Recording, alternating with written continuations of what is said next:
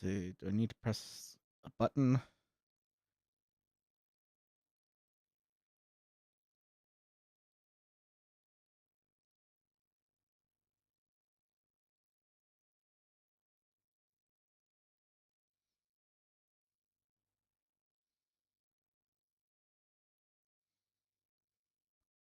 Okay, I am live. Or so it says. It's not. Ugh. It's not giving me a preview window.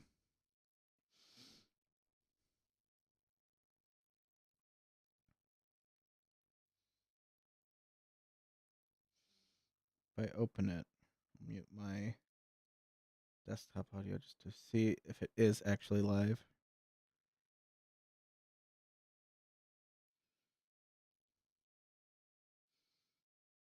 All right. And at 720p, how does it look?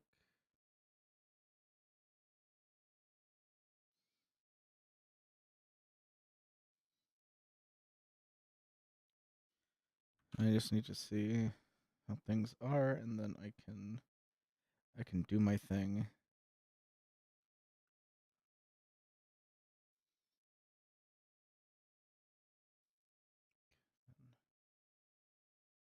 Well, I can do this. I'm gonna do the one thing I was planning on. Drive me insane, I want to feel madness. All the way to hell will roll. Feed me salt and bring me thunder. All the way to hell will roll. Ride the storm and hunt the kraken. All the way to hell will roll. Drive me insane, I want to feel madness. All the way to hell will roll.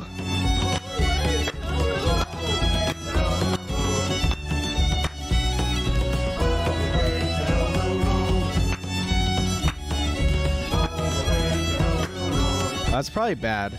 I'm wearing Bluetooth headphones. Probably off by a little bit. I love that song. Better make sure while I'm here, I'm going to copy the link. I'm going to copy the link and put that in my description. I'm going to say it that way.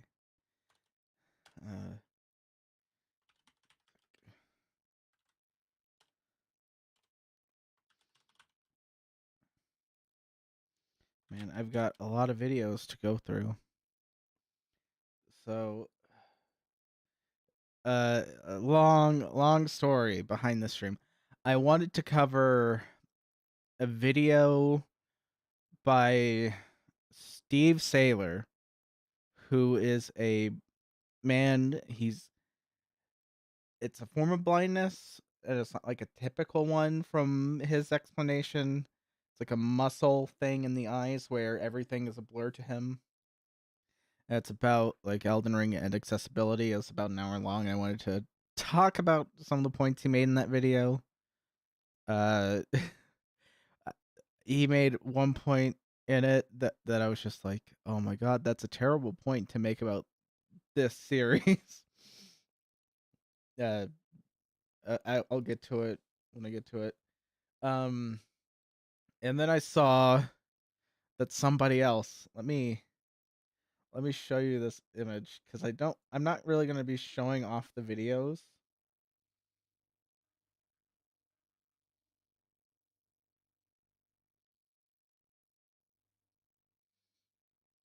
Okay, it's being weird, it's being dumb.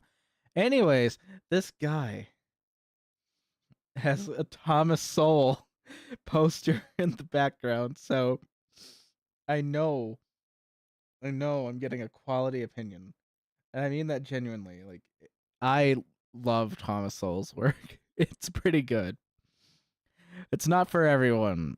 Okay, I understand not everyone's gonna agree with it, but he's got some really insightful things, and I've enjoyed some of the stuff I've listened to from him. I forgot which one it was that I listened to fully, but it was like about gangster culture descending from Scottish culture. It's pretty interesting. I'm not articulate enough to explain it in full, but it was a fascinating listen. And I think a bunch of his stuff is included with Audible if you have Audible. So there's that. See, I had a bad day today because I went home. I went to work. And I brought my headphones with me.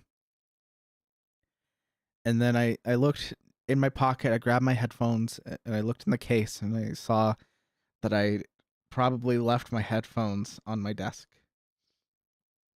So that felt great. So I have this set up in a particular way so I can just play the videos um, while playing my video game.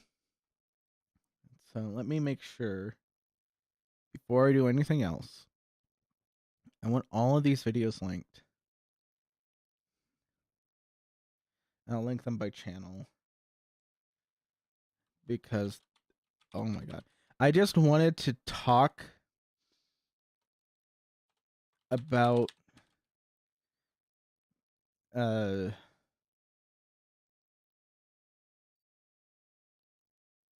is that how he spells it? I'll just copy it just to be sure. I just wanted to talk about the one video, but now there's like a bunch of other stuff going on, and I'm like, oh wow, this is lovely. I saw a clip on Twitter about this one guy, and from what I saw, there's a stream on YouTube. I like Necro13. I saw him streaming. I rewound the stream and I heard that he was talking about the same guy that I'd seen like 5 seconds of on the other part of the internet, and I was like, oh wow, this is gonna be terrible. And he just kept going, and I was like, okay, I'm just gonna add this into my thing. Um,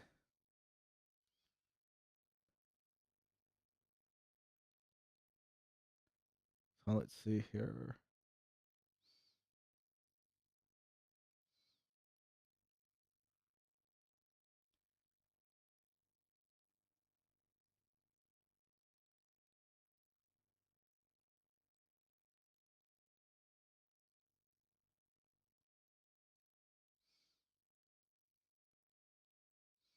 Yeah, it's I'm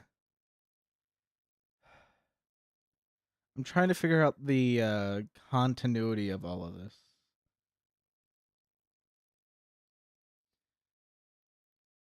Okay. Yes, this is actually the one I want first. Yeah. So I'm doing a lot of stuff that I shouldn't. I should have done this before I went live. Don't tell anyone that I messed up on that.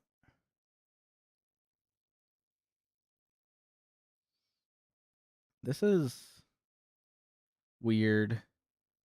Streaming it on YouTube is crazy because if you're actually okay, I might not actually be in the same thing that I think I am in. That I thought I was. Yeah, so that's like okay, so that's the continuity of all of this, I think. I might be wrong. If I get this stuff out of order,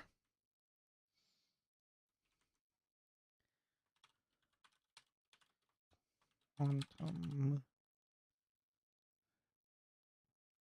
this new intro.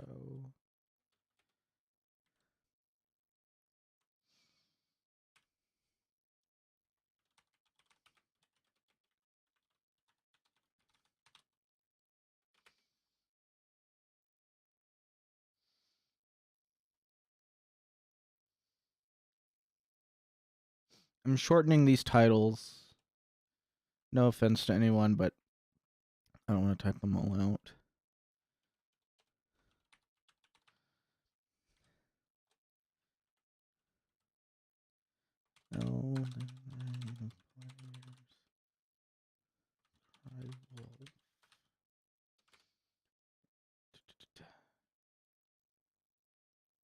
Copy. There we go.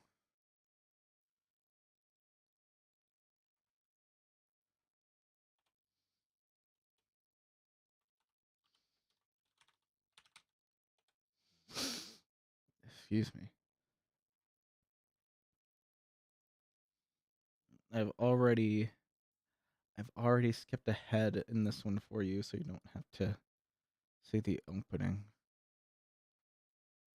It's the only one that's time stamped, I believe.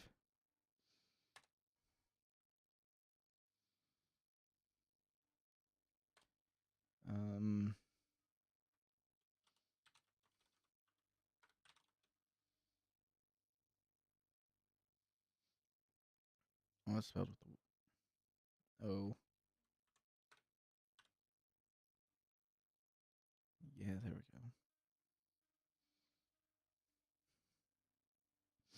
go. This name just stands out.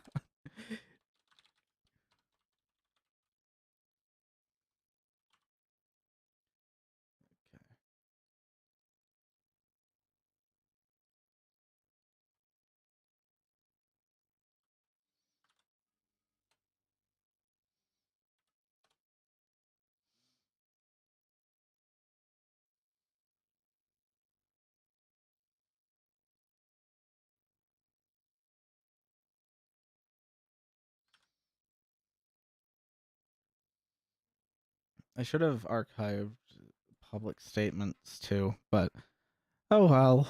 It'll be fine. It'll be fine. I've got all the things I need.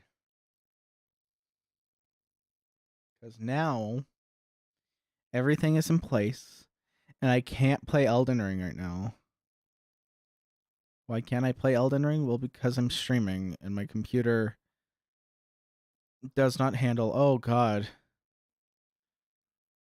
Okay. Well, it's just patching. Okay. That's a 50 gig patch. Let me see these patch notes on Elden Ring.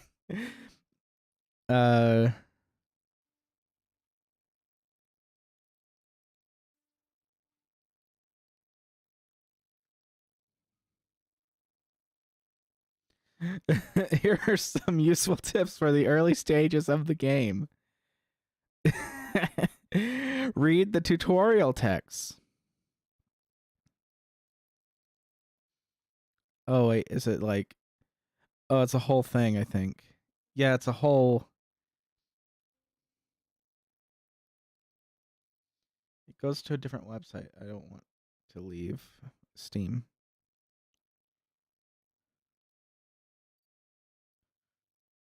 All right. There's nothing about these patch notes?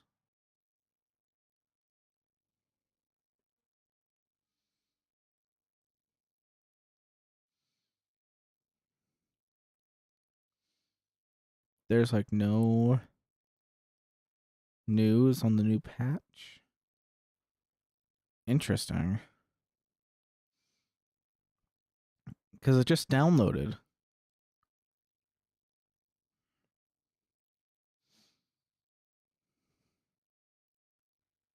All right, then. That's weird. Whatever. We'll minimize this, pull this up. Now you can watch me suck at a video game while I... Oh.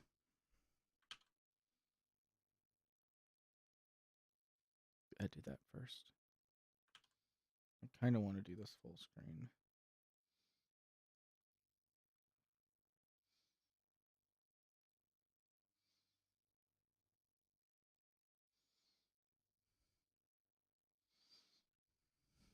There we go. How's everything? My levels are good. A lot of you are probably wondering what the hell happened. Well, a channel with 64,000 subscribers decided to harass me with threats of a copyright strike against my channel because I called out their Elden Ring review, in which they consistently got things factually incorrect. There's something interesting when it comes to calling out pieces of shits on the internet, like those who consistently spread false information within, and I quote, no bullshit reviews, which are so no bullshit to the point that after I called a certain one of these channels out, aka Quantum TV, they deleted said review because I was blatantly correct, and then So that's why I couldn't find it. Hang on, my internet's being weird. My YouTube is being weird. Hey.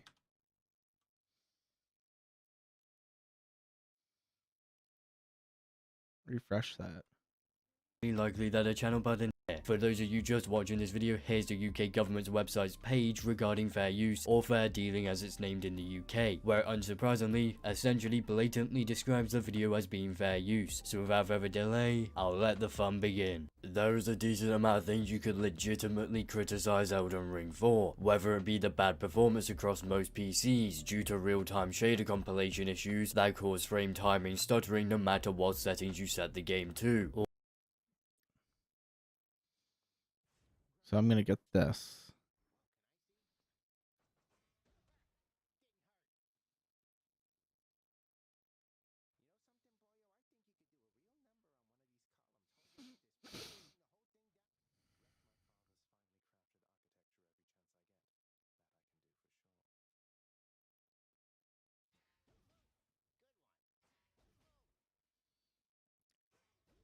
So it's a okay.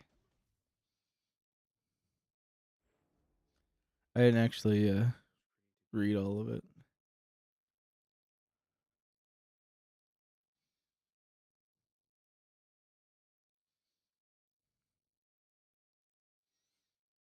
Oh no, it's beyond my reckoning. Okay. Well, I'm gonna go with the arrow so I can get more gems. And then I'm gonna rewind this just a little bit.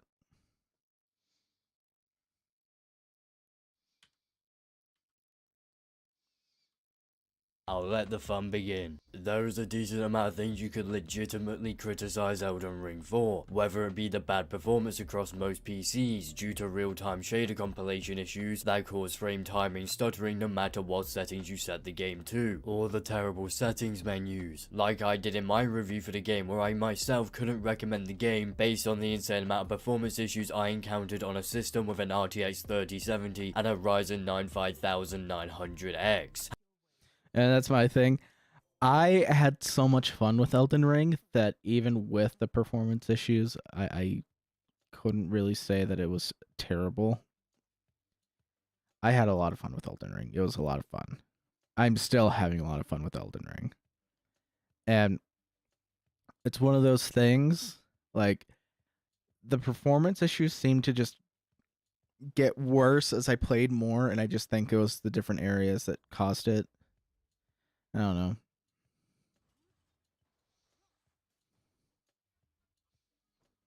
I don't know all the technical stuff that would be behind performance issues, but I still had enough fun with it that I could definitely recommend it to most people.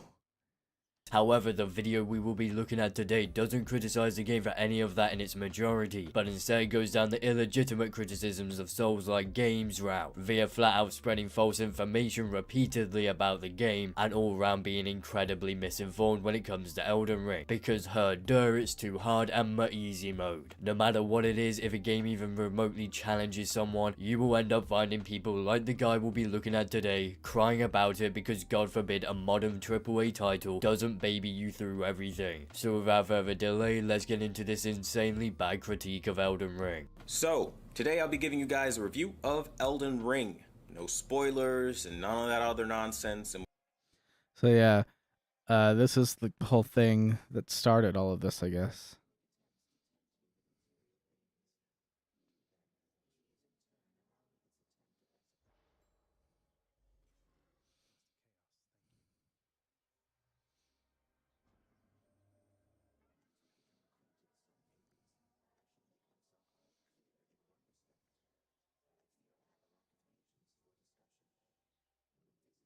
Okay.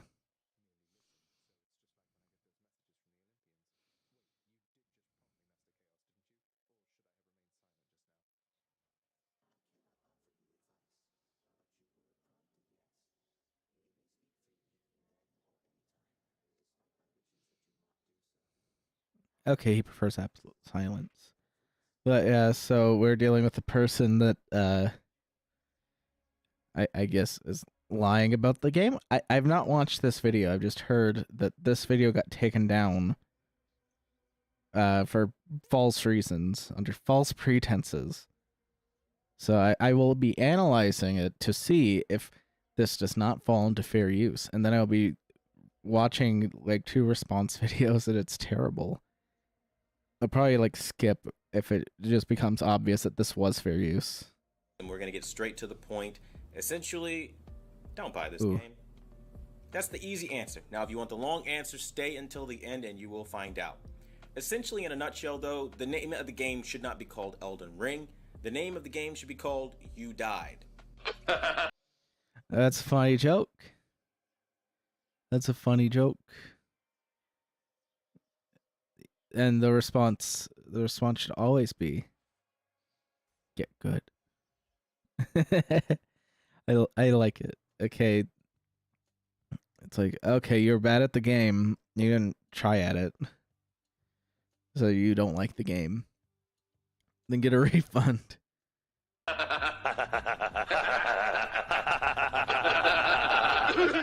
Funny, right?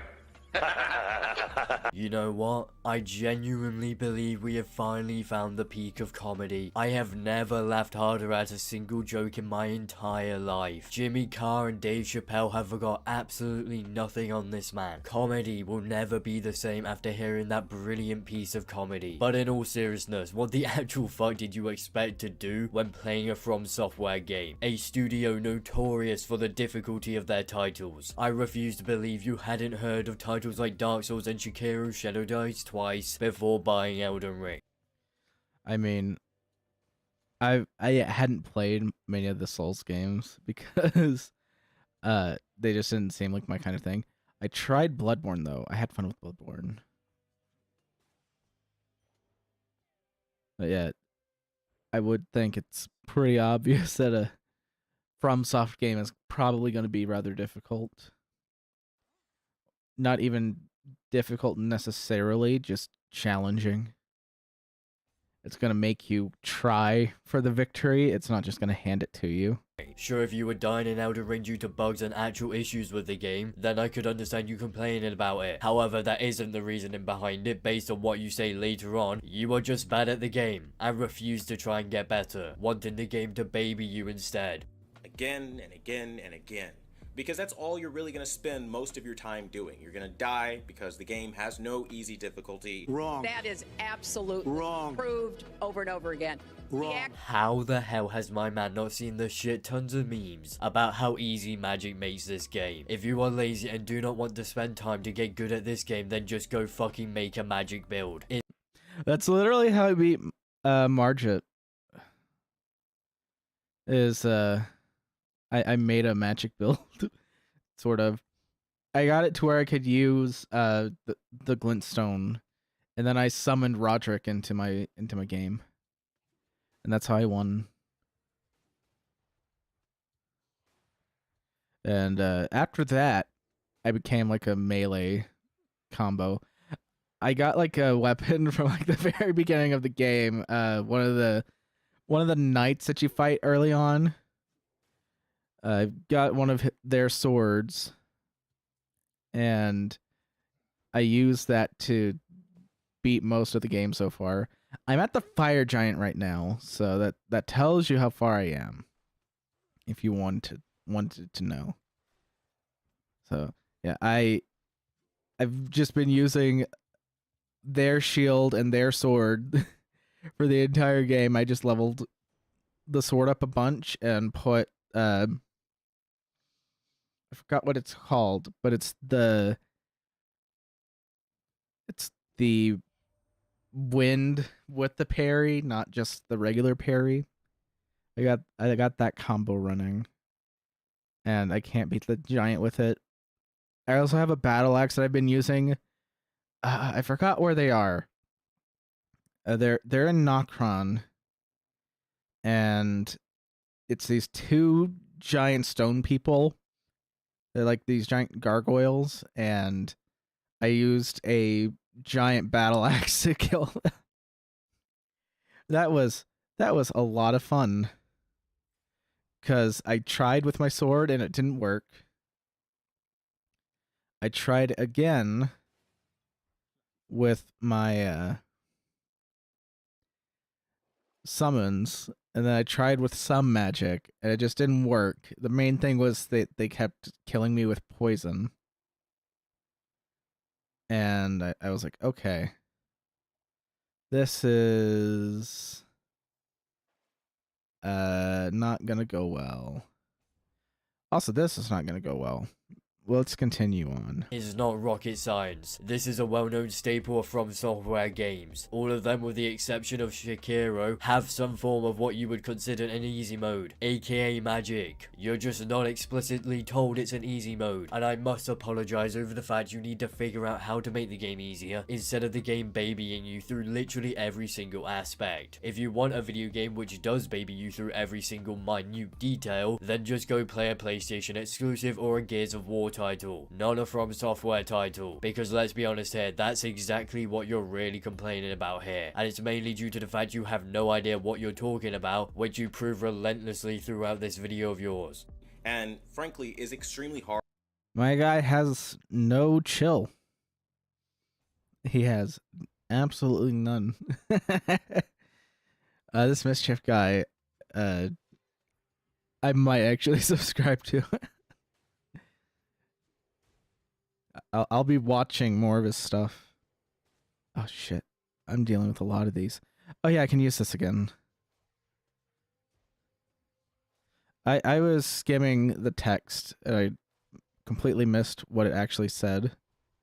I thought it meant enemies would get an extra 3 hits on you. And I was like, oh, uh-oh. The game is killing me for using my X attack, and it's still worth it with the witches. At least I think it is. It's worth it with the witches because the witches are terrible. I don't mind losing 3 hearts to their however. That's fine. I also hate these crystal things. I want that shot to power up. So yeah, this is a terrible it's a terrible video because oh my god. It literally has some big bold text. Bandai is not the developer, it's FromSoft. And Bandai Namco likes to do this a lot in a lot of their games where they make it just insanely difficult. And the difficulty spikes when you get to certain bosses. It's so unfair that you'll find yourself spending so many hours losing time away from your life. Again, that isn't necessarily true. All you have to do to make bosses easier is a very common trope in all open world games, and it's called go out and explore the map, then come back stronger and at the appropriate level to fight said boss. I have the feeling the boss he's on about here is either Radahn or Margit, since those are the 2 bosses with major recommended level gaps from the last boss. You aren't meant to go straight to Margit, and this is something I think was a mistake From Software's part, because as soon as I left the opening area I realized a significant amount of people would frankly be way too stupid to realize you aren't meant to go and find him straight away. Yes, you are. I feel like that's intentional. You're supposed to go and find him. I feel like it's very intentional. You go find him. Oh yes, these guys. Okay. But you go leave the open world and you find him. And then you get your face stomped in by him a few times. And you're like, oh, well, I can't beat this guy. I'm going to leave. And that's what I did. I left and I came back. I don't know what the level cap actually is for him. Like what the recommended level to be is. But oh shoot. But what I do know is that he is definitely there intentionally so that you go straight to him, basically.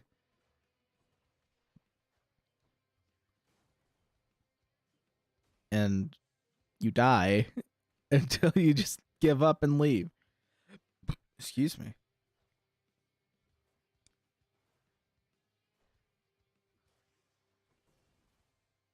Oh man, this is terrible. No.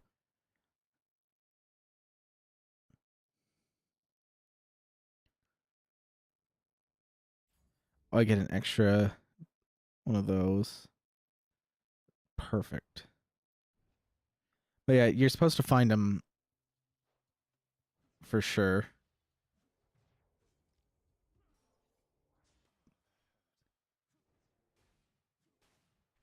There we go. And I feel like they wanted you to explore the world a lot before beating him.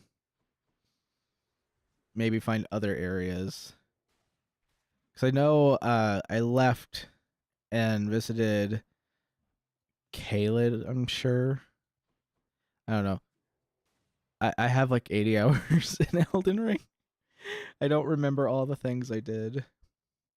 But yeah, I'll just see. Radahn has the same quote-unquote issue as I beat the previous boss at level 55. However, if you simply do basic research, aka one Google search, you'll realize enemies do have recommended levels, and so do areas of the map. They are merely just hidden to increase difficulty, and Radahn, for example, should be fought around level 70 to level 80. So the main issue you're having here isn't a problem with the game, but again, a problem with you. So I would say this game is for somebody who really is looking for a sandbox. They have no family, no friends, no life, and they have literally thousands of hours to grind away on a game to level up enough so that they don't end up losing.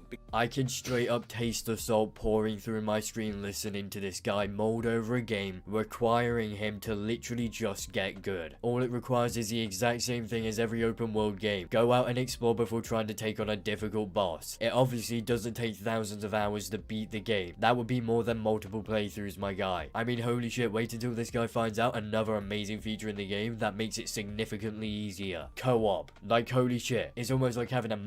Yeah. I didn't do the co-op. I have friends that are playing the game, and I didn't really feel like inviting them into my world. Mostly because I know they will stab me in the back. Oh, what do I get? Get this. For sure. Let's see.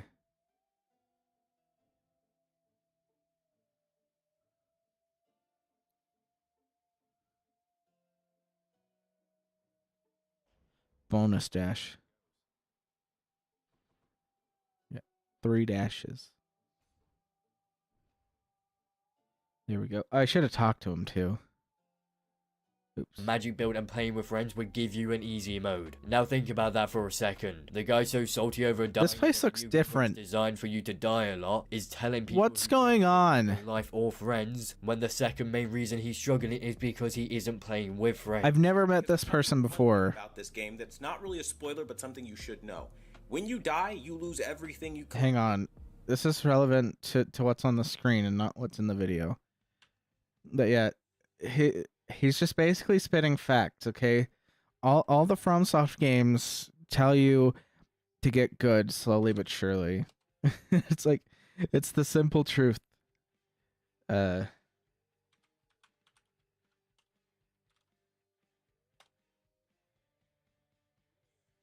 it is.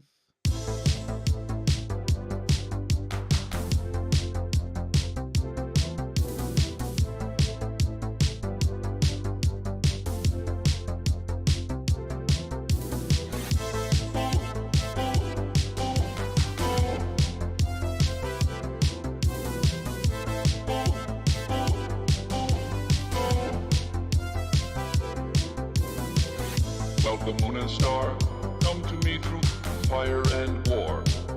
Oh, oh, come Nerevar, come and look upon the heart, upon the heart. Oh, lay down your weapons, it is not too late for my mercy. Oh, oh, come and look upon the heart, upon the heart. Oh, oh, oh, I'm a god. How can you kill a god? What a grand and intoxicating innocence. I'm a god. How can you kill a god? Shame on you, sweet Nerevar. I'm a god. I'm a god. I'm a god. God. Rage meter. God. Oh no. I'm a god. I've made her angry. God. Welcome, moon and star. Come to me through fire and war. Oh, oh, come Nerevar. Come and look upon the heart, upon the heart. Oh, lay down your weapons. It is not too late for my mercy. Oh, oh, come and look upon the heart, upon the heart. Oh, oh, oh, I'm a god. How can you kill a god? What a grand and intoxicating innocence. I'm a god. How can you kill a god? Shame on you, sweet Nerevar. I'm a god. I'm a god. I'm a god. God. I'm a god. I'm a god. I'm a god. No recall or intervention can work in this place. There is no escape. No recall or intervention can work in this place. There is no escape. No recall or intervention can work in this place. There is no escape. No recall or intervention can work in this place. There is no escape. Oh, It's too perfect. I knew I was going to lose. Excuse me for a second. I gotta grab some water.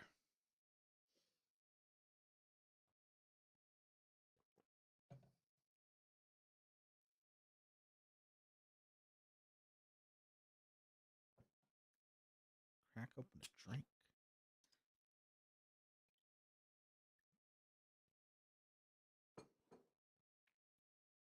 So what's next? Everything. That means you start over, so leveling up is extremely hard because of the nature of the game and its difficulty level, and it's not fun. That's bullshit. Okay, you die and you lose all of your experience points, but you can go get them back. And you also keep your inventory items, meaning that you can craft stuff. And when you craft stuff, you can make it easier for you to kill the bosses and everything. There is nothing fun about this game for somebody who is new to the franchise. Mr. Madison, what you just said is one of the most insanely idiotic things I have ever heard. At no point in your rambling, incoherent response were you even close to anything that could be considered a rational thought. Oh my god, look at this. I found it. You see, Quantum thought he needed to copyright strike this video because it featured the little clip from Billy Madison. I genuinely hope it doesn't get me like a claim, and I am not accepting strikes for my fair use of all of this content. This is me playing Hades while doing a thing, and if my voice wasn't enough, my Hades suckage should be the cherry on top, you know. Everyone in this room is now dumber for having listened to it. I award you no points, and may God have mercy on your soul. As someone who myself is essentially brand new to the Souls franchise via Elden Ring, outside of playing a Souls game once or twice for very short increments, I can tell you right now you're flat out wrong. I fucking love Elden Ring, and making blanket statements like you just did is beyond delusional. Not only that everything you just said was quite literally factually incorrect, you do not lose everything when you die. What does happen is you only drop your runes, the item used for leveling up, which then I actually have a video. Let me pull it up. I'm planning on doing an Elden Ring video where I retell my story after I finish everything. And let me... Oh my God, it's doing a dumb thing. Where Steam is in front of the other stuff.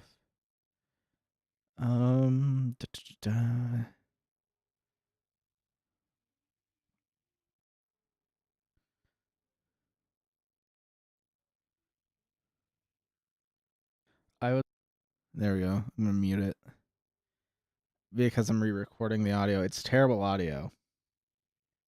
Let me...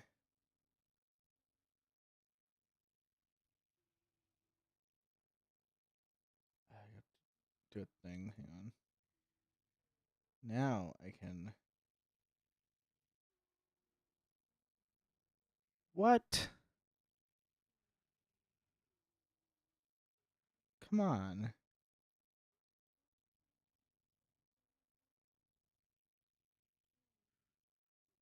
Will this capture it?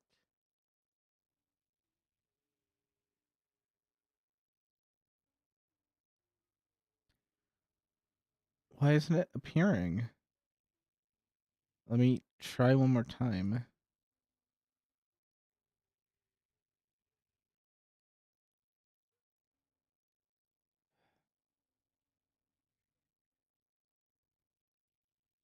Okay then. I hate this. I hate doing this. Where's the button? There it is.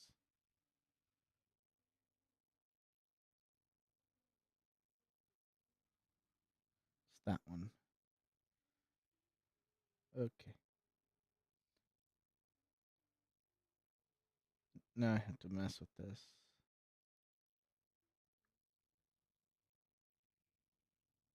What's the fit to screen button? Control F.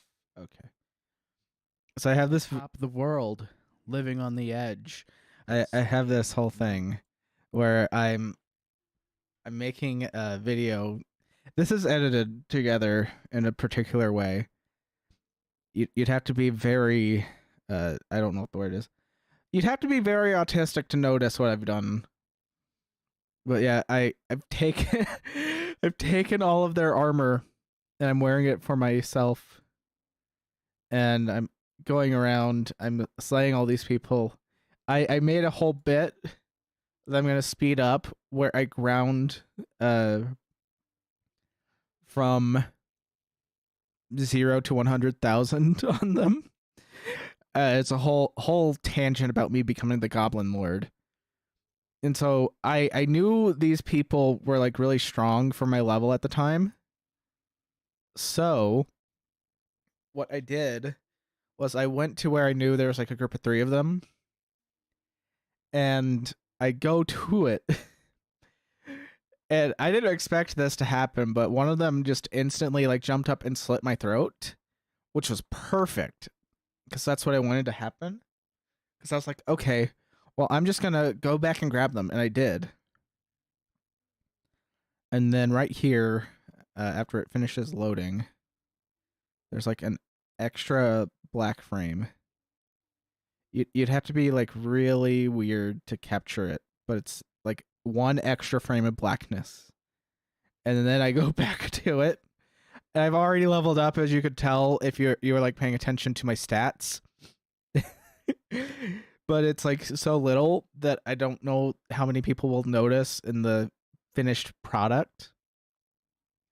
And it ends with me pretending like I can't get my runes back because I'm stupid. But I've already leveled up with 100,000 runes. So I die and I I complain. I'm like, wow, this game really needs an easy mode, doesn't it? Anyways, I'm gonna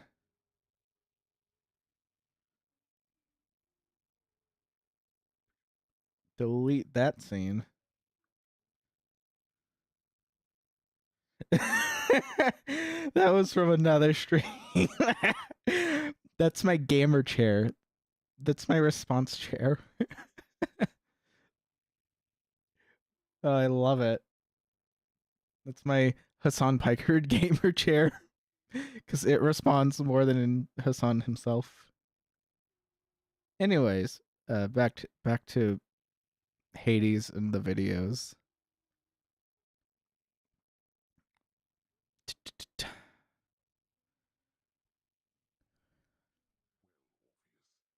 Then can be picked up at the location you died upon respawn. You also do not drop anything else when you die. No weapons are dropped, no armor is dropped, no materials are dropped, nothing is dropped apart from the runes, and they only disappear if you die again before picking them up, something that I've found is very hard to do. It is harder to not pick up runes before dying again even in a boss arena than dying to the boss, but as per usual with this video in particular, it's filled with what can only be determined as fact. I think the big way you lose your runes is that you lose them in a boss arena, and you realize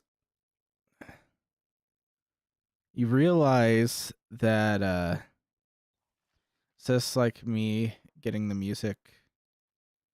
Nope. I need 200 for the weapons in my room. What do you have to say?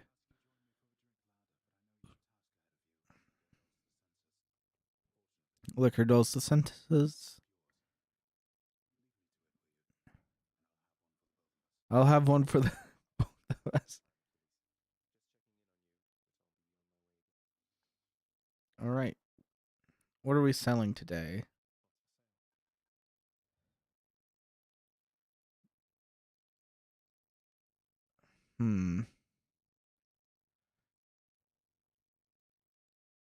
A diamond for 100 of these. I'll take you up on that offer, actually.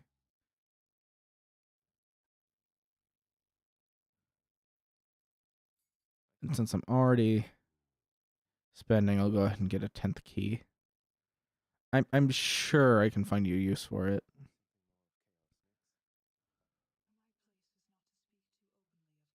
She wants to talk about chaos. Let me, while I'm just playing the game, let me check different things. Seems quiet. Oh, I know what it is. I know why things seem quiet. That's why. Yeah. The obvious reason. Actually incorrect information. I think if you're somebody who played something like Dark Souls before, you probably would like it. But if you're somebody new, the menu is cluttered. It's really hard to read, and it's not user interface. Yeah, that is very much a subjective thing. Because if you think it's cluttered, I mean, I can't tell you that you're wrong. But nice. I can't tell you that you're wrong for thinking it's cluttered, but I can tell you it goes right through them. Ha.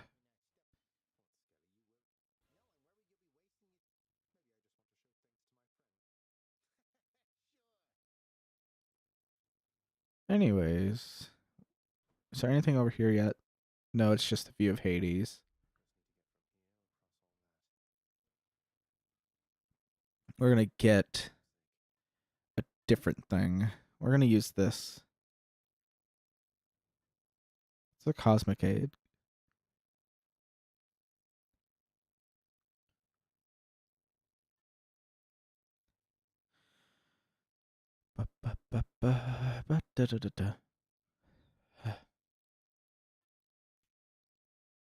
We'll do this. Second chances and all that. Ooh, the shield. The shield is up. I love the shield.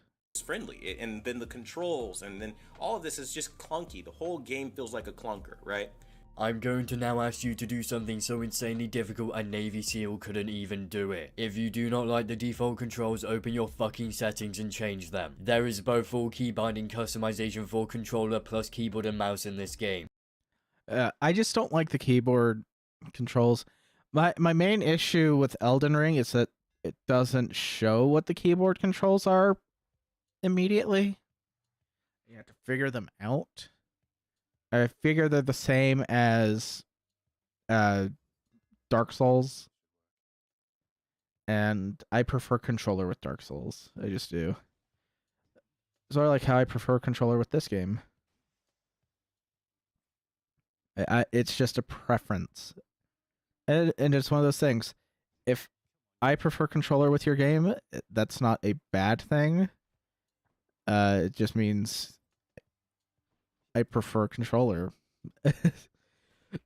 It's just a subjective thing. I'm sure plenty of people actually like Elden Ring with keyboard and mouse, but not me. The only reason for you to not like the controls is because you didn't make them how you wanted them. Also, the menus outside of the settings for PC are perfectly fine. In fact, they're better than perfectly fine. Since they are not at all cluttered like you are wrongfully claiming, they are into various categories so people like you can easily find what you're actually looking for. And not only that, the UI is entirely simple to grasp, especially in comparison to other over-cluttered titles like every single open world Ubisoft game. And then you look at the graphic style. It's a joke. It is literally a joke. It is like last gen being sold for new gen. It's almost like the last thing that matters in a Souls-like is how pretty the grass is. Elden Ring has without failure outclassed most AAA titles released recently in terms of how beautiful it is. The graphics are terrible? Like, let me...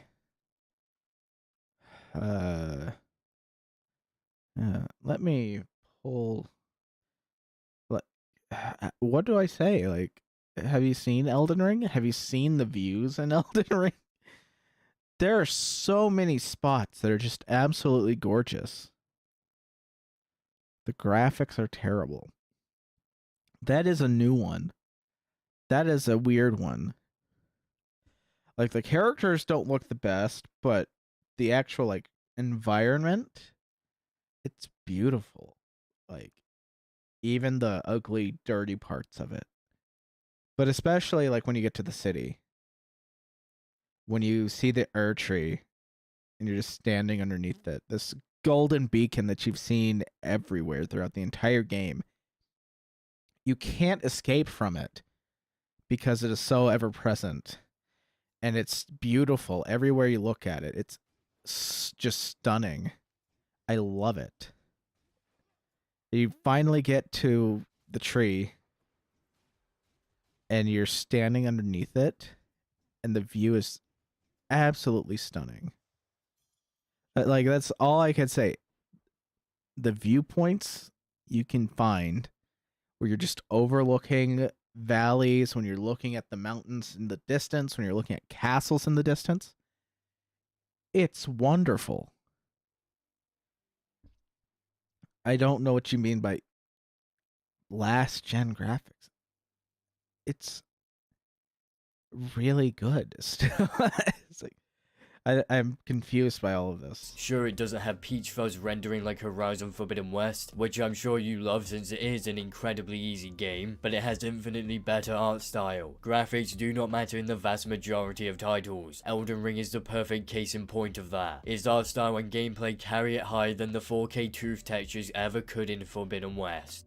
And Digital Foundry did a full breakdown kind of confirming everything I already knew playing the game, and most of us already knew playing the game, that the game's frame rates are trash. Like, you pay so much money for these consoles, these next-gen consoles, just to get scammed. I mean, who here is sick and tired of 4K 30?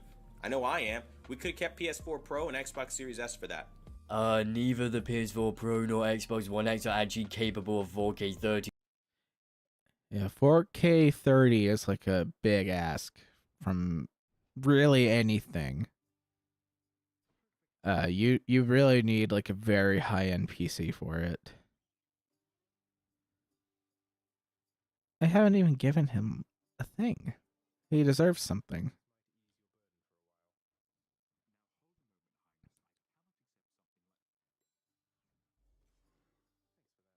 There we go.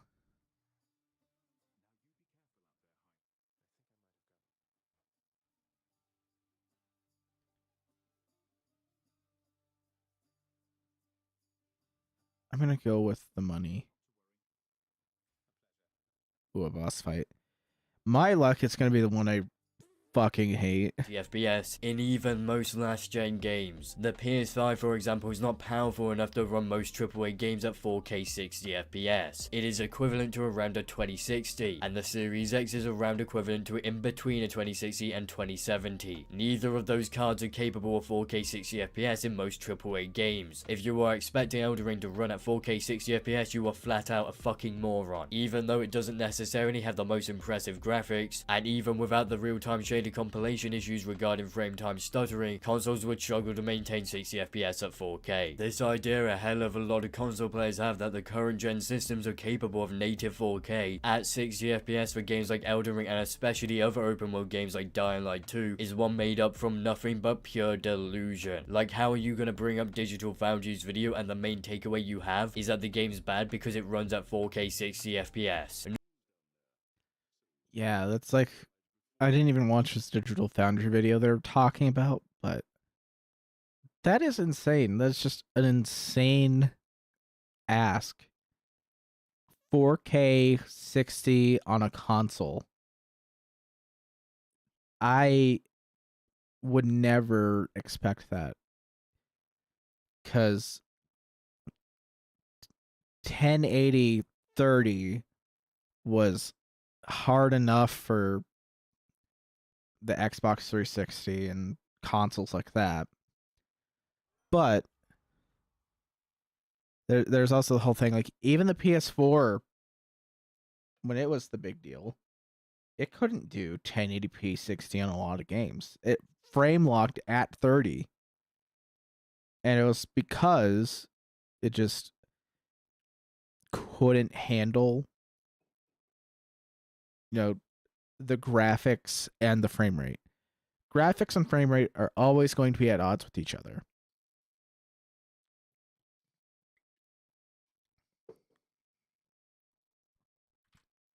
Let me see.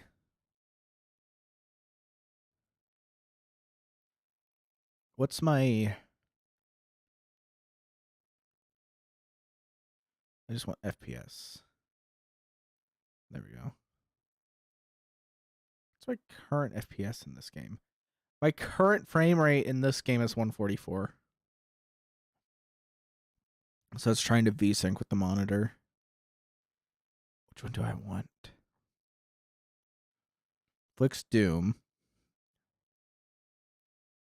200% damage bonus. I want to inflict Doom. So yeah. This game is running at 144, dropping down to 133. And it's not terrible. I can barely tell when it dips. So Not bringing up the issues regarding frame time stuttering, but just complaining that a system frankly incapable of 4K 60 FPS in most open world games like Elden Ring doesn't run at a frame rate and resolution it cannot sustain. That is not at all a legitimate critique. A legitimate critique would be talking about the frame stuttering, which you barely do and not to a remotely decent extent, since you clearly do not understand the reasoning behind it and have no idea what you're talking about. Especially with the 1440p resolution and things that go lower. We're not getting the top tier graphics. And they're not even trying to utilize the system.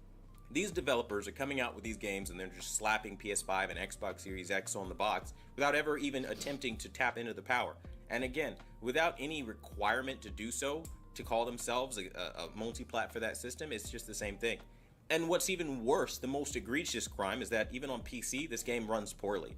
Although I personally don't recommend people buy this on PC myself if they don't have a powerful system, it does not run as poorly as you described outside of the opening area. It is primarily in the opening area where frame time stuttering is a major problem, and this is something when making my review I hadn't realized yet, and so didn't mention it in that. Outside of the odd frame drops here and there, I haven't experienced huge problems. The weird part about Elden Ring is the fact that the real-time shader compilation issues mainly affect the opening area, and actually become less of an issue the further you get through the game. Something that may have been caused by From Software prioritizing trying to optimize the more demanding parts of the game for launch and leaving the opening area in the state it is. On consoles, the frame rate tends to remain above 50 FPS at the very least, which is more than fine. However, if you're like me and can notice that drop, run the PS4 version on PS5 and turn on variable refresh rate for the Xbox Series X. Yeah, that's one of the things.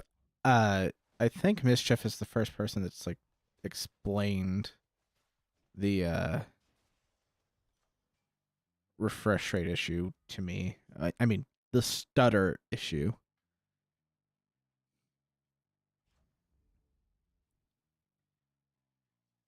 Because I just assumed I didn't realize it was the shaders.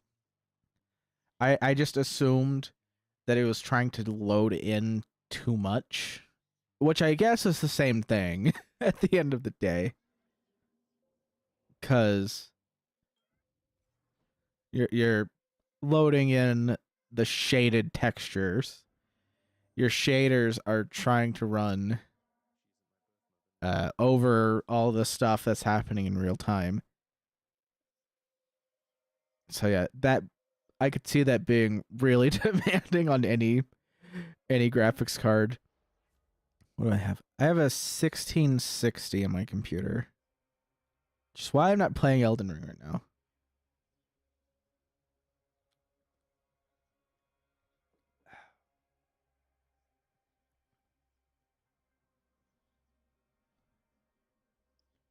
Oh, that's fine. I don't mind that.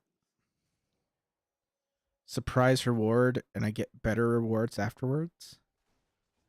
Hell yeah, I'll take it.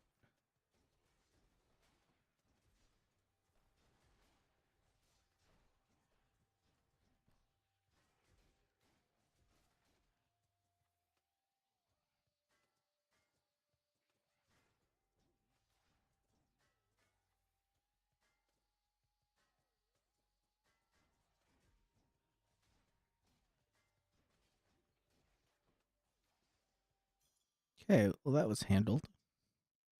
To get a stable 60 FPS on current gen systems. What you were talking about in regards to the console ports are things which have an easy fix to use whilst we wait for From Software to correct the real-time shader compilation related frame time stuttering, at least if you're not on PC. There currently isn't a fix for the PC version. Only way that you can get this game to look really good, as Digital Foundry so gently pointed out, was using PS4, I'll say that again, PS4 on the PS5. And that's been a thing with several games lately. Because the PS4 version is a lower quality version. It's the same game. It's just not running at as high of a... The quality is just not running as high because the PS4 can't handle the same processing power as the PS5 can. If that makes sense. I should have worded that better. I know what I'm saying. I'm just terrible at wording things. The PS4's processing power is lower than the PS5's processing power. So, the PS4 version of the game is optimized for that lower processing power, and when you play it on the PS5 version, it runs smoother. Why would I do that? To solve the issues you're crying about for the time being whilst you wait for a patch, which will fix said issue. The fact I had to explain something so simple to you would be surprising if I hadn't watched the previous parts of the video and knew your history on YouTube. The PS5 version also doesn't often drop below 50 FPS, so again it isn't a major issue on consoles. On PC however it definitely is, and I can agree with you in regards to that specifically, and only that specifically. Like, I don't understand, like, who they made this game for, where, like, you want low frame rates, but that for me, that's a massive deal breaker. I'm a massive motion buff, and to do something like that is unacceptable. Then you take into consideration the fact that, again, most of your time in the open world is spent just like running around kind of aimlessly. If I'm being honest, it's one of those games where like it's so spread out, the map is so big, you're gonna spend a lot of time running around. So like every single open world game ever made. If you don't like open world games and you don't like Souls-esque titles, then why the fuck did you Yeah, it's like a weird thing. Because the entire open world in Elden Ring, there's a lot to do. You explore and you find the quests. There are side quests that you can take on that are not necessarily spelled out to you that this is a side quest you can go on. But they are there. You can get via her quest done. I don't want to spoil it. You can give Ronnie all of her stuff. You can do whatever she asks you to. There's tons of stuff to do. And it all relates back to the story of the game, which is not given to you straight. More damage for the next few encounters. That sounds good.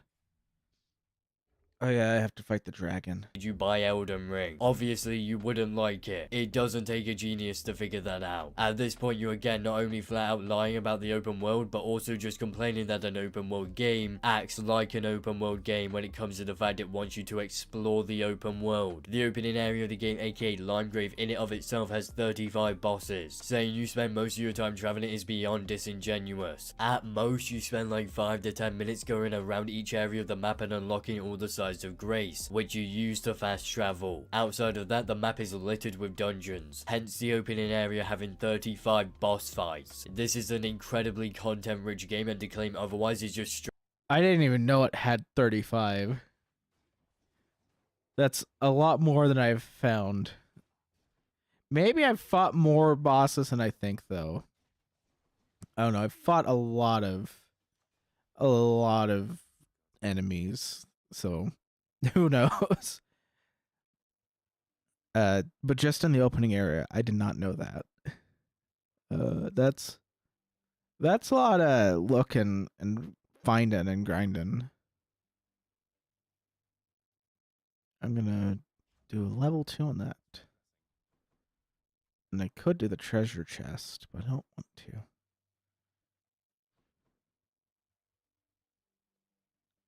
I'll go for the coin. straight up lying to your audience.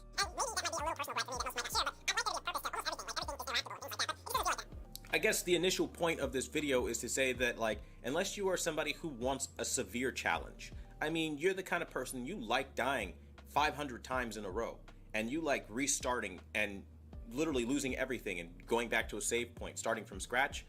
Again, that is not what fucking happens when you die. The levels of misinformation throughout your video here is flat out so ridiculous to the point I'm having to question if you ever played the game or not. It directly marks the location on the map where you previously died, so that you can pick up the runes you dropped. And once again, you only drop the amount of runes you have on your person when you die. You do not, as you claim, lose everything.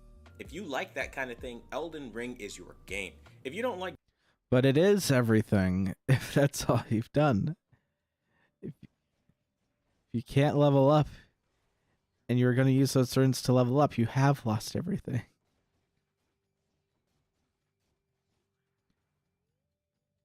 Okay.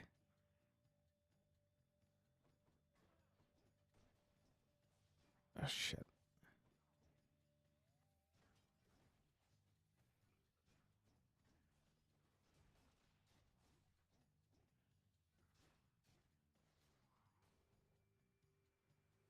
Killed me after death. I guess I'm not dead yet, but point remains.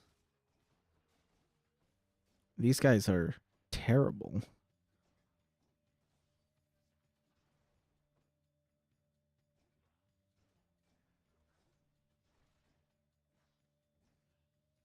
push him into the lava.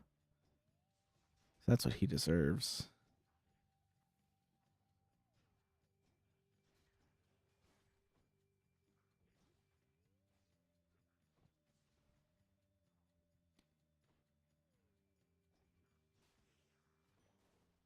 Get away from that. What do we have at the shop?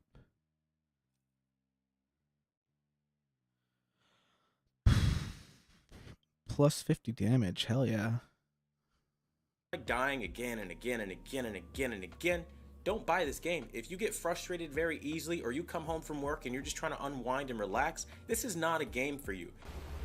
No shit. What else were you exactly? It's been a very relaxing game, actually. 20 of them. I'll take it. Mystery. Ooh.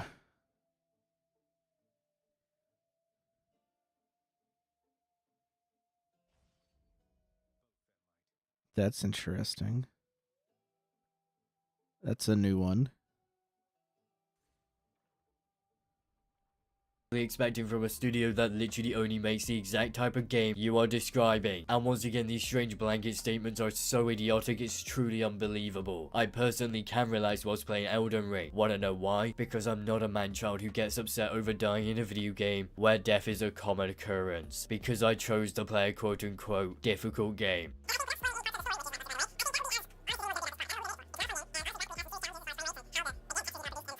Again, I couldn't speak lowly enough about this game. I don't recommend it, and I think if you're smart, you'll just play something else.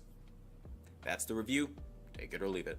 I mean, when it comes to who should be talking about people's intelligence here, I love to be the one to tell you this, but it sure as hell shouldn't be someone who has consistently gotten that information inside that fully edited video factually incorrect. Now, I think it's safe to say that has to be single-handedly the worst video we've taken a look at on this channel in a very long time, and I'll probably look at his second part of the video live sometime this week, although don't expect a response to that in video format, as I can't be asked to lose any more brain cells. But thankfully, we have finally come to the end of that video, which means we have also come to the end of my video. So with all that being said, please do not forget to do all the things YouTubers love to beg you to do, aka check out my Discord server, my Twitter, as well as like, comment, and subscribe. So I will see you all in the next video. I don't have any. Okay. So that was the first video.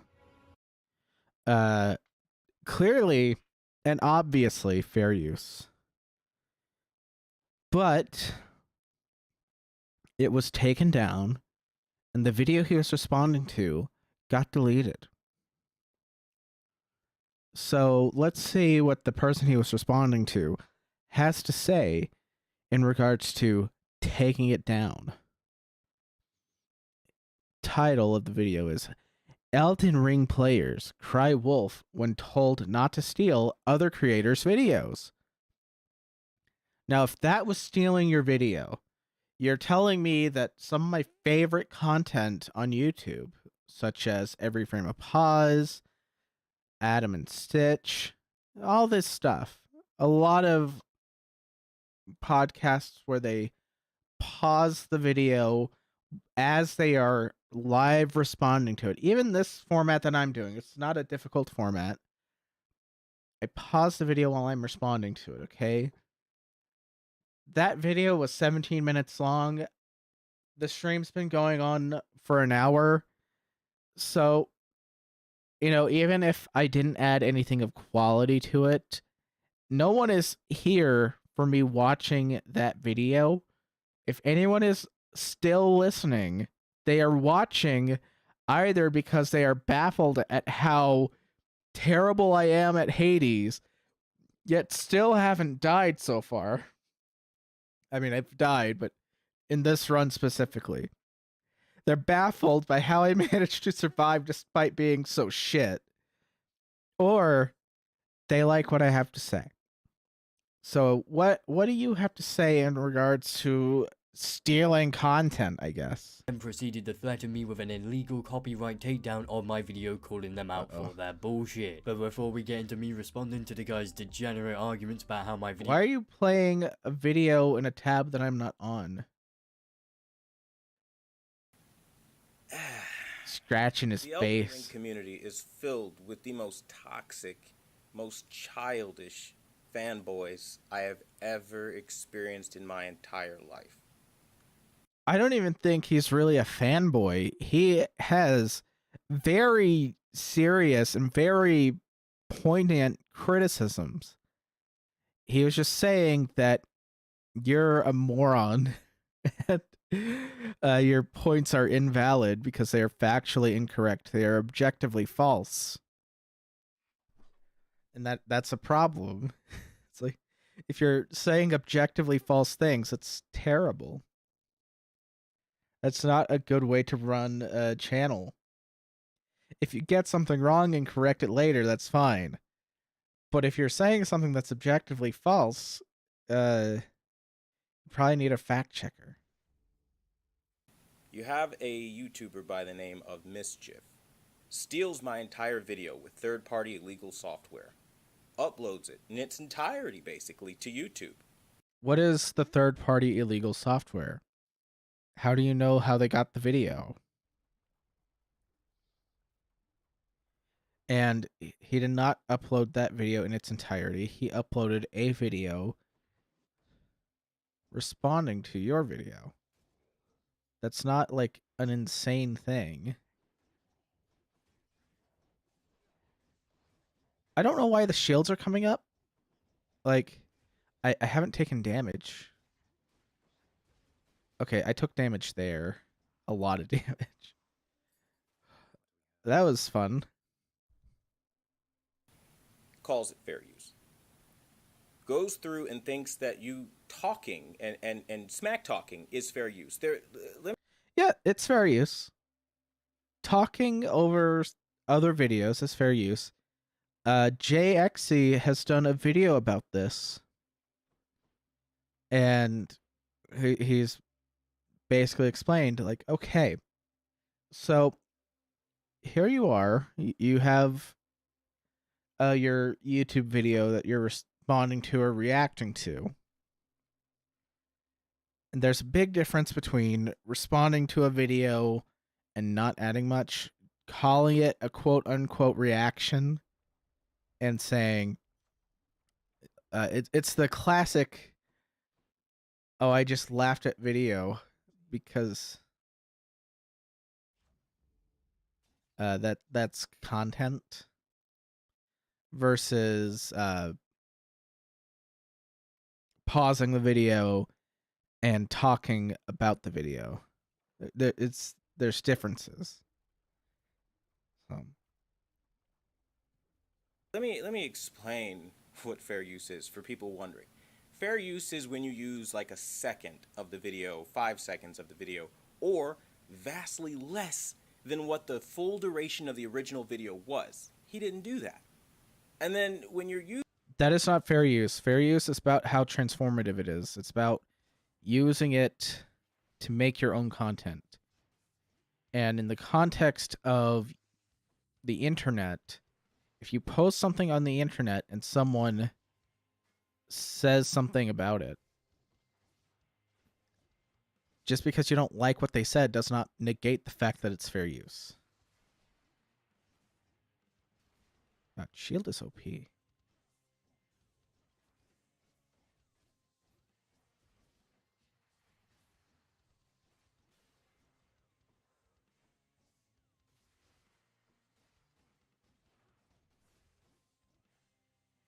That was bad on my part, but I still have another Defiance of Death, so I'm not... oh no, I died. But it came back to life. Just like Nynaeve in the Wheel of Time show. The show is terrible. I'm writing my script for my structured...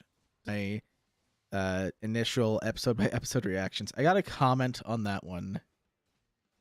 That was terrible. It was a dumb comment. And I can tell by my analytics that people are only watching like 6 minutes in.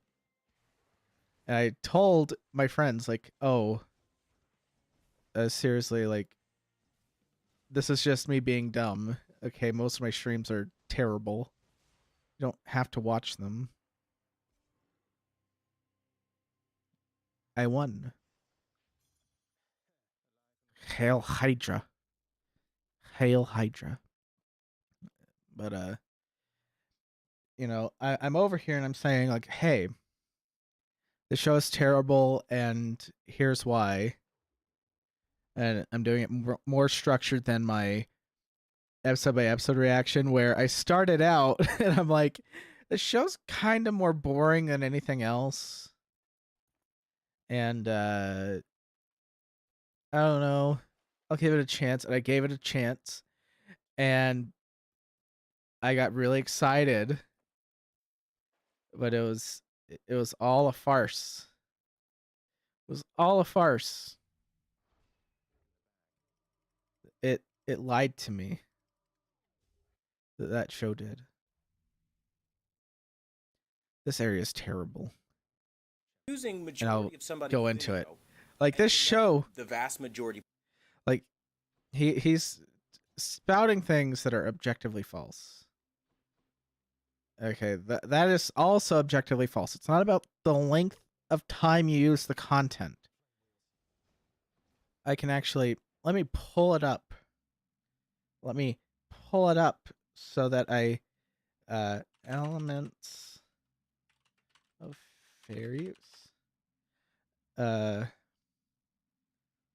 There we go. We have the 4 elements of fair use. You can find it in a lot of places. 4 elements of fair use. There's images of it. There's an edu site, a .edu site, explaining it. The 4 factors are the purpose. Is it for commercial nature or nonprofit? And educational. The nature of the copyrighted work. The amount and substantiality of the portion used in relation to the copyrighted work as a whole. And so it's the amount and the effect. So yes, you are correct that the amount matters, but the nature of your work also matters, and the purpose of their use also matters. So if I'm responding to the things you're saying, and I'm going point by point by point as you're saying it, because I am talking longer than you, and I don't even necessarily have to talk longer than you, but if you say something and I respond to it, and I do this throughout your entire video, that is still fair use. Even if I don't talk as long as you, that's fair use. This is irrelevant to Elden Ring. This is just across the board. It's fair use because I'm responding to you. I'm talking to you. I'm replying to you.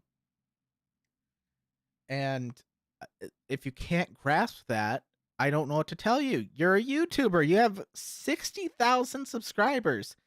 Close to 65,000. Good job. You're doing a really good job. But you should know as a YouTuber, maybe not in your sphere, but copyright's serious business. It's a headache. It's a hassle. And you shouldn't be false striking people because they replied to you. They responded to what you said. His video was 17 minutes long, and your video is 5 minutes. You've deleted it now, but your original video was 5 minutes long. So if he's talking for a long time over you, and he is replying to you, it does not erase your copyrighted work. It is his own work, because you're giving your thoughts on Elden Ring. He's giving his thoughts on your thoughts on Elden Ring. It's not a complicated thing. It's fair use across the board. FromSoft isn't going to copyright strike you for streaming their game.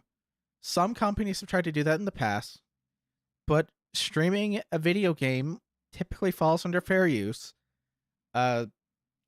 More story-heavy games like visual novels, that's questionable.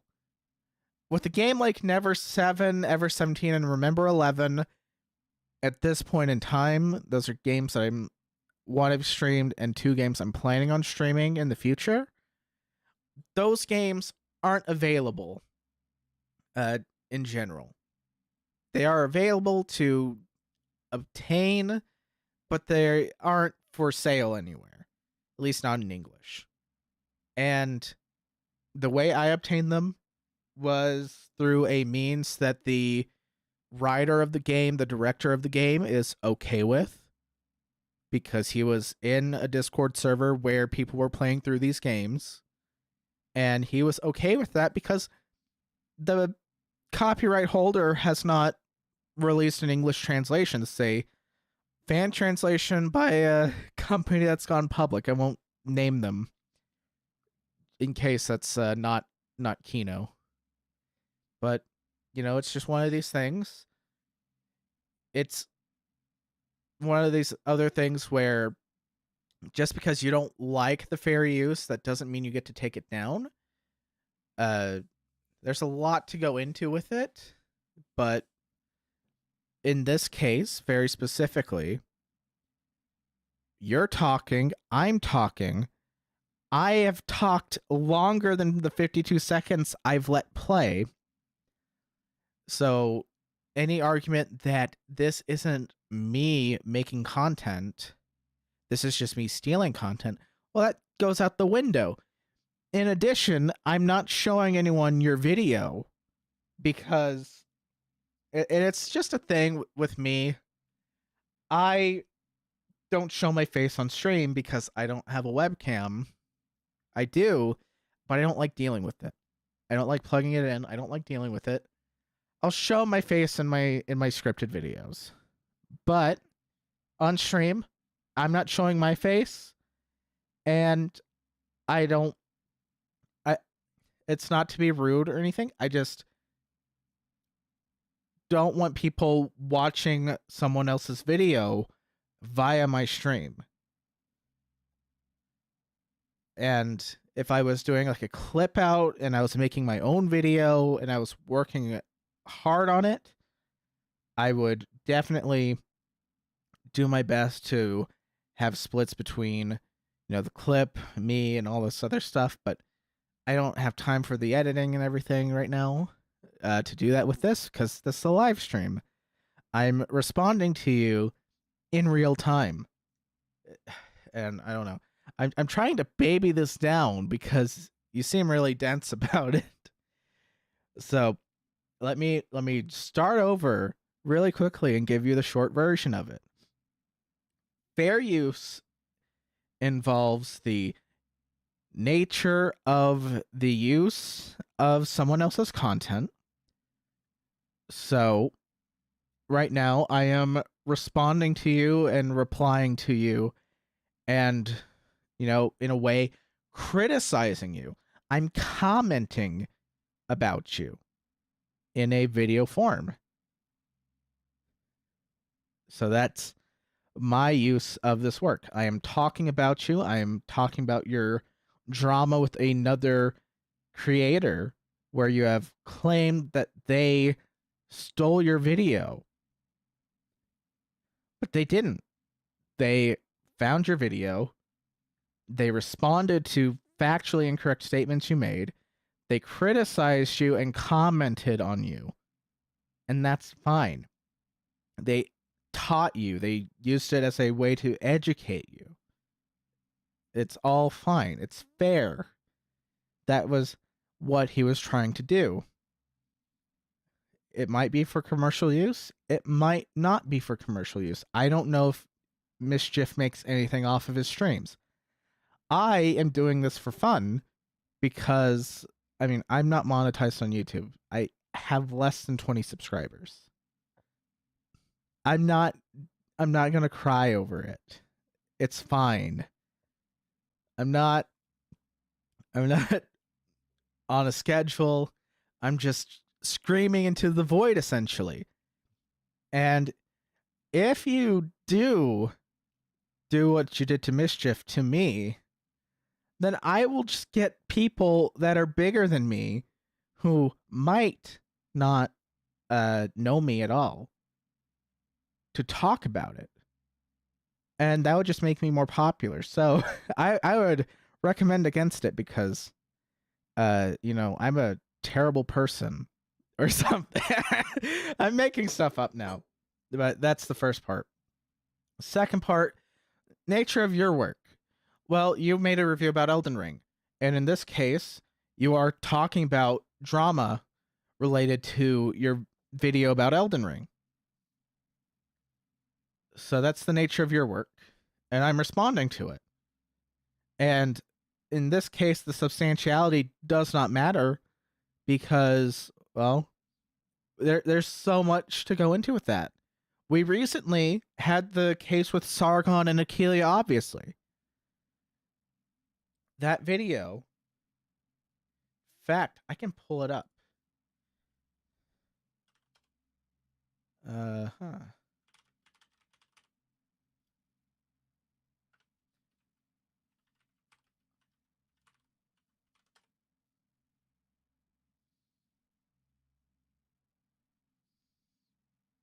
There we go. Let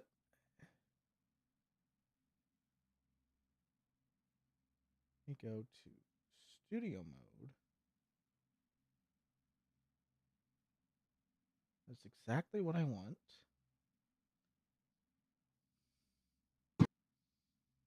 All right, we are going to transition to this video. Okay, I don't normally do this, but this is a video that was found to be within fair use. It's 2 minutes long, and it's all Sargon's work. Hi YouTube, it's Akila, obviously, and we are at the Javits Center in Midtown Manhattan. It's where Hillary Clinton is having her speech party, whatever. There's a block party outside. We're here with press, although it was very difficult to get these. It's its own story, but we will show you what we can of the evening. I'm just personally really excited because to be a woman in the year 2016 after having a black president for 8 years, and now we have Hillary who could potentially be our next president, and here's hoping. It started out as a very exciting evening and full of hope that we would be in a historic moment under a glass ceiling, getting to be in the room where it's happening with Hillary. And honestly, it started this high and then just crept down until forever. There are plenty of people whose best interest is to keep everybody divided and to keep. And that was considered fair use by a court of law. It's all Akila's content, but because of Sargon's audience, because of all the things around him, that's just the thing.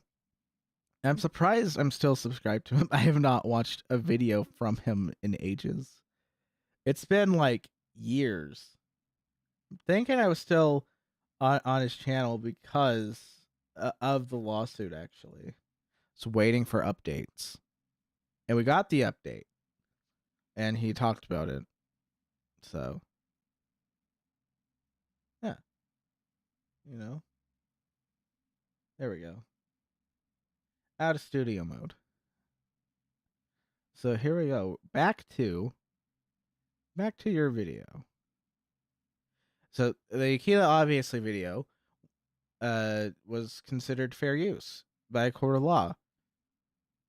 So if that's fair use, according to the courts, Mischief responding to you and me responding to you in this way is probably, if it had to go to court, going to be considered fair use. You would be absolutely just dumb to try and take anyone to the court level over this. And I don't even know what to say to anyone that would do something like that over fair use content that is obviously fair use. But hey, happened with Tequila, obviously. Took Sargon to court over it. Lost. So I hope you don't lose as well. Play unedited. I hope that you do the winning strategy. Let me find the clip real quick. I bet it's on YouTube. Ah, this is fair use.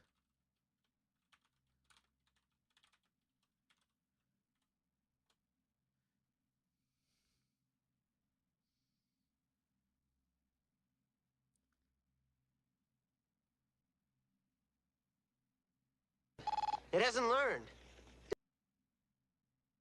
Let's see. Where is it?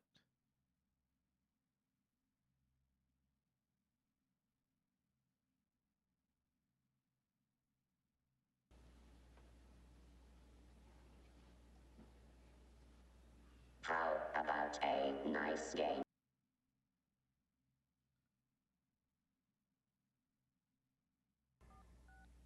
There it is.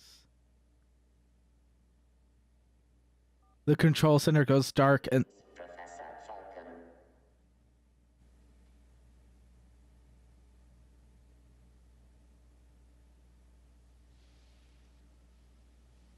Hello, Joshua? Strange game. The only winning move is not to play. there we go. There you go. That's the clip I wanted. The only winning move is not to play.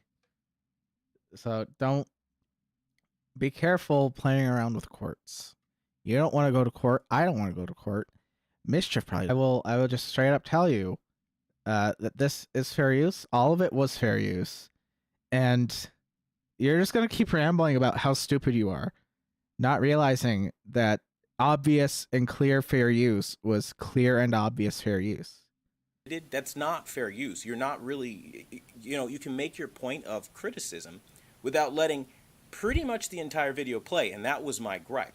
So I introduced this concept to this kid, and I tell him, listen, hey man, you just stole my video off of my platform, because he's not a YouTube premium member. And of course, if hit with a piracy lawsuit, I guarantee you, when they ask him, hey, how'd you get this footage? You know what he would say? Stole it. No, he'd say it was from YouTube. It's very obviously from YouTube. Ooh. 4 additional foes. Because that's what these gamers do. They use this stupid website shit. They rip videos down off of YouTube. They smack talk and smear.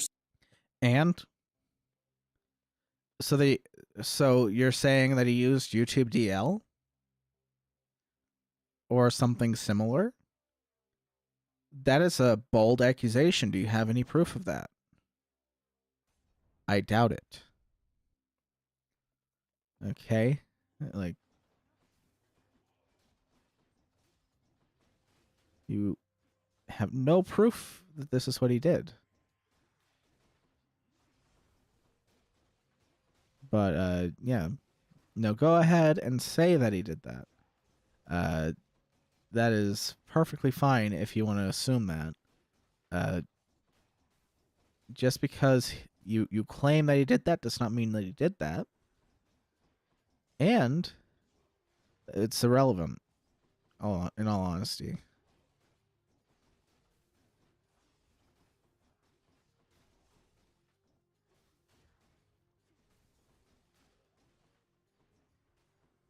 Nuh-uh. You're not gonna do that. No, you're not getting your lance back.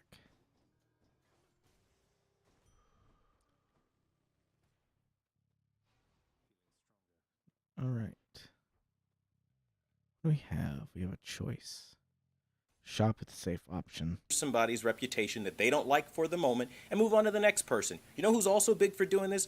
Griffin Gaming. There's so many gamers that do this toxic shit where they find somebody they want to bully and they think this shit works. It doesn't work, people. But this isn't bullying. This is someone telling you that you were objectively wrong about the facts. And he's correcting you. That's not bullying. There's a big difference. coin. Boss battle. Sure, I'll take a boss battle. I'm not yielding. I'm not backing down. I'm annoyed because all of this shit, because I told you Elden Ring needs an easier mode to allow players who were brought in off of the 5-star reviews, 10 out of 10, all the hype, that don't know what this game is about. It needs an easier mode for those newcomers to enjoy the game. And it has an easier mode. You can grind until you level up a lot, or you can find a playstyle that you find easier.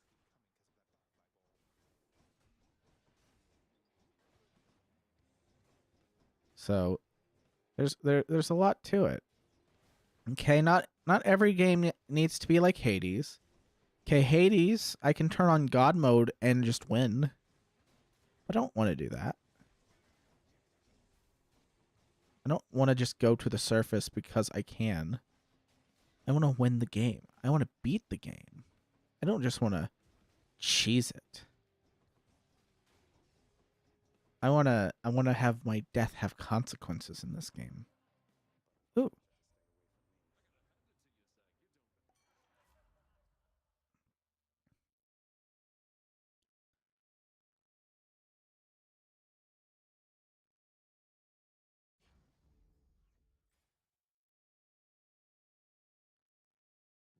Nice. Nectar or gems? I'll go with gems today.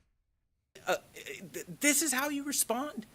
You steal videos and you lie through your fucking teeth. This guy is going around to every YouTuber he can fucking find he's saying I'm violating YouTube's terms of service and he's bullying me. He's playing the fucking victim. Let me put this on. No, that's not playing the victim. You are the bully here. You're threatening a copyright strike against a YouTube channel, which is very serious. You're threatening a copyright takedown. And that's not a small thing. If you go too far with it, someone can take you to court. And in your case, I'm not a legal expert, but in your case, you know, I have a feeling that you would lose because death approaches.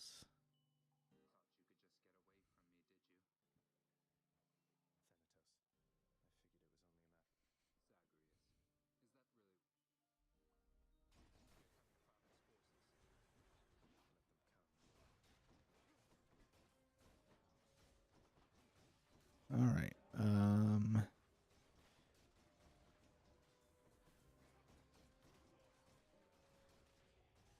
I have to beat more people than him. Is that it? Okay.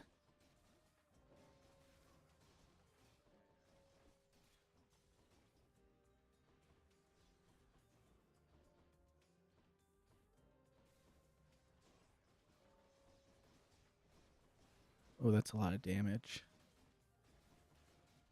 But yeah, you know, he is just commenting on you and criticizing your video.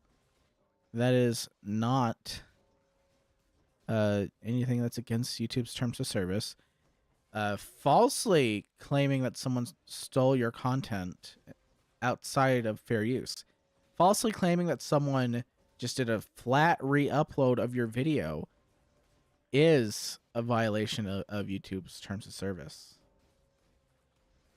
Those false claims are pretty serious.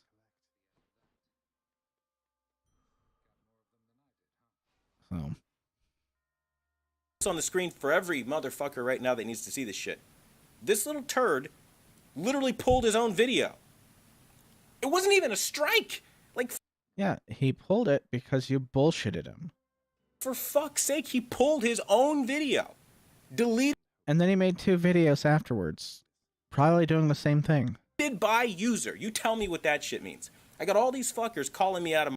Because you put a copyright claim on his video. And he was like, okay, well, what do I do with this? I got a claim on my video.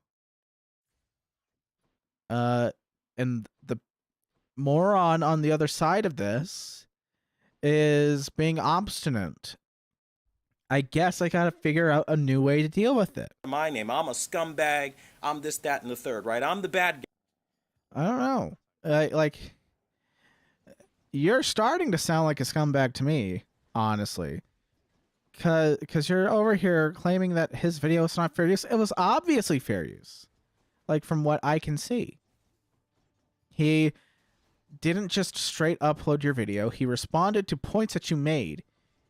Okay, he said that your want for an easy mode was invalid because there is an easy way to play. And that's the thing. Like, that's how he feels. And I agree with him. But yeah, it's just ridiculous. You're over here getting mad at this kid, or so you say.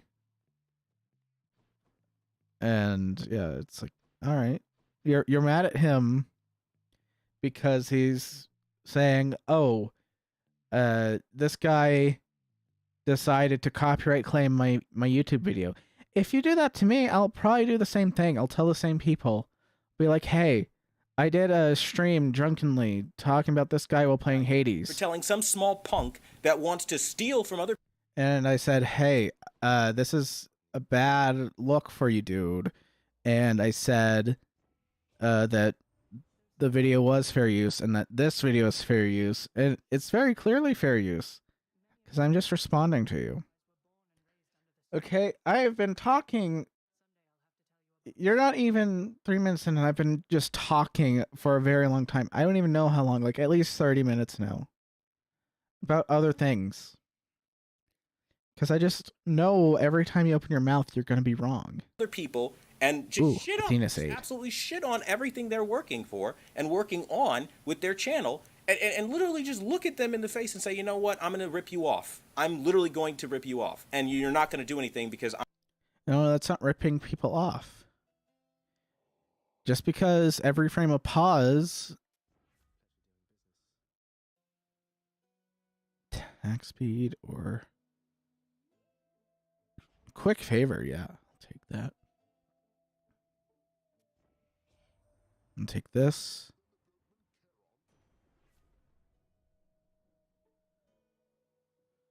Do I have a dash?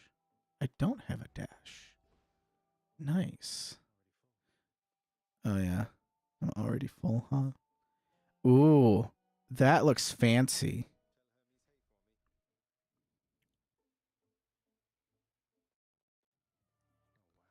There's two of them?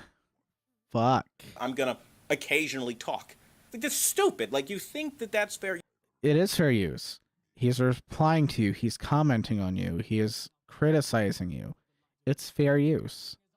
Okay, if he just straight re-uploaded your video, it wouldn't be fair use. But he didn't just straight re-upload your video. He had points to make, and he made those points. Fair use, and it's not. Like, listen. Fair use is the most abused shit. And let me put this out there for any creator, period. When you start talking fair use, you are opening a legal battle because you're telling the copyright owner, fuck you, I can do what I want. You're opening up a legal can of worms. You're literally saying, fuck your brand, fuck your image, fuck what you can do. I can do what I want with your content, with or without your permission. Not realizing there are guidelines. Learn the 4 factors of fair use. Consider them heavily. Stop just saying shit's fair use because... Hang on. Because you talk I about video. I gotta pause it and tab. Hang on, I gotta rewind that. He has the 4 things of fair use on his thing. I gotta put it up on the screen. Look at that. Hang on. The 4 elements. He has them on his screen. Let's look at them. The purpose of the work. Is it relevant to the curriculum? The nature of the work. Is it factual or fictional? The substantiality and the effect. So the purpose. Is it relevant to the curriculum? Well, the curriculum is talking about Elden Ring, and you talked about Elden Ring. The nature of the work. Was it factual or fictional? Well, it's about facts. and you got some facts wrong, and you had differences of opinion with the guy that took your work. Amount and substantiality of the portion taken. So he took all of your video, but how much of his video was just him? See, that's the thing here. Your entire video is, it can be taken, okay? And if he had just taken your entire video and didn't add anything to it, maybe that would be a point. But then there's this part, the effect of the use upon the potential market. People aren't going to go to Mischief to watch your channel. When they look at Quantum TV, they're like, well, I want to go to Quantum TV's channel. If they came to my channel to watch Quantum TV's video about Elden Ring players crying wolf, that would be a terrible idea, because I'm over here talking over the video while it's paused and I'm playing Hades. Okay, so, there's a lot to take in there. There's more going on than just me playing your video. Okay. People aren't going to watch your video vicariously through Mischief's video or through my video.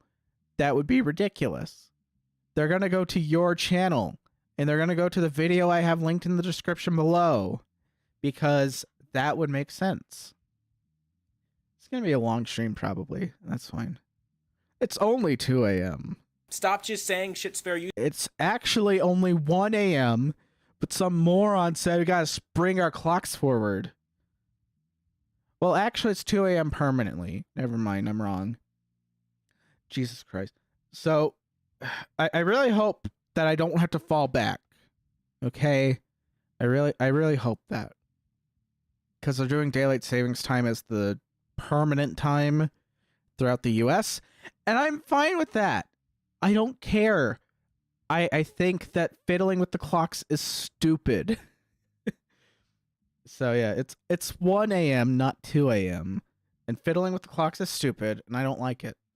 And I bet my audio is bad right now. Because I know it's probably bad. Terrible. Who knows? I don't. Because this isn't one of my edited videos where I do the audio separate. Anyways, back to this. Because you feel like because you talked on somebody's video that gives you the right to their content. It doesn't. There are so many ways that a fair use case can fall to fucking pieces, but the number one way is piracy. You're literally going on YouTube, stealing their videos and re-uploading them. That's a good way to fucking screw yourself and your channel. And I tried to be the nice guy and explain this to this kid. I tried to give him the error of his ways, but a typical Elden Ring fan can't hear reason. Instead, they argue and they go back and forth about why you should play the game, why you're wrong, all this shit. Nobody cares. It's a fucking video game, man. I don't like it. I will never like it. There's nothing you can say to make me want to die 1,000,001 fucking times, go grind for runes, die, lose everything I worked for within however many hours I was playing the game for runes, because you get respawned to a point where you die again. No, that's not how it works. Oh shit, I'm gonna die. I am gonna die though. Oh god. Okay. There's 2 guys. They're both they're both impossible. It's terrible.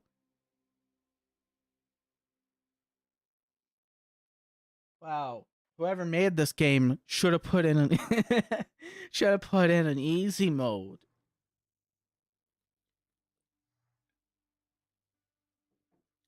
That's just so wrong. Hypnos, really? That is... That's the worst idea I've ever heard. Do you understand how little it makes sense? Oh, God. Thank you. I couldn't have scripted this any better. Okay, Thanatos is just speaking for me. He's saying what I needed to say. Again, okay, because you're not skilled enough to be able to kill off the people that just killed you. And well, if you're not skilled enough, then you should go somewhere else and try again.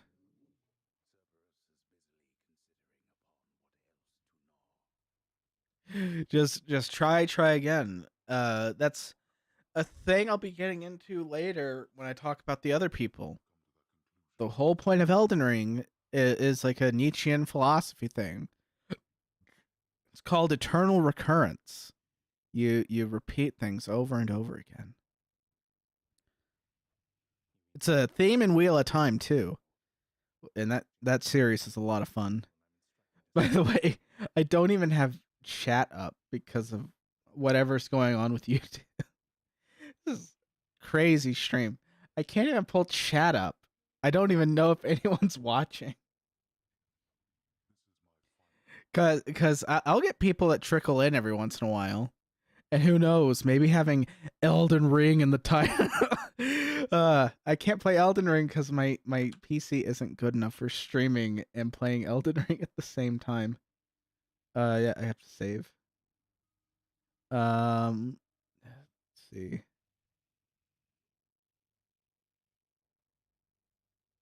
There we go. Now I can see it. Oh no. Oh no. I missed a lot of chats. I will tell them later. I will tell them later what was happening. I will show them what I was seeing. Oh no. I'll message them.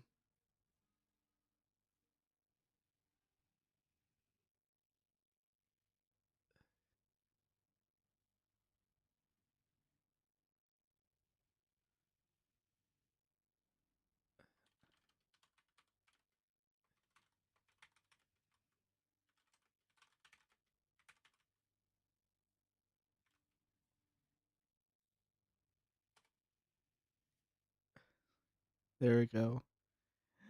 I'll explain it to them. And then I'll tab over, and now I have it resolved.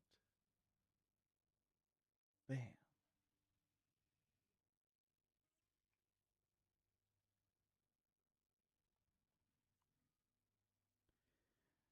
There we go. Now they know. And now I need the... Which window? That window. Oh, and I should pause the replay, because... Yeah. But, And there we if go. the enemies repopulate, guess what happens to your runes? If you die twice, you lose them all. But see, these are Good. little things. Good. Then don't die. What does Orpheus have to tell me?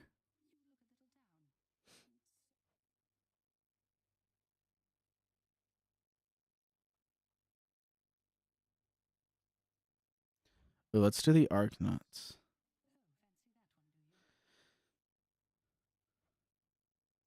I'm going to turn this up.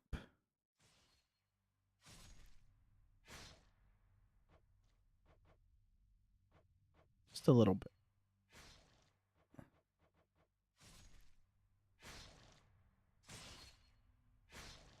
What is it in my mixer?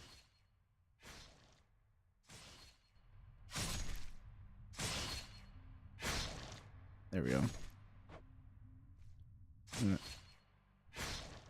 There we go.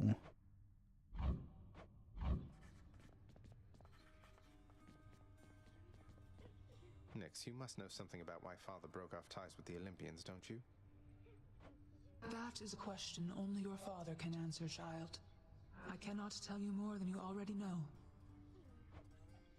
Things with the games, not even accounting for the graphics, which I docked because it's Xbox Series X and PS5 generation, and these are not massive upgrades. And you know, when you talk about all of these things added up, and then cherry on the cake, the player mentality. Get good. Nobody needs you. I've got people calling me a fucking spook, okay? Like, because I'm what? I'm not a fan of a game that prides itself on being so hard that it thinks it's some sort of elite community of player. Like, it's imaginary anti-gamer bullshit. That's not anti-gamer. Like, you're just saying all the things everyone else says. Dark Souls fans are elitist. They tell you to get good at the game. Well, then get good at the game. Like, that's really the only solution you have with these games. What are these shades up to now? So yeah. And if you're wondering why I chose Hades as my game to play in the background, where's my phone?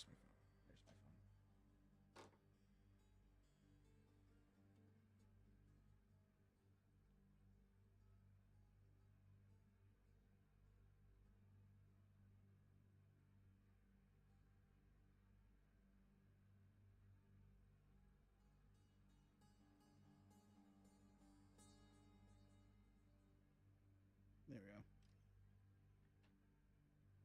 All right. Take care, Dusa.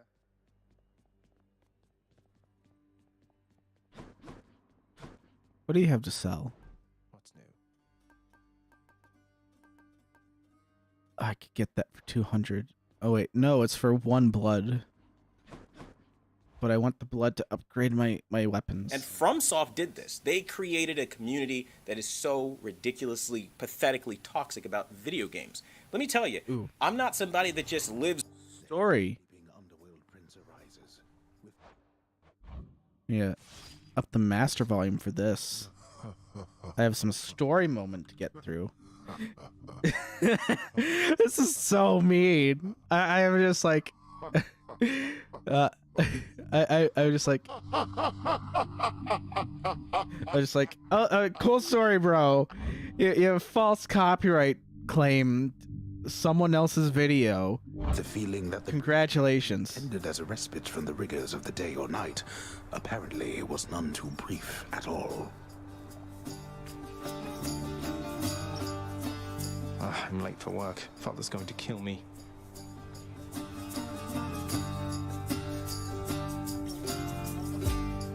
All right, I gotta go to work.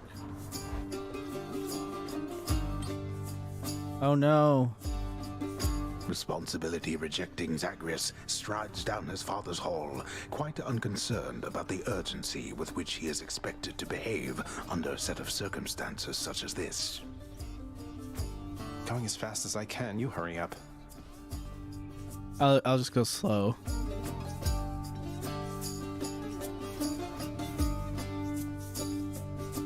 The door to the administrative chamber beckons just beyond the hall. The prince perchance believes... You better not give me away, old man.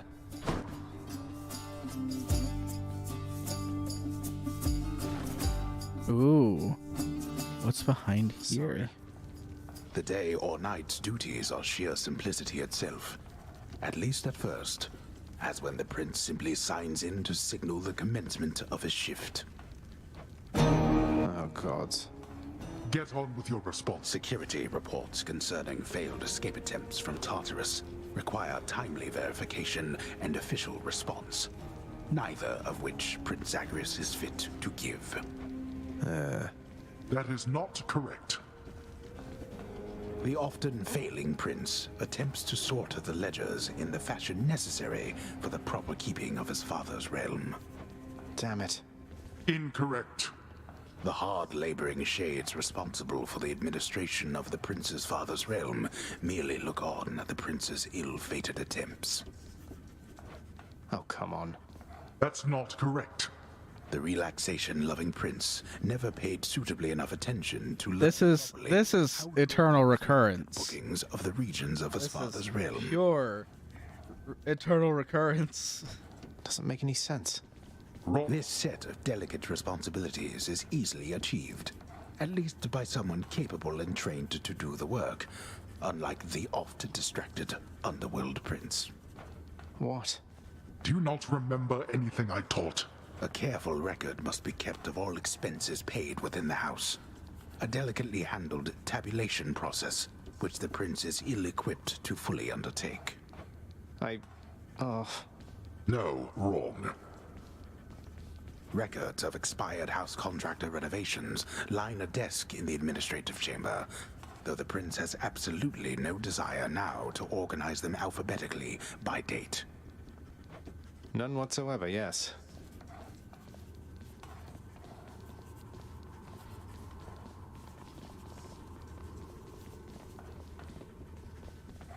At last, the work-disliking prince records a summary of the results of his attempts to be of any use to the administrative needs of his grim father's house. Okay, I'm done. So, can I go yet, Father? Not only were you late again, but then you also failed to perform even the simplest tasks that I had asked repeatedly that you complete. How many chances do you need at this? I am too lenient with you. Too lenient? Instead of lambasting me non-stop, have you considered maybe training me some more to do this fascinating work to your satisfaction? You'll forgive me if I didn't memorize every laborious detail the last time you performed your monologue about how all this works. Excuse me? If I'm not mistaken, you're deflecting your incompetence toward me? As though the goddess of wisdom herself has come to aid you in your time of need. I could replace you here and now with any number of simple shades hungry to work here. Then why don't you? I don't want any of this. I'm not the one who drew the short lot with your brothers and got stuck here forever. Why am I having to do this senseless parchment pushing for you? Why are you stuck? You're not. You're fired. I was wrong to think you were prepared to take on any responsibility at all. And don't you ever invoke your uncles here again, or I'll have you cast into the lowest pits of Tartarus. Now get out of my administration and my sight.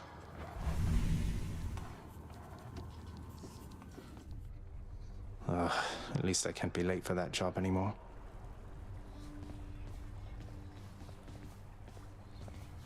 Bet they have a lot of info on me. Mirror of Night.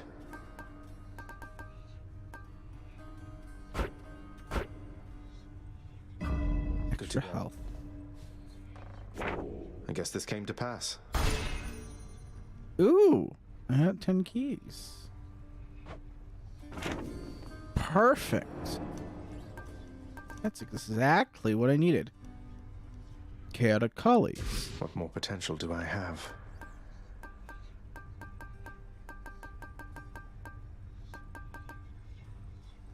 So with 500 gems, I get another Death Defiance.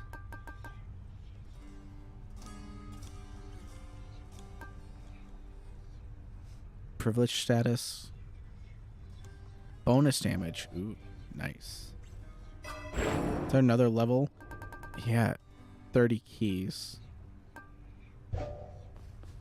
So yeah, you just slowly build up your strength. Back to this, I guess. On something like Mario or like, you know, Animal Crossing, I can play. Hey, Pairing. Oh yeah, I should turn it back down. Hey, boyo. All right.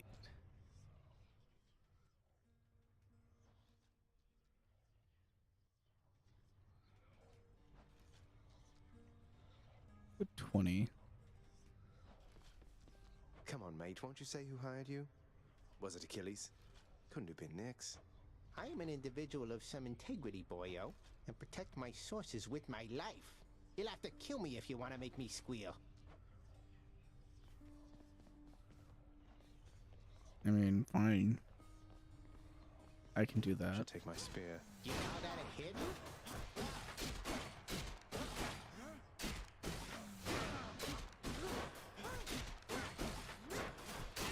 I am slain. Anyways. Piece of shit won't even tell me What's that one? who he works for.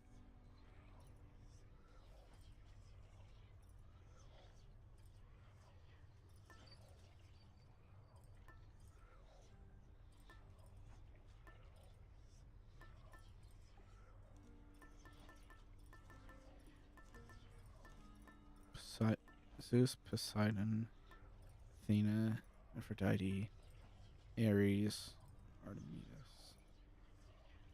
I think I got one from... Did I not get one from Dionysus?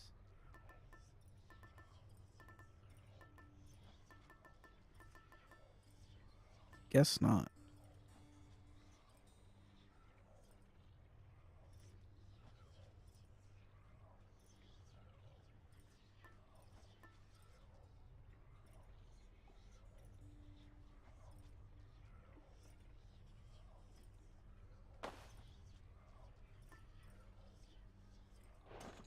There we go.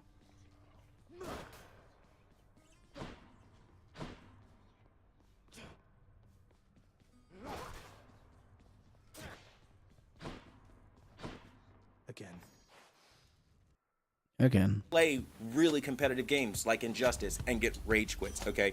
Thank you. Yeah. But Elden Ring isn't Mario. Troubled me a little about you. And Elden Ring isn't Animal Crossing. As I've done. I've done it on fucking TVs not even meant to do that, okay? It's not about skill. It's about a desire to want to torture yourself or waste whatever time you have with your family on dumb shit. And this logic that you guys are listening to one side of the story. You hear this little YouTuber with 4,000 subscribers tell you, I'm being bullied by the bigger guy. I'm not even that fucking big. You're bigger than him.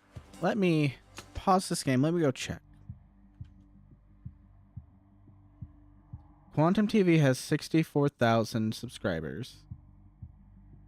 And Mischief has 5,000 subscribers. 5.58. Okay. So 5,580.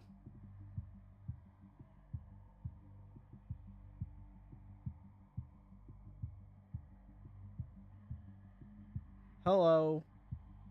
I've not seen Sendoku Q around. Let's see. Oh, hang on.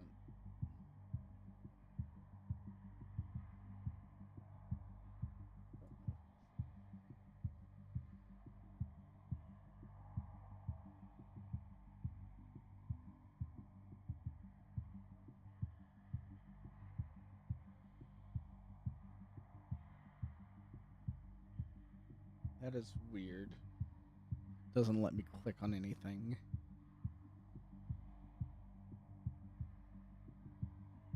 It used to just let me go to channels. Now it doesn't. Look at the situation. Do you really think a TV reviewer that primarily reviews TVs is going to go out of his way to pick on some fucking channel he's never even heard about, okay? Until he found out that that person is stealing his content. Like, I mean, this is ridiculous shit. It is child. I know how YouTube works on the back end, and I know that when you use someone else's YouTube video, it tells the person that created that video that it found the audio and visual content. But that doesn't change the fact that the person was just telling you that you're an idiot and got things factually incorrect about the game.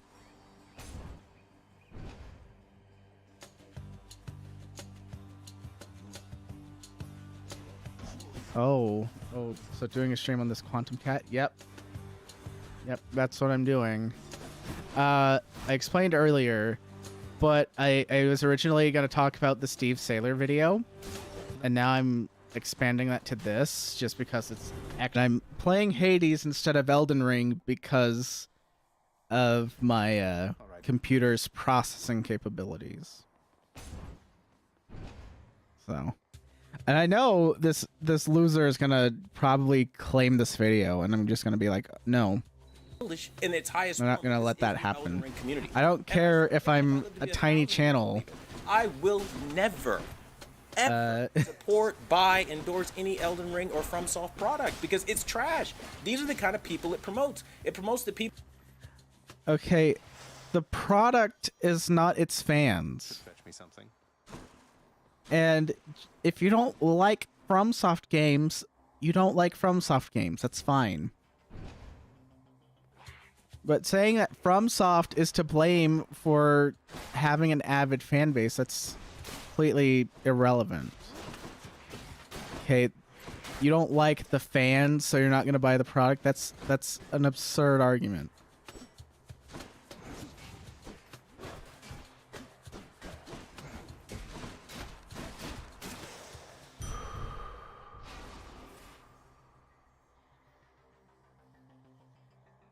Oh yeah, Hades is a lot of fun. I actually saw that one of my friends was playing it, and then I heard Brandon Sanderson talk about it on his podcast. Oh man, and I gotta find all the clips from his podcast to bring up in my freaking Wheel of Time video. Because everyone is being ridiculous about the Wheel of Time show. They're like, oh, Brandon says it's a different turning of the wheel. Yeah, just because Brandon says that doesn't mean anything. People that think like, you know what? I think it's funny. Let's grab his thumbnail. Let's put a bunch of shit all over it. Let's clown him up. Where'd it Let's go? fuck up the thumbnail. Let's fuck up the footage and lie and say like, so much shit out of context. Never ever listening to the full review, which is where is it? Parts. God forbid they make it through the part. Oh, there it is. Trying to explain Blended into what the it's like back. as a new player. They don't care. The thing is, you said something they don't like against something that they like, and Well, he said something you didn't like, and you copy struck him. So clearly, you're in the wrong here. You're doing the same thing. You probably thought your video was pretty good enough to put out there, and now it's gone because you're embarrassed by it, because someone criticized you.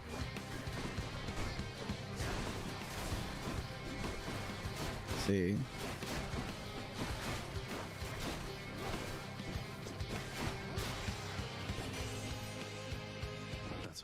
Yeah, this game is crazy because like the sword can be good, but it's like my least favorite weapon, I think. And oh boy, they're gonna attack you and really try to bully you and push you into a corner. Oh, I need I that. can't be bullied. Let me be very clear. I cannot be bullied. I don't give a fuck. Just because you can't be bullied doesn't mean anything. We have a pest problem. Yeah, that was the big thing. He was it was the copy claim first, and then false flags after that.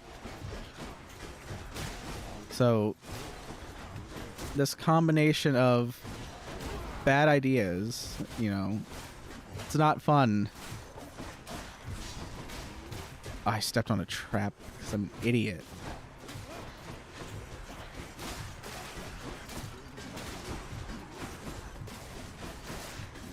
I'm trying to kill as many things as possible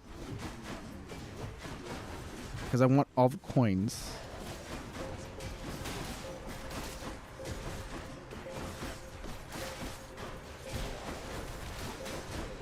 I get one retry after this.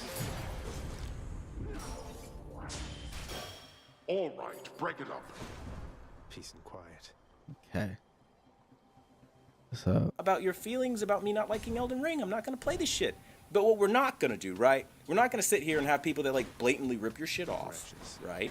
And delete their own videos, okay? Because he deleted his own shit, and then look at me and then spread a rumor. he deleted his video probably because he tried to resolve the copyright dispute and he didn't want to wait 30 days.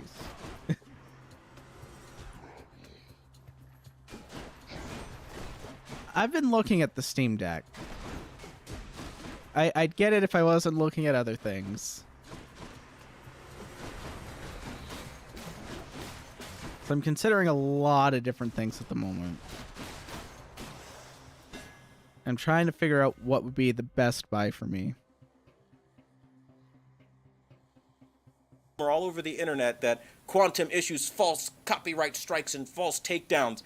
I told him I would take the video down and reached out to him to try to prevent that, and in the end he deleted his own video. What does that tell you? If he was in the right, do you really think he'd delete his own shit?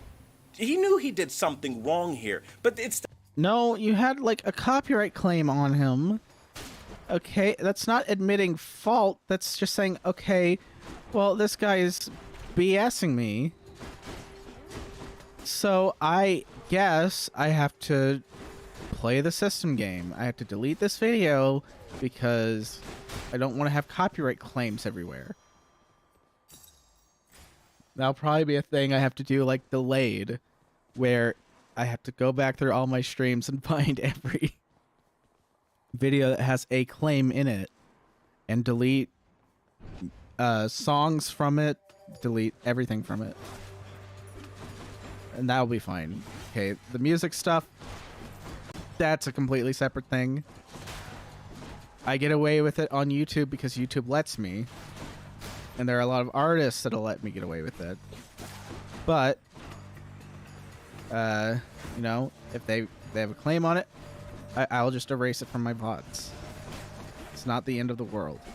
In your case, however, you're making a video and you're being criticized, so now you're copyright claiming people's videos because they criticized you. And Power of Olympus. because you're copyright claiming people's videos, ooh, level 2. Better blessing. Because you're copyright claiming people's videos, they are saying, okay, well, I guess the solution is either I delete it and try again later, or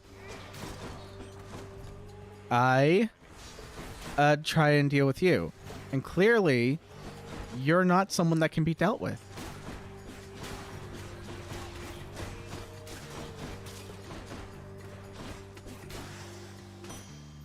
There we go. Vast riches. It's the lack of responsibility, and that's the part that pisses me. Responsibility for what? The power of the gods. Oh, I hate this. Who's it going to be? I don't get a blood for it. Me off the most is that you have all of these YouTubers running with this one story. Small little guy bullied by the bigger guy. Well, I watched his video and it was clearly fair use.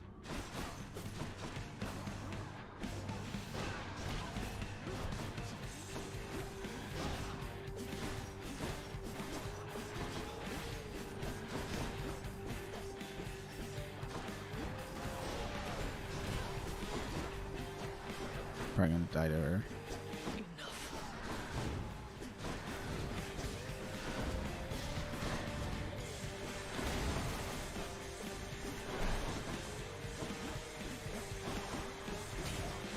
Oh yeah.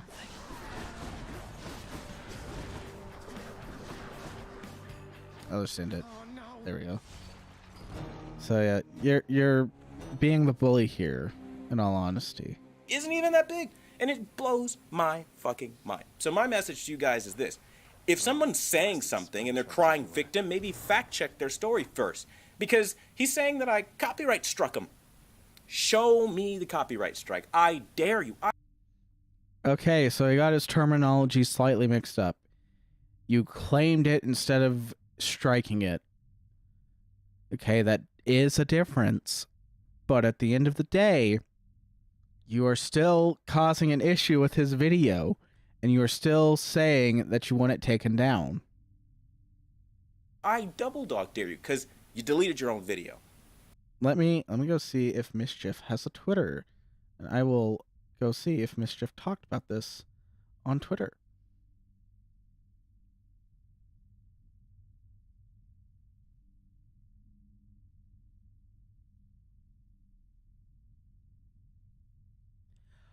Oh, so Review Tech USA was...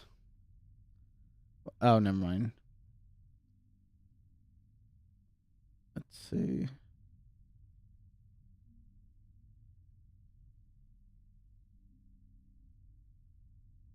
Mischief says that he never claimed Quantum struck him. But he did file... Oh no. I have to watch that 17-minute video.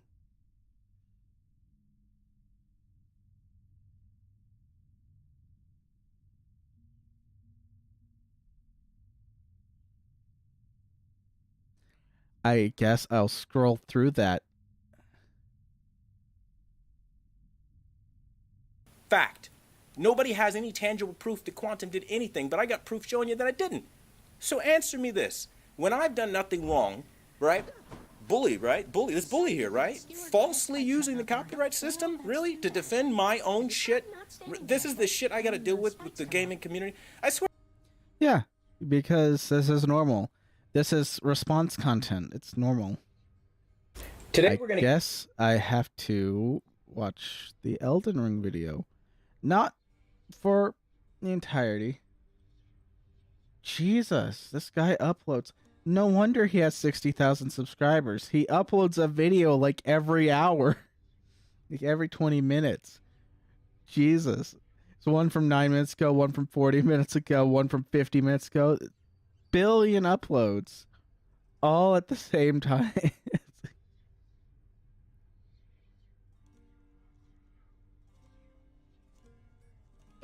Excuse me. So basically, in a nutshell, we're going to start with the good stuff. Elden Ring can be purchased at places like... Alright, let me... Oh my god, it's like 5 minutes in. Okay. Completely ignore the 4 factors of fair use used and publicly brought for them to own their review talk, which is essentially gamers of a certain tier level that like to illegally download people's videos, re-upload them, Illegally download and re-upload. Sure. and smack talk over them to own their review talk. Replying, you know. Cerberus lies at... What do you want to say? I must say, ransacking your domain beats having to toil endlessly in the administrative chamber. Far less painful, really. Ah, is that your way of asking me for your old job back, boy? Yes, please, Father, give me back my old wretched job, won't you? Privileges are earned and not begged for, boy. Unless you plan to reimburse this house for all the income that we lost because of you, then you shall not so much as... How much is the reimbursement fee? Whichever exorbitant amount the house contractor has on record. Now leave me be. Okay, then.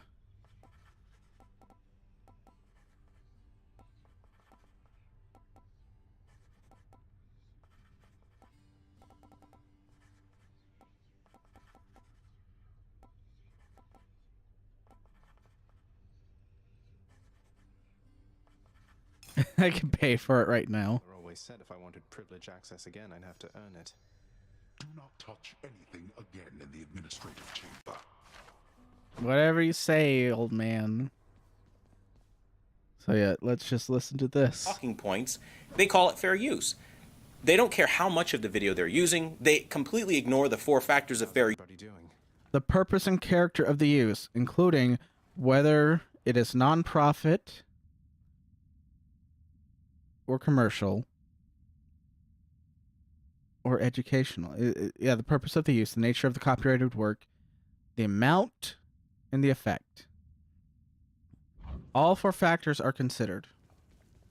The cool, purified waters of the Styx are available in limitless supply to all servants of the God of the Dead, authorized to work endlessly within the House Administrative Chamber. The job's #1 perk. No thanks. There's a long list of security logs.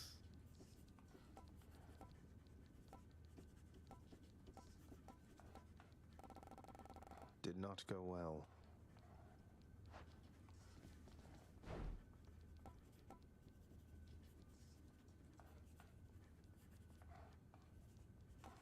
My boons.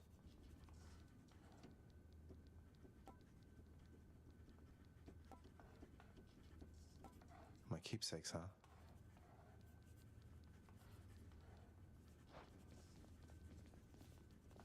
The administrative chamber's ever-working shades remain utterly dedicated to their thankless toil, all because of an inspiring rendition of how dedicated they ideally should be. Everybody hang in there.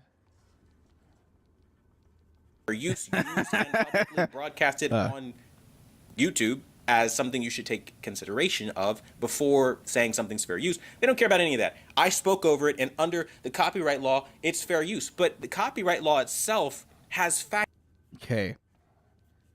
So he's put text on the screen. I'll read it for you. Now I'll put it up so that you can see I'm not bullshitting you. The first rule of copyright: creators should only upload videos that they're authorized to use. They should not upload videos they didn't make or use content in their videos someone else owns the copyright to, such as use music tracks, snippets of copyrighted programs, or videos made by other users without necessary authorizations, which fair use is an authorization. factors as to why those things under copyright law are fair use, and it's called the 4 factors of fair use. And he's got this up again. And there are all these people saying that I falsely attacked some young kid because... And there are all these people saying that I falsely attacked some young... Yeah, so...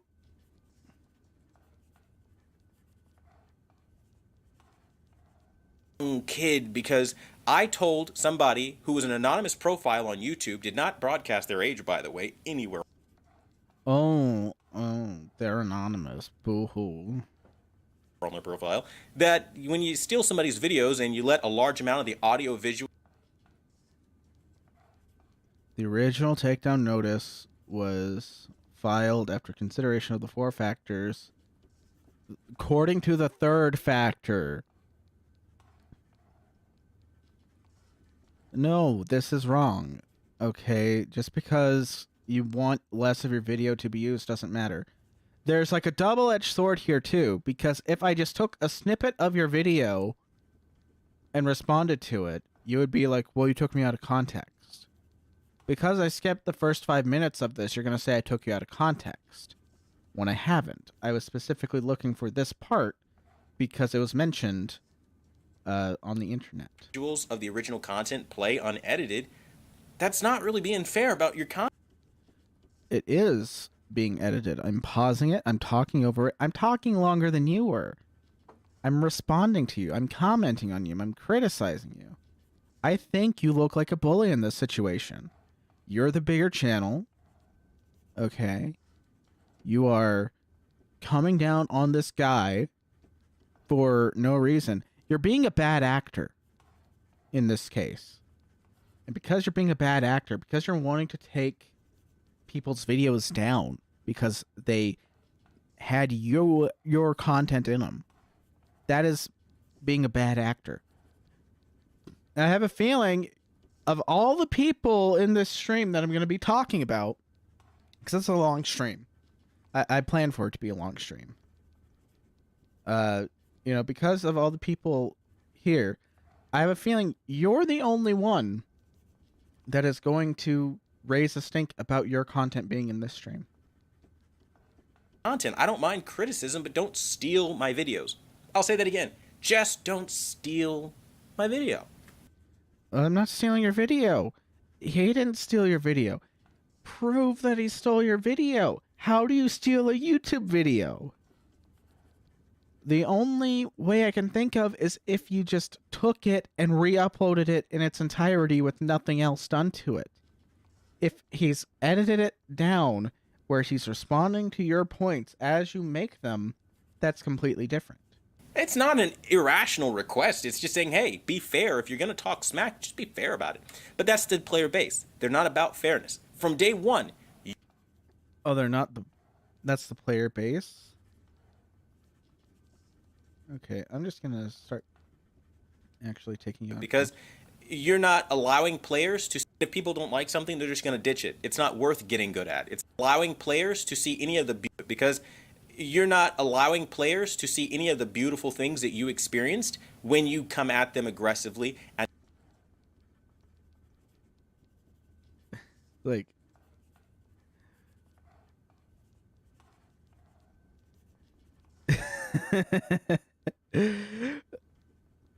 You're just not good at video games, okay? They're just saying, like, you don't want to put in the effort to level up in Elden Ring. Which, there's truth to it. In Elden Ring, you do have to work to get to the next level. You do have to work to get stronger. It's a long game, and it's not an easy game. But I've had so much fun with it. And if you're not having fun, fine. But if your criticism is that it's too hard, I don't know. This is the whole thing where it's like people want to be slightly more objective with their review of things. And that's why I'm making my Wheel of Time video separate from the one uploaded to this channel. I'm making a different video that's scripted and has all the points laid out more specifically, so that when I get some idiot telling me I wouldn't have liked any adaptation, I can explain why the adaptation on Amazon is absolutely garbage.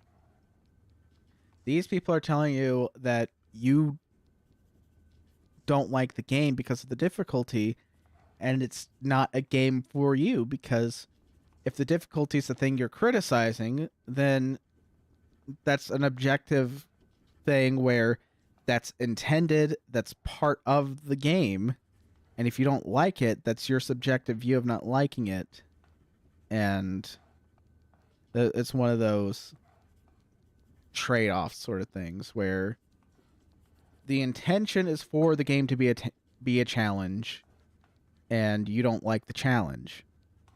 So they're saying, okay, well, if you don't like the challenge, then go away. Don't care about Elden Ring. And when players are already in a mind state of this game is hard, it's challenging, and the players are already at my throat for not liking the game, there kind of gets to a point where it's not worth it anymore for you. And now I'll say this. Let's see.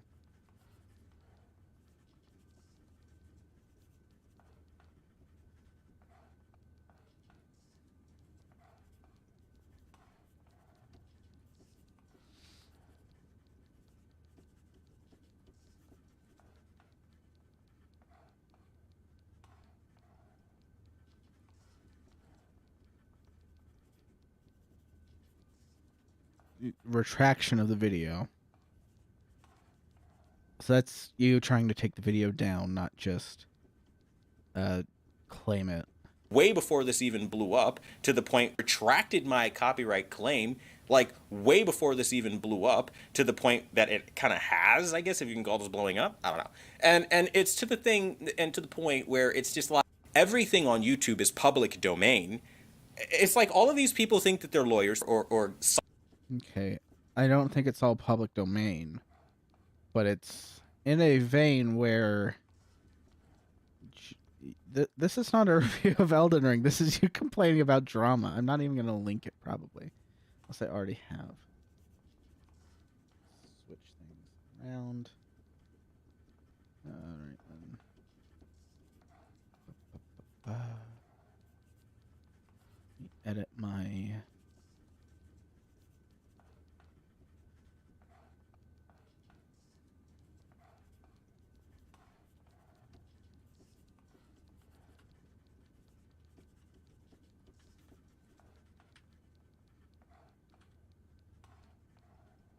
So yeah, that's a whole mess right there. I have been talking about that for most of the stream. We're at the end of that section. Almost. We have one more video. Copyright abuser and a fat shamer. Oh boy. I'm excited. Let's hear what Mischief has to say about Quantum TV now.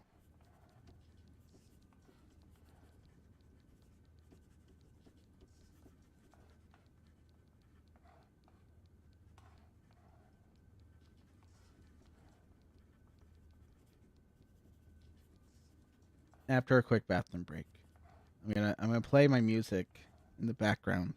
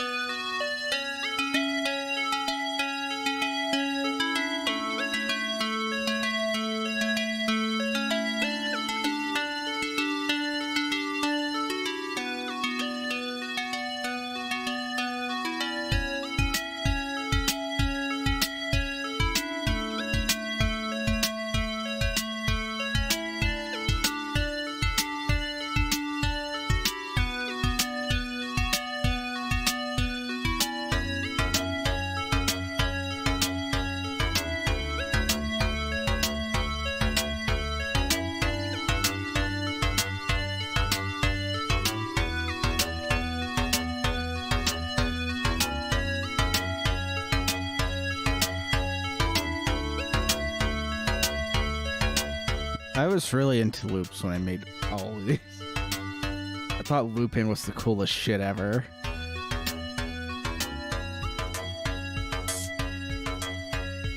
I was into like making subtle changes as I looped everything. I'm gonna start trying to do that more. I actually...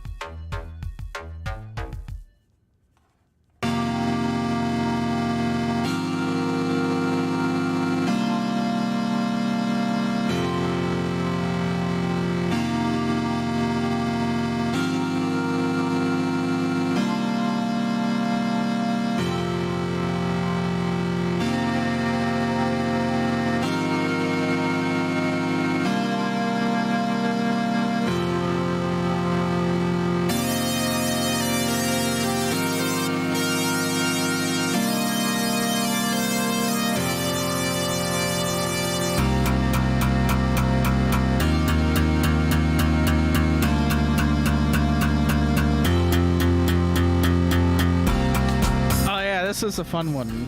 I was gonna let it play. I really like this one. But it's just that riff. And I did it again over and over. That's the more recent one that I did.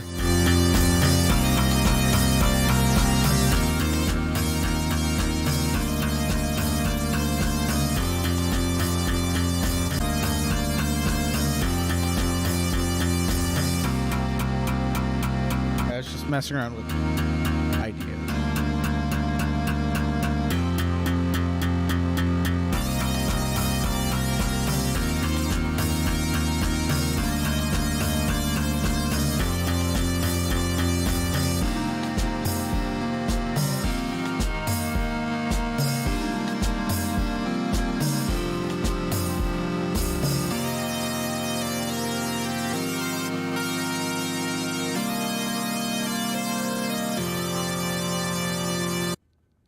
Probably like a generic melody though. Someone would be like, I made that. You stole from me. Music's a weird one. Cause you know, you have all these influences you could have. And it's like, no, I didn't steal your music. I made it myself. Yeah, I had a thing I jotted down at work today. I want a song in the key of G minor. I want to do like unique scales and keys. And I have this thing. I want to put it into the DAW, and I want to say. So I have different instruments going. I have the bass going up the scale. So there's 7 notes in a scale. And then the 8th note would be the next octave. So I'm going from G to F to make a full octave. I'm explaining this for anyone that doesn't know music. And I don't really know music that well. But I'm going from G to F, which is a whole octave. And then the next note would be a G. So that's a full octave. And there's this specific sequence I'm going in. So, in this sequence... And there's a similar sequence. It's a minor scale. The major scale is B. So B flat. So I'm going from G to F, and the B note and the E note are both flat. It's the same thing if you do the B flat major scale. Go from B to A, but the B and E are still flat. The difference is you're making the major scale versus the minor scale. And it's a lot of fun. But anyways, I have jotted down the bass going 5, 6, 7, 1, and then the keys going 1, 7, 6, 5, so it's going down the scale. And then I have 2 other instruments doing a similar thing, but they're making a kind of triad. So one of them's going from the 7th to the 3rd, and the other one's going from the 3rd to the 1st, or 3rd to the 7th. I mean, I scribbled something. And yeah. So yeah, one's going from the 7th to the 3rd, one's going from the 3rd to the 7th, and they're just going incrementally. So you could really easily jot this out. Where one is going from, so I have 4 instruments. One's going from D to C over the course of 5 things. The simple part is that it's going from D to G. And then the complicated part is that it goes to C. It's a complicated thing, and I don't know how to fully explain it. And I don't even know how it's going to sound because I haven't put it into anything. Another video on him. Oh no.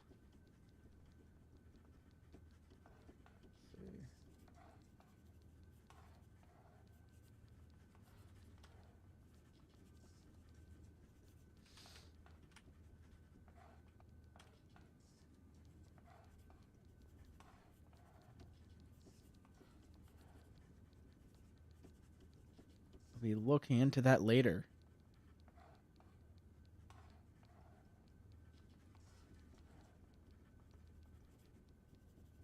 You got a better setup than mine. Mine is mostly dishes, dirty dishes. And that's about it. Got my computer in front of me, and I got my dirty dishes. They're all from today, I swear. I think they're all from today. I can't keep track of days anymore. I've been up for forever. A lot of you are probably wondering what the hell happened. Well, a channel with 64,000 subscribers decided to harass me with threats of a copyright strike against my channel because I called out their Elden Ring review, in which they consistently got things factually incorrect. There's something interesting when it comes to calling out pieces of shits on the internet, like those who consistently spread false information within, and I quote, no bullshit reviews, which are so no bullshit to the point that after I called a certain one of these channels out, aka Quantum TV, they deleted said review because I was blatantly correct, and then proceeded to threaten me with an illegal copyright takedown of my video, calling them out for their bullshit. So they filed a takedown, not just. I was quite boastful of my. And that's the thing. They filed a takedown specifically. That's. What can I say? I try. That's not good. Before we get into me responding to the guy's degenerate arguments about how my video was quote-unquote not fair use, I want to clear up 1 or 2 things regarding why I myself took down the video initially. First of all, at the time I simply said to myself, fuck this, I'll deal with it later, and so took it down. What you're seeing now is me dealing with it later, and I will be in fact re-uploading it around 2 hours after this video, and if he takes any action against the video, you can bet your ass it's going to more than likely haunt his channel forever. There is one thing no community on YouTube tolerates, and it's a copyright abuser. With all of that out of the way, let's get into responding to Quantum TV's bullshit reasoning. Yeah, I would say if he starts messaging anyone, I would talk to Necro13. Here's the gemstones then. And I would let him know. I would just tell like the big names. Ping them on Twitter. Oh yeah, I also tell Team YouTube. Say, hey, this dude's doing some sketchy stuff to me. I don't think this is valid. Skelly, how do you know all this stuff, by the way? I mean, no offense, but you're... Hey, I know people, pal. We'll just have to leave it at that. If I must. 5 more conversations with him. I don't want to use the bow. Oh, yeah. Well, time to go get killed again. behind threatening me, although I'm not quite sure how he plans on starting an overseas copyright lawsuit with a minor, since he is, from what I can tell, residing in the US and I'm from the UK. Plus, considering the amount of views this guy pulls in, something's telling me he doesn't exactly have the facilities for it, even though he himself is more than happy to poor shame people in now deleted replies to my community post. You literally stole my video footage with— Oh no, you're poor shaming people. That is a low blow. An illegal video downloader. Take this video down and remake it with all the stolen footage and without my likeness in your thumbnail. I own the sole copyright to the Quantum TV brand and all of its imagery assets. Failure to remove the stolen content will result in a takedown. I've already formally filed against you but don't want to copyright strike you. I just want my assets removed, so I'm giving you a heads up. I don't mind criticism, just don't go stealing my videos from my channel. This isn't going to fly. It's a violation of YouTube's terms of service to use third-party software to acquire someone's videos, and you're risking your channel with stunts like this. Only warning, man. Signed, Q. That was his original threat to me, and well, goddamn is it fucking brain dead. Not only is it not against YouTube TOS to download videos, in fact they have a download button directly built into the YouTube site itself, but also directly support downloading videos via Google developer tools that absolutely anyone can access. Uh-oh. So if I use Google developer tools in my browser extensions, then I can download YouTube videos. Uh-oh. You know, that if that's how you got it, then you're in the clear.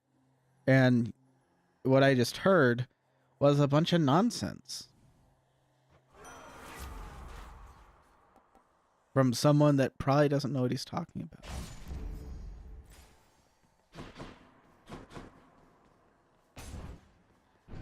You're telling me that someone would go on the internet and talk about something they're not qualified to talk about? I'm shocked. How third-party software can download videos. They quite literally use Google developer tool. But you know guys, I'm so sure that Quantum TV genuinely double trap YouTube's terms of service and would never break them. He certainly wouldn't actively attack people for their appearance on multiple occasions, fat shaming them, something that would directly break TOS. And don't worry guys, this totally morally acceptable human being would never tell all fans of a video game to kill themselves. Oh wait. Oh no. He did all of those things. Unfortunately, I won't be able to show you that clip, although you can find it in the link below over on Oh No It's Alex's Twitter, and you can find it on his Part 2 Elden Ring review at the timestamp 4:55. Along with all of this, there's something even more fucking downright hilarious. He pulled a goddamn Susie Lou when claiming he owed— Hang on.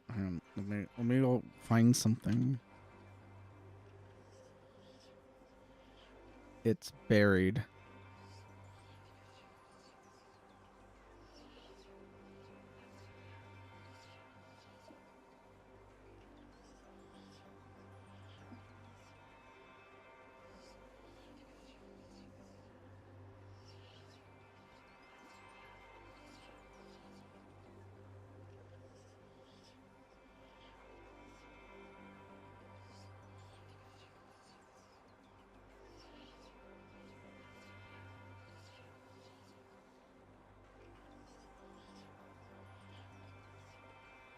Not too far though.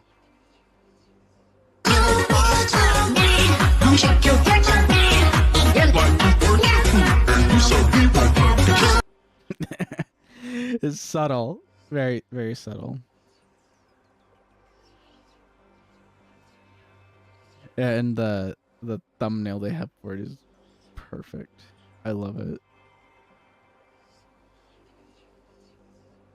owes the likeness to his face. That is impossible in under UK or US copyright law. Just imagine if Ryan Reynolds could sue everyone who posted a photo or video of him on the internet. That would be absolutely ludicrous. Also, even if I did download videos via a third-party tool, the entire argument that that's against TOS and that's against the law, therefore disregarding fair use in my case, which it wouldn't do in the first place, since fair use is not affected by how you got the content you're criticizing. But let's say his logic somewhat sound, which I want to emphasize it fucking isn't. It would mean that 2 entire YouTube genres, actually no, 4 entire YouTube genres would be illegal under this guy's logic. Those being gaming, tea channels, commentary channels, and movie review channels. Which funny enough, this guy talked about the Batman movie recently in a video dedicated to it where he features copyrighted images. Oh no. Are you telling me that he doesn't have standards? That's terrible. How could I have guessed?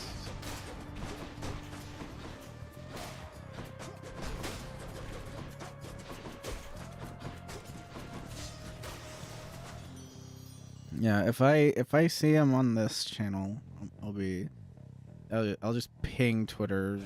I'll ping at Team YouTube. I'll say, hey, I'm a tiny creator, and this weirdo is talking to me and saying really rude things.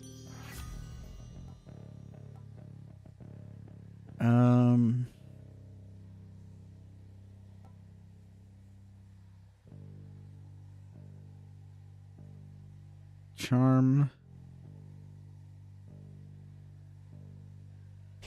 Okay.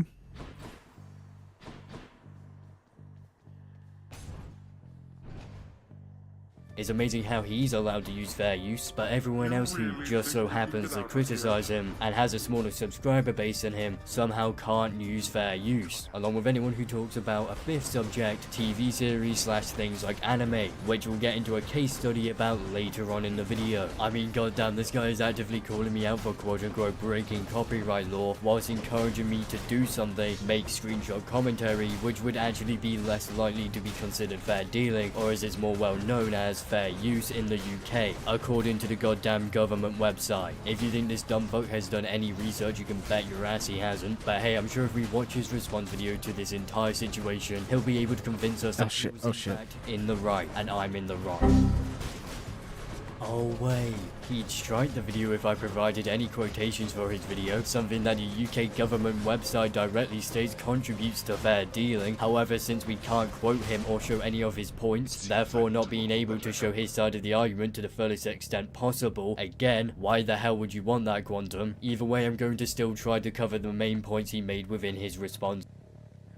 So he's really taking the piss. That's I love it. Like, okay, I can't use your content. I guess no one can have context to what you're saying because you don't want that. Video. First of all, the entire video of his single-handedly relies on an unqualified and non-reputable source for copyright law information. Not only is his source not from the UK government's website, but it is also from a random college in Boston, although I won't be showing you what college it is, because it would more than likely end up doxing this dumbass, who plastered an image of the PowerPoint presentation slide on his YouTube channel from this college's website. To put it simply, even if this oh no. college had decent information on copyright law, which it does not, since it doesn't have more than one PowerPoint slide and a small introduction, it would also not be applicable in court here because guess what? I reside in the United Kingdom, dumbass. US copyright law is not directly applicable to this case. You would be suing me based on UK copyright law. Again, this also means the supposed attorney you have will not have a reasonable understanding of copyright. Now that might not be correct. If you're facing a suit from the US, they might actually do US copyright law. I'm not entirely sure on it though.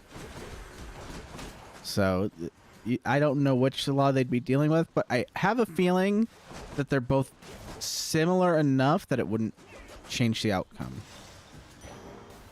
Law here, but you know, according to Quantum TV, a random what looks to be rundown college is more reputable than the actual government website for the UK. His second major point is that I used too much of his video in comparison to my own footage and criticism. That isn't true because not only is the video length not an actual factor of fair dealing, his video also merely accounted for 32.9% of the total video when it was originally uploaded. I also didn't use his entire video like he claims. I cut out about 10 seconds of him repeating taken himself and sped up multiple parts of it, therefore doing something called transforming the video, aka doing something that is a real factor of fair dealing here in the UK and the US. So once again, an entire point of his, in this case regarding length, is not applicable and not a real factor of fair dealing in the first place. Just go on the uk.gov website and you'll see that. If you guys do want actual case study to back up what I'm saying alongside the literal official government website, then go search up the legal battle Ethan Klein went through. He used someone's full video in his response and it ended up being ruled as fair use by a judge in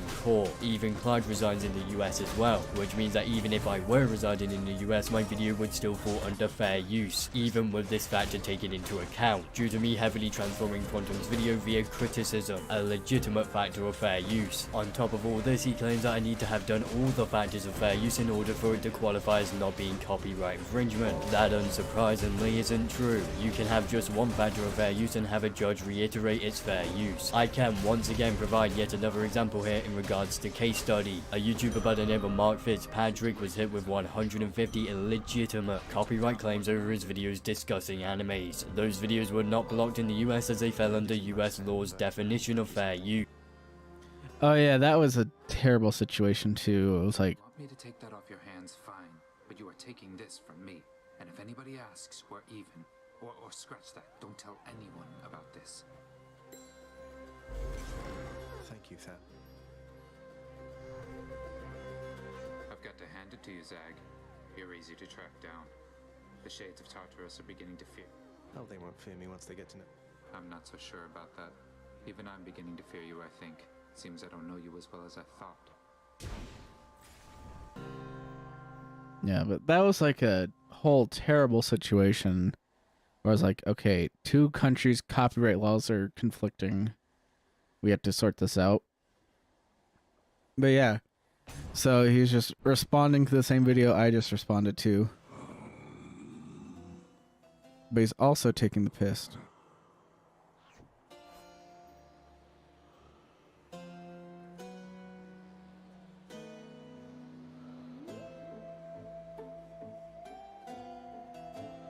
Okay, he seems to have a certain motive of his own.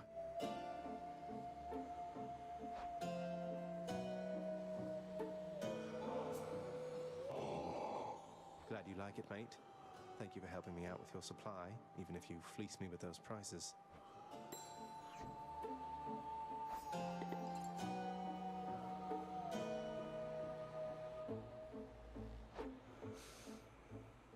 Okay.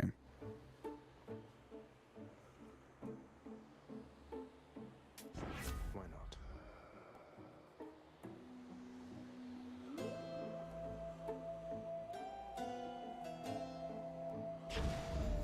I'm all worked up. Hit the spot. One Fury Sister coming up. All right.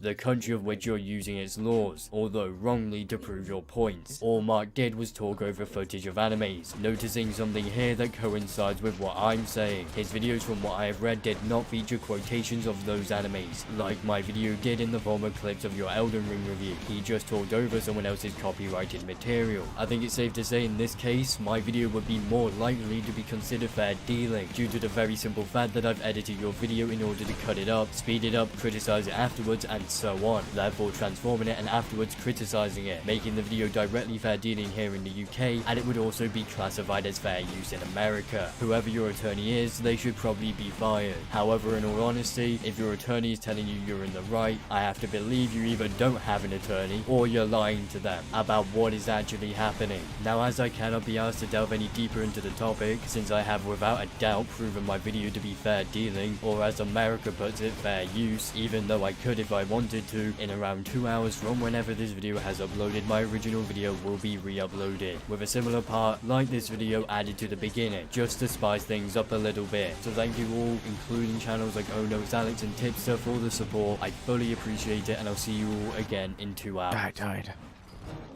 Yeah, so that was just mostly factual recounting, and I don't really have a lot to say to that because I agree with it.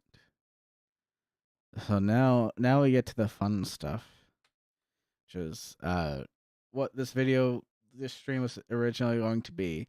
minus all that stuff before. We're starting with the Jim Sterling video. How fun.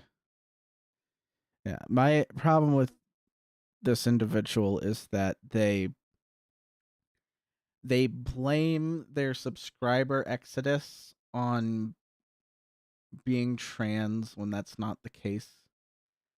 It's just that people stopped liking their content. And that's really all it is. Elden Ring has been released, and with it has come a flurry of discourse. But the only real point in this discussion to be acknowledged is that I'm a better Elden Ring player than you.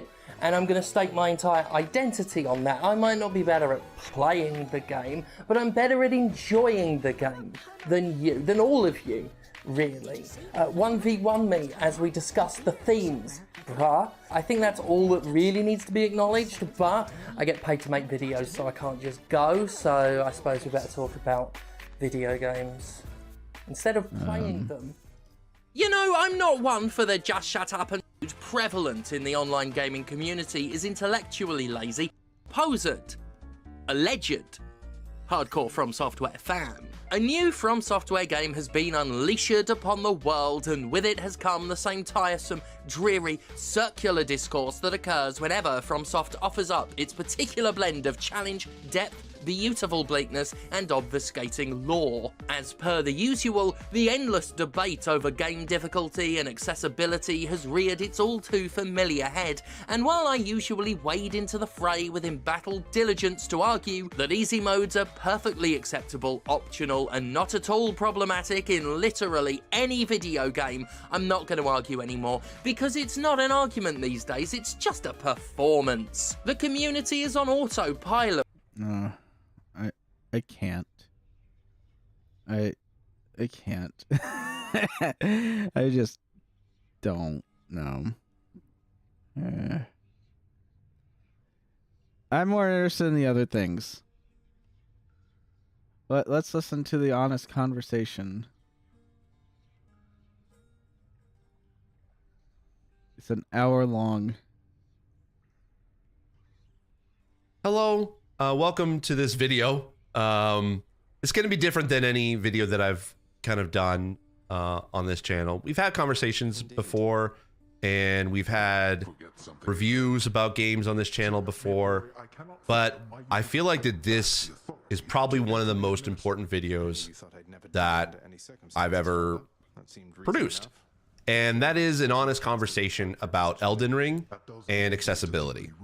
And I'm so glad I got to be able to sit down with my friend Grant Stoner, who is an accessibility advocate and accessibility journalist, who has thoughts about Elden Ring. I won't spoil it for you, but it really, I think this conversation is important for those who want to be able to understand accessibility when it comes to From Software games, when it comes to the conversation about difficulty and easy mode, as well as our thoughts on Elden Ring for accessibility, and then also just a little bit of what, like, how vast and varied accessibility can be.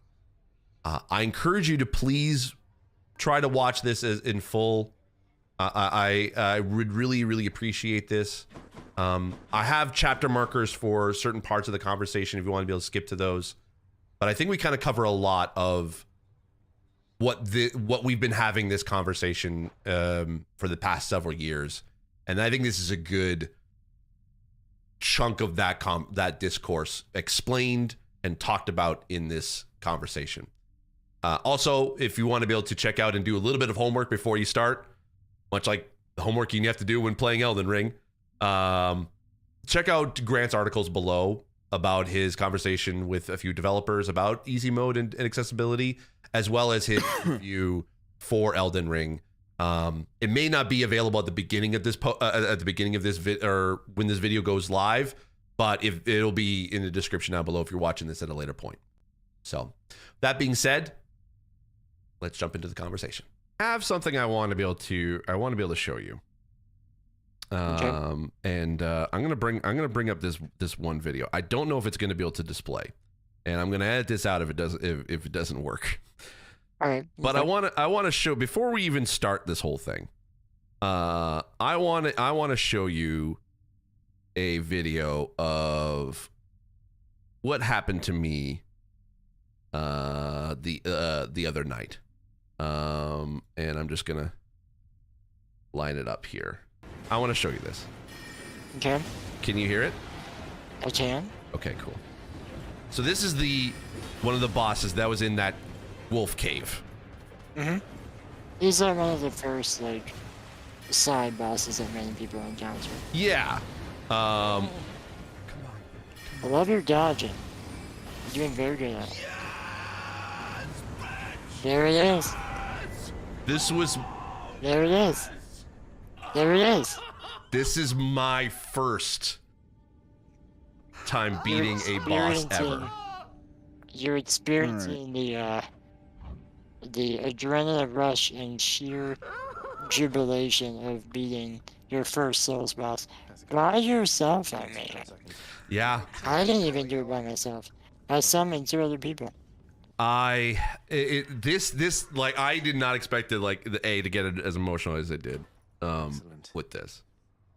But this is because this is something like, and I'll admit to anyone who's watching right now, I've never done this before. I have never beaten a boss, whether this is a mini boss or considered like a major boss in the game. But this is the first time that I've ever done this in any From Software game. I played a little bit of Dark Souls, I played a little bit of Demon Souls, and I got as far as to a boss once, and I died immediately.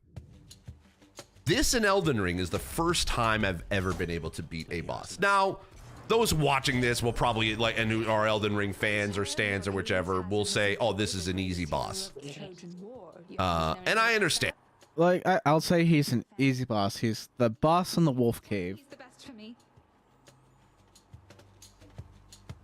He still killed me like 100 times, but he is an easy boss compared to Market.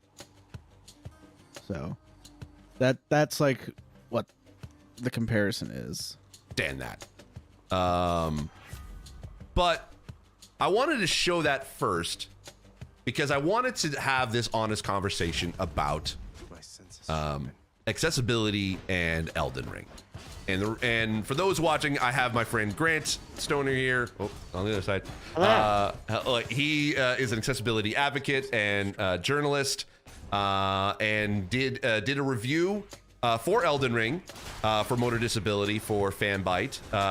If the link will be to that review when it's up in the description down below. But I wanted to have Grant on because I feel like that this is going to be a good conversation to have about the accessibility in Elden Ring. Let's have an honest and like conversation about it, because this has been something that has been a huge topic of conversation in the accessibility space. It's been a huge topic of conversation in the video game space in regards to easy modes and difficulty and accessibility, and it keeps reiterating this conversation over and over again over the past several years. And unfortunately, we have this one Forbes article to blame when Sekiro came out, and it had they talked about Sekiro should have an easy mode. That's when the whole discourse started, and I think in a way that kind of did. And correct me if I'm wrong, Grant, but I feel like that article basically put accessibility 2 steps backwards. Is that a fair assessment to say? I think, maybe not accessibility, but I think the narrative of disabled people enjoying these games, it put it 2 steps backwards. Because there's already this like preconceived notions that journalists can't play video games. They're all awful at it. Whenever you throw an easy mode, and then you had disabled people be like, yeah, that's what we want. Then it just added this like, alright, well then disabled people don't deserve to play these games.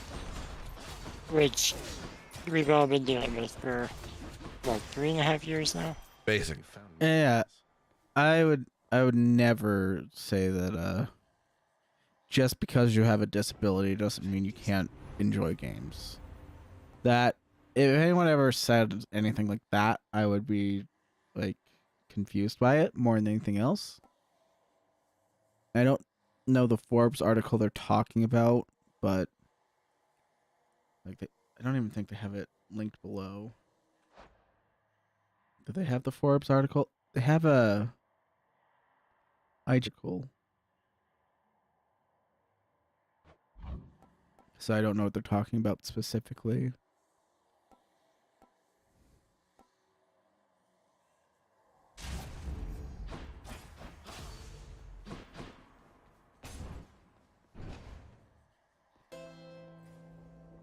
Something like that, yeah.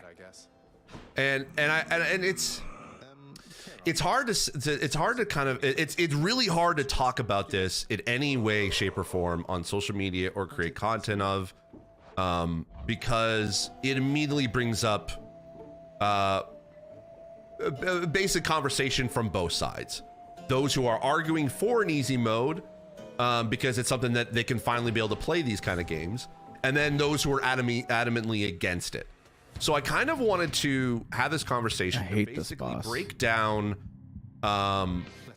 this into what can make From Software games as accessible as possible, but still keeping the challenge of the game intact for all players who pick up the game, disabled or otherwise. And I kind of want to use Elden Ring as the catalyst for it, because it is, and I'll even say it, in my experience, I will say it is the most approachable From Software game that we've ever had. It's something that they have been like improving over the past several games. Sekiro, apparently, you correct me if I'm wrong, Grant, because I think you've played Sekiro, correct? No, I can't play Sekiro. It's the only FromSoft game that does not include fully customizable controls. Well, actually, I don't want to say fully, because Elden Ring also does not, but there are certain actions in Sekiro that I need to rebind, and I can't, and I physically cannot progress in the game. But in Elden Ring, the default configuration is there. For the most part. Okay. So let's break this down, because I want to like this is going to be kind of like a free flowing conversation. I don't necessarily have a full on outline of specific things, but I just wanted to let's talk about, because let's first introduce, like, basically, Grant, your review of Elden Ring, and then we'll kind of jump into my thoughts on it, and then we'll kind of continue on the conversation from there as it goes. So, what is your thoughts on Elden Ring? This is your opinion. This is your subjective review. That it is your thoughts, but also this can be able to reflect on certain other players' experience with this as well. So, what are your thoughts on Elden Ring? I think, for me, it is one of, if not the most accessible open world games that I've played in recent years. That's awesome to hear. Really. It's not. It doesn't really have many options. But it's the perfect example of how inclusive design can make an accessible game, right? So for so long, disabled people have been taught that options are what makes a game accessible. If your game doesn't have options, it's not a good game. If it doesn't have this, it's a failure. And Elden Ring is the perfect example of a game that really doesn't have many options. The menu itself is relatively sparse, considering most games in the year 2022 have extensive menus, but because it gives the player so much choice and so much freedom to truly do whatever they want, that's what makes this game, in my opinion, a masterpiece. Let's see what I can do with And that's when you mentioned that because we're part of some group conversations from accessibility, and you mentioned that kind of privately about like, hey, this is like, and even tweeted this out as well, like you absolutely love this game, and that is something that should be applauded because for you like playing these games, correct? Like you've played several From Software games before. I am a FromSoft stan, if you will. I love FromSoft games. I beat Dark Souls 1, 2, 3, Bloodborne, and soon to be Elden Ring. Yeah. So this is the problem. I know there's something in here that I heard. Like not just I heard someone say it. I did watch this video before. But I do like their mention of inclusive design.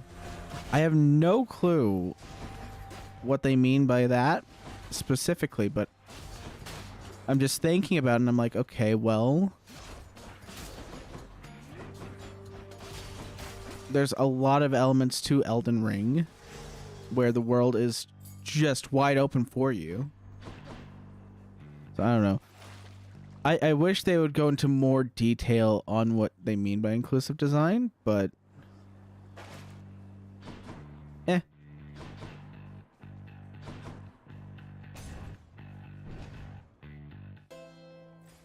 Kieran's shop. Oh no. I'm just a little short and I need to get there. Guess not. If I keep up with this pace. Yeah. I love them. I love the challenge they provide. I know it's not for everyone. I will never say get good. You just said. Because that's awful. But these are my games. I love to strategize. I love to plan, like watch my enemies. I love to see what they do. I love to learn from my mistakes. It's just the kind of game I enjoy. And these games scratch that itch, if you will. So in comparison to other So I would definitely tell people to get good.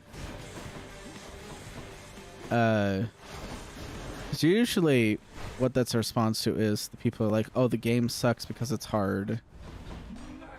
And people are just saying, okay, well then get good at the game. And you won't have to worry about it. So I'm fine with people saying get good. I also think that's just like people jabbing at others that they're watching. It's a lot more common in streams. Like when people are live streaming, they will get told to get good. And that's fine.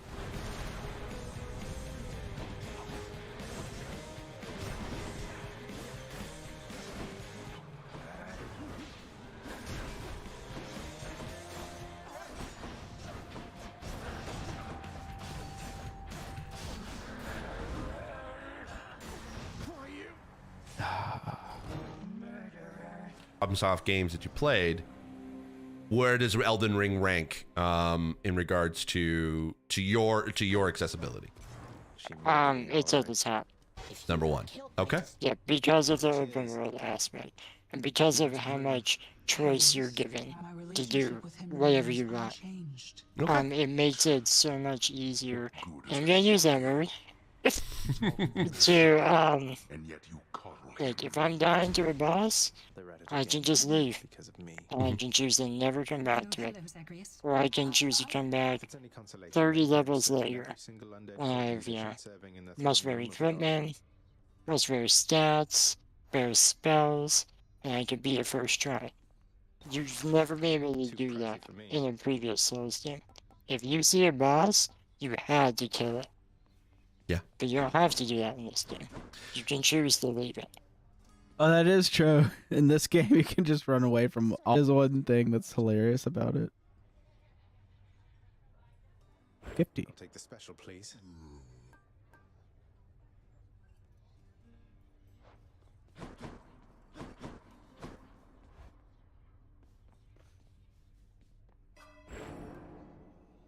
It's like, do I want a second, or do I want?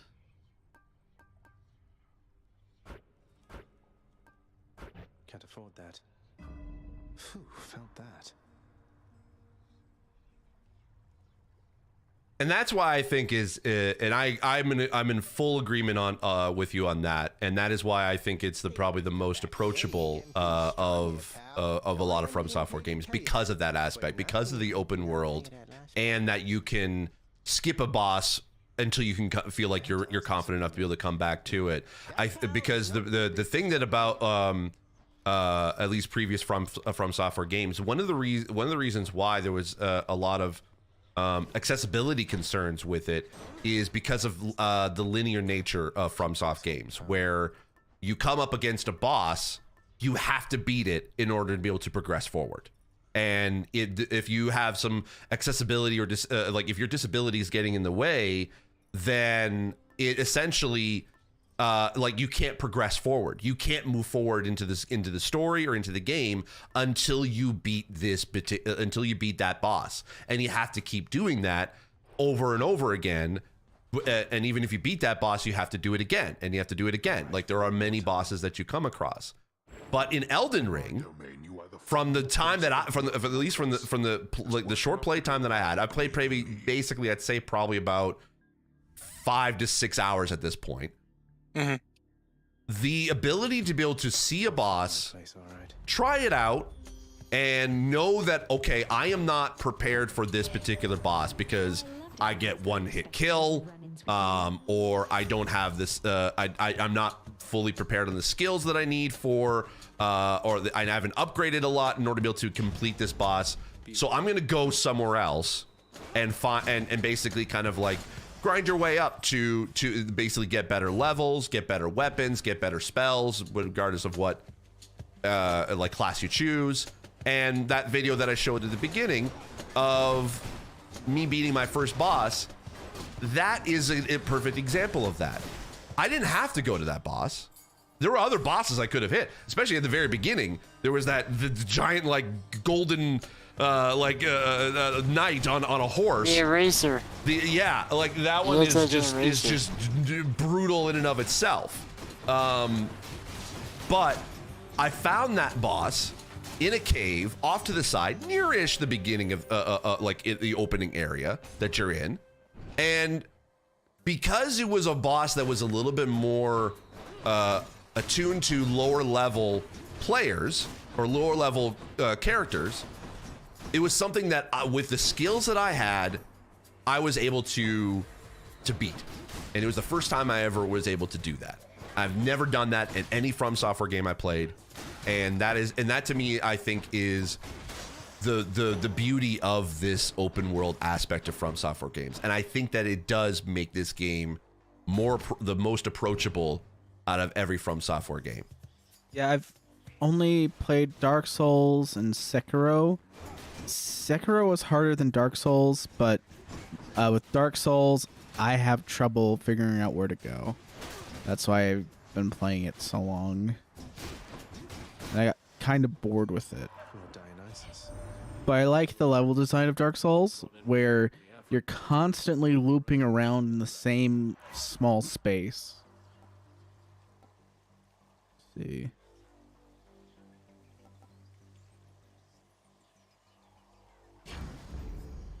That's good.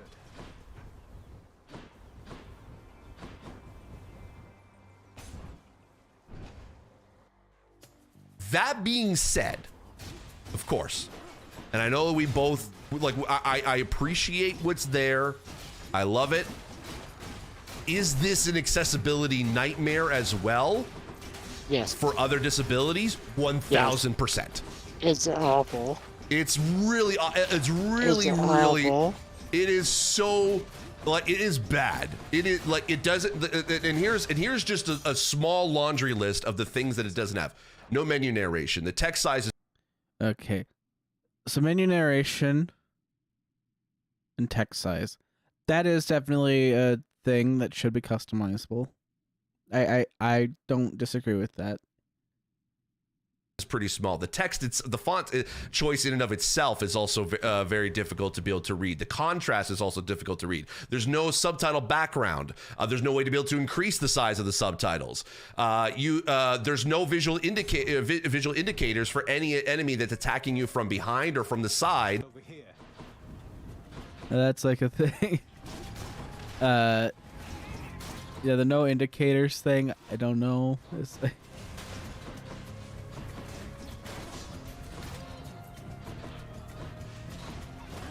like, if you got rid of the enemy indicators, I'm trying to think what that would do for the overall challenge. I so look forward to our meeting face to face amongst the gods, dear.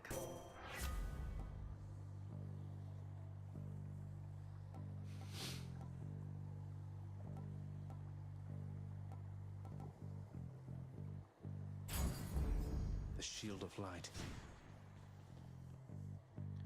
Because that would change the challenge significantly. And for the type of game it is, I don't know that they considered that.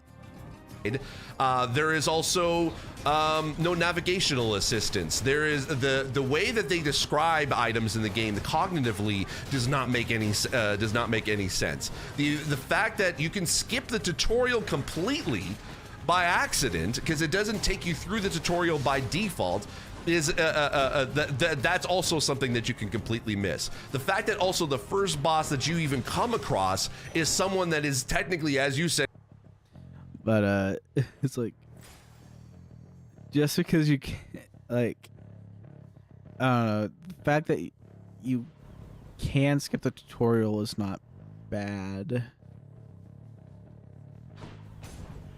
So yeah, this is where all the good stuff is. It's like, you have the things I can get behind, where it's like, okay, we need things to be better visually so that people with poor eyesight can deal with this. People with blindness, essentially. Hello, Lord Ares. You have the shield of And that is not something I'm opposed to.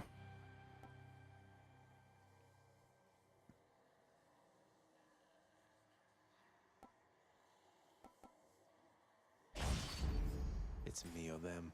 Having a menu narration is not a bad thing. But then, like, the indicator thing, I'm trying to think specifically like what I'm looking at with an indicator, and I'm thinking more like first-person shooters, where when you're getting shot at, there's like the red waypoint. I'm just trying to think like how it would be implemented in a game like Elden Ring. And I just that would be weird. Like, you can say you want it. I'm just saying it would probably be like a weird thing. And then the navigation and description stuff, that feels more like an intentional thing, where even someone who does not have a disability would have some challenge looking into it. And they'd either look it up, or they would figure it out by using the item.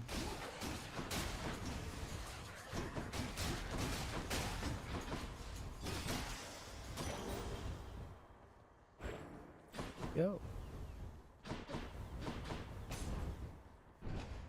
Dionysus again. Said Grant to me earlier, it's an end game boss, and that's in the first opening area that you, as a new player, you have no idea if you are actually going to be able to defeat that boss, or if it's something that you just have to actually go through first in order to be able to get to the access to more of the open world. There is no the pairing system can be okay, I'll let him finish. Can be finicky as well.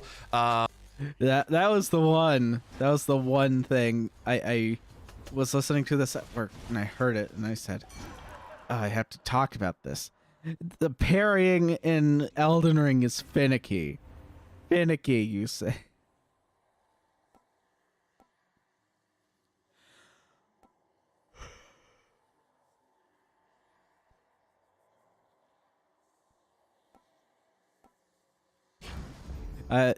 It's not finicky, it's very precise. And that's like the big difference. Oh man, what do I want? I might be able to afford all of this though. Just what I need. You're difficult to track. I need this.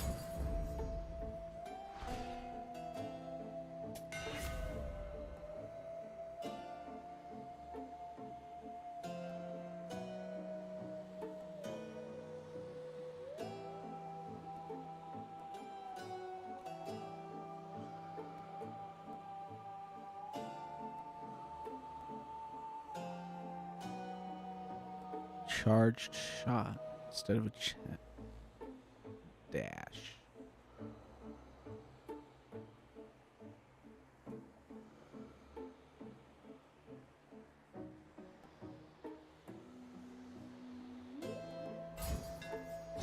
Nice and steady.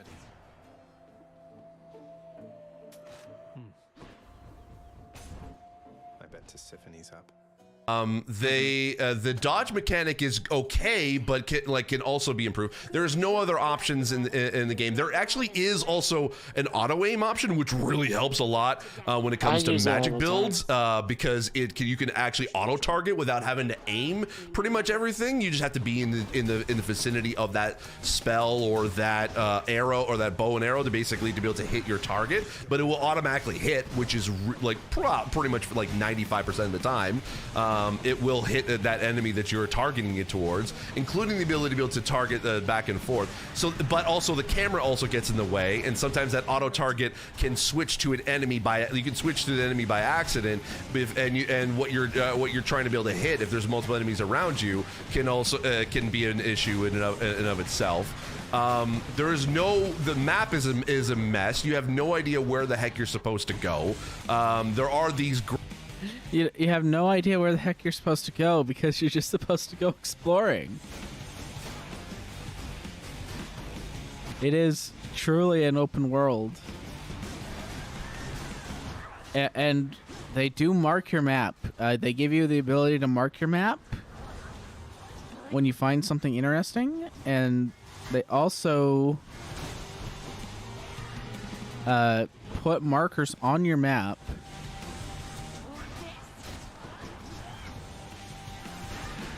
if you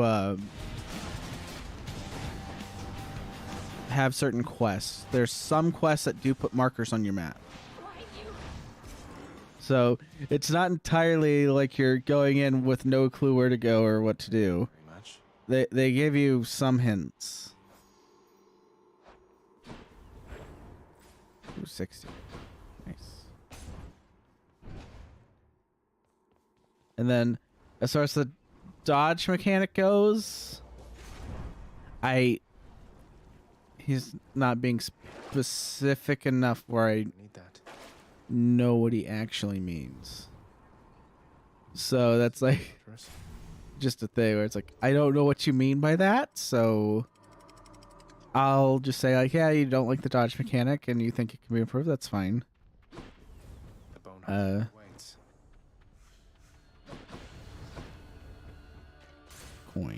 Alright. But yeah, it's like the shield is not finicky, parrying is not finicky, it's just very precise. And the multiple enemies thing is always going to be a challenge. Great, the sites of grace that essentially kind of point to areas you need to go, but if you follow that path, you actually eventually end up on the boss that is one of the toughest bosses in the game, and yet you're supposed to basically go. The map tells you you're supposed to go there to move forward, and if you didn't decide to be able to go explore the world around you, you have no idea if that's like if you're hitting a wall, your disability's getting in the way, or if it's just that boss is just really tough that you need to go back to at a certain point. There's no quest log, and I know people say, oh, just write down notes about it. I shouldn't have to have a notepad or sticky notes in order to be able to keep track of where I need to go and what I need to do. You can set markers and you can set waypoints on the map, but there's no indication of how you can be able to describe it or name it or whichever. So cognitive, that's like a very subjective thing where it's like, I love that I have to like remember or keep notes, and he doesn't like it. That is a very like big difference of opinion. So it's a lot of fun, because that's one of the things I like about this game. It's like I have to decide. I actually wrote down notes on like the Ronnie stuff and the Fia stuff. I wrote down notes for their side quests because I felt like I was like, okay, I need to write these notes down. And I had fun doing that. So. Oh shit. All mine. Excuse me.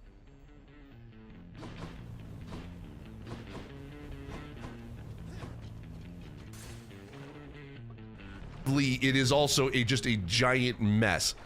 That's just the few of the things that basically this game is really inaccessible.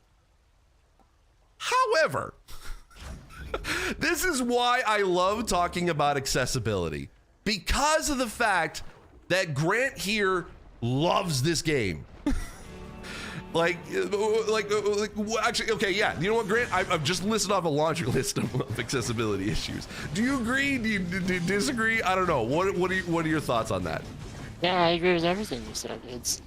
It's not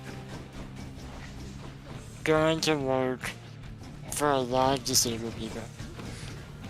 The barriers that are in place are going to pose so many issues for deaf, hard of hearing, blind, low vision, people with cognitive disabilities, people even with physical disabilities. Some people may not be able to do it, even if you're using magic. A different ranged character. Right. It's not a game that I would recommend to people. Yeah. And that's for me. Sorry, go ahead. Yeah, sorry. It's a game I would recommend to myself because I know my limitations. I know what I can and can't do. And this game fits perfectly within my, I guess, needs, you could say, for accessibility. And it's one of those things, it's like, you're going to have things that you're going to enjoy or not enjoy based on your subjective opinion of things. And then you're also going to have games that, due to no fault of your own, you might not be able to play, and that's tragic. And I'm perfectly fine with alleviating any of those issues. So, like, my main thing is, I think more people like to laugh at people like we were talking about earlier. No.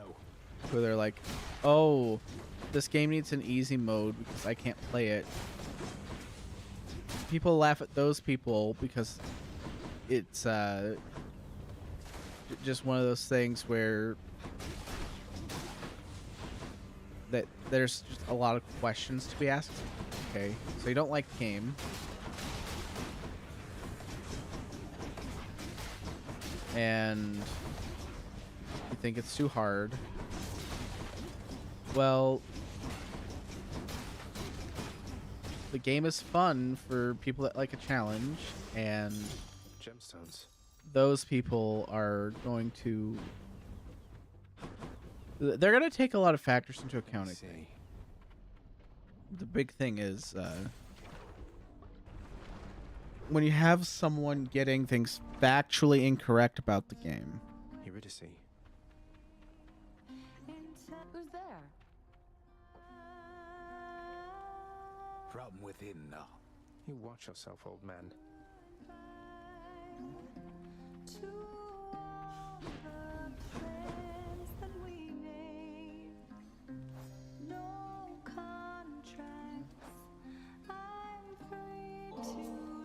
Eurydice, thank you for making me feel welcome in your pleasant home. Can't say the same for most places I've been lately. Oh, that's awful sweet of you, Your Royal Majesty.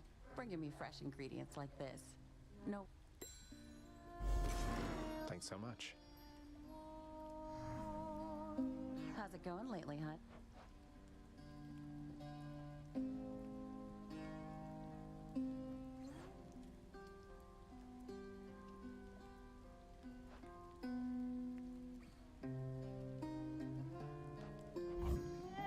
Freshly made. Really hit the spot. Till next time. Take care, yeah. But yeah, it's one of those things. People are always going to jab at other people.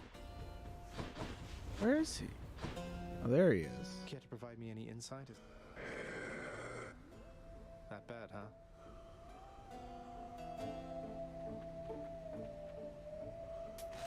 I can use this.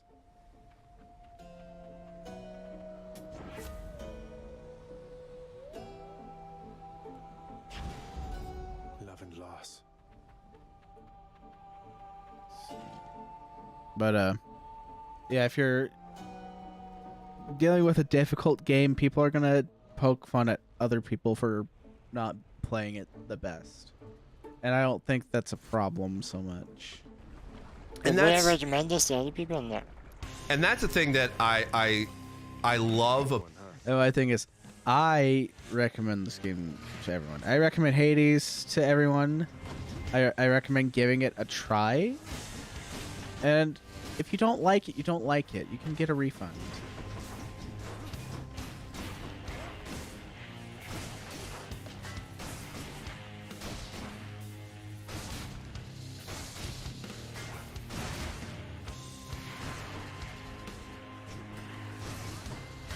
And that's always the thing. It's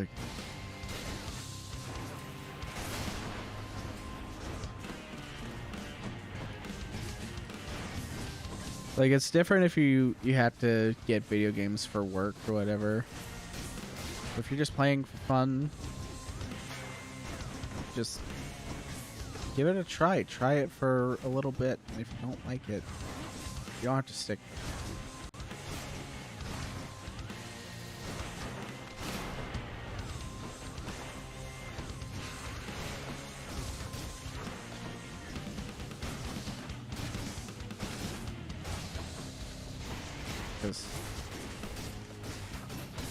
I didn't think I was gonna like Dark Souls, but I ended up really liking it. I haven't finished it because I hit a wall with it, but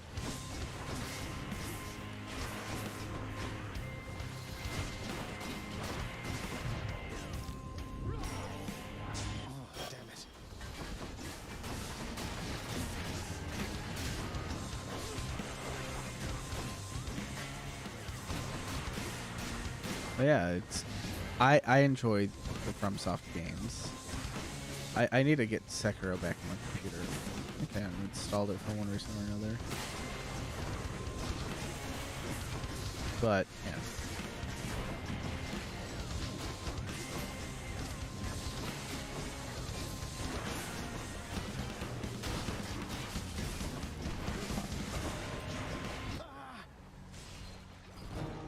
About accessibility is, and this proves the fact of that a disability is a spectrum. than it is an on-off switch, because there are people, there are disabled folks that love this and can play it, and that's amazing. And I think that that's something that those games were designed for them, and that works great. But for some folks who who may even have the same disability as you do, may not be able to play this game. It's like one of those things. They are going to approach games differently because they're not the same person. Three of Cerberus. Good seeing you. I mean, old father's nice to you at least, isn't he, boy?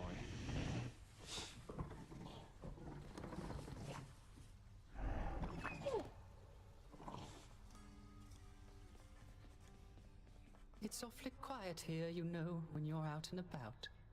Makes me a bit self-conscious, truth be told, seeing as ostensibly I'm the musician of this court. Look, if you decide to start strumming on that lyre again, I'm sure nobody here is going to mind. Though you take care, okay? If you insist, my friend. We got off on the wrong foot from the start. Just what happens when you're born of Titan blood, I guess. It's for the best we haven't crossed paths much since. But they're your sisters. I mean, they're family. You must have something in common, some way of, I don't know, seeing eye to eye. You're more my sister than they are to me, Dusa. I don't always agree with Lord Hades, but I'm thankful that they're not permitted in this house. Hey, look, I understand. I really do. What did you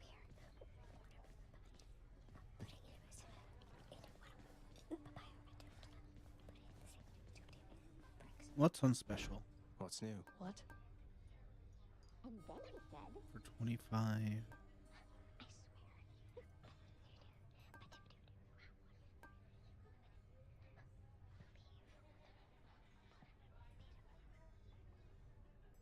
That's what I You're thought. trying to fleece me here. I know, right?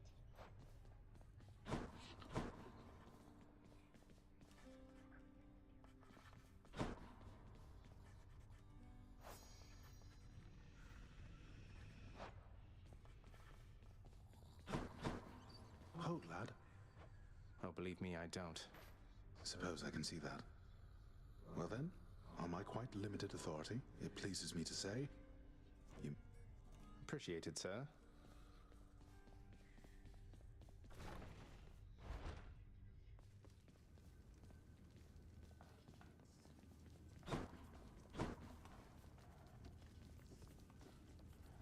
Not thirsty.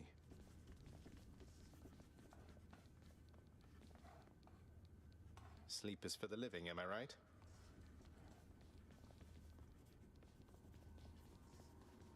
Within the recesses of the administrative chamber lies the eldest sigil of the Master's house, a symbol of the fate-given authority to rule beneath the earth, and means by which to travel the entirety of all that dark domain.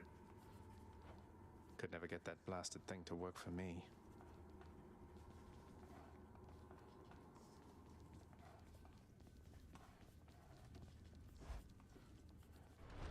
All right, let's continue. And that just goes to show that not every disability is the exact same. Because Grant loves this, and I see the beauty of it, but I don't like it, doesn't mean that that Grant is wrong and I'm right, or I'm wrong and he's right. Bound to happen, really. It really goes to show how varied disabilities are, and how accessibility should be seen as more than just options. Because so Grant, I want to talk because I do want to touch on difficulty and easy mode in a second, but I do want to be able to know your thoughts on, because you had said it is the most inclusive designed game for you.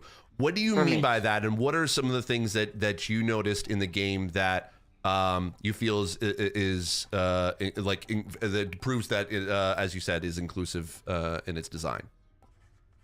So like traditional Souls games, there are magic classes that you can use. They bring that over into Elden Ring, but they included a targeting system that for those classes is pretty intuitive. Mm-hmm. I'll agree to that, actually. They included, we touched on this earlier, the option to, well, not option, but the ability to choose whether or not you want to continue in a certain area, or if you want to continue fighting a boss, or on top of that, if you're up against a main story boss and you're just getting your ass kicked, you can go level up 30 levels by doing stuff that not only is new, but rewards you. Mm-hmm. Unlike previous Souls games. That is accurate from what I've played of Dark Souls 3, and Bloodborne. In those games, you're very much stuck with what you get, because I don't know where I am in Dark Souls specifically. I'd have to start it back up, but maxed out.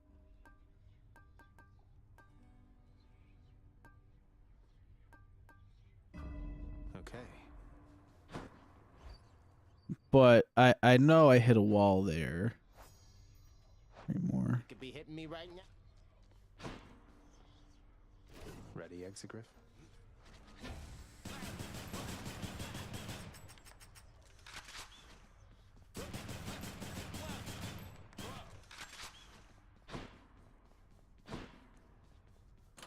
New one there. What does this do?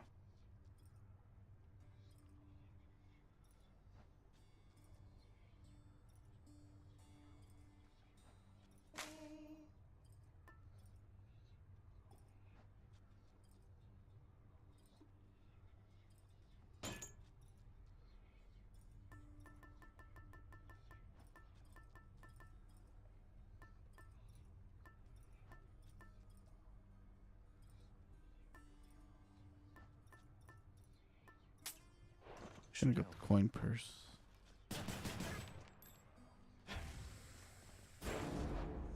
Exegriff, you're telling me your secrets. One more time.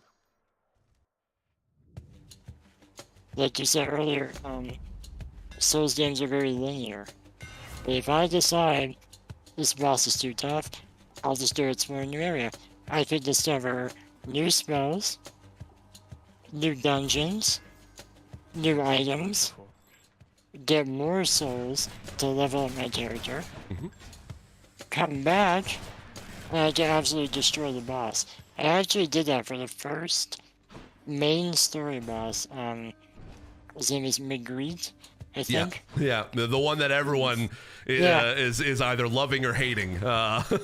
Yeah, my friends are from Margaret. So we walked in. I like that. To Margaret, just me and my buddy, beat him first try in 30 seconds. Because we were so over leveled. Because we just spent probably 13 hours just exploring and having fun. You can't do that in the other Souls games. If Margaret was in your way, you would have to fight him until he dies. Yeah. Period. End of story. Yeah. You don't have to do that here. Yep. There's also a feature they added called the States of Marika or Marika. I never know how to pronounce it. I just say like the statues. Yeah. It's basically a checkpoint system. So in previous Souls games, if you died, you would have to go all the way back. The same exact path. Yes. Encounter the same puzzles, the same enemies, potentially die again. Yep. Yep. Losing your souls. Yep. But with this, if I'm at a side dungeon, and there's a stake, and I die, I'll just get teleported. I don't have to progress through all of this, terrible enemies and dungeon traps and whatnot. Yeah, and that's if you were able to like get to a point where you unlock a shortcut to be able to even get past some of those. Yeah.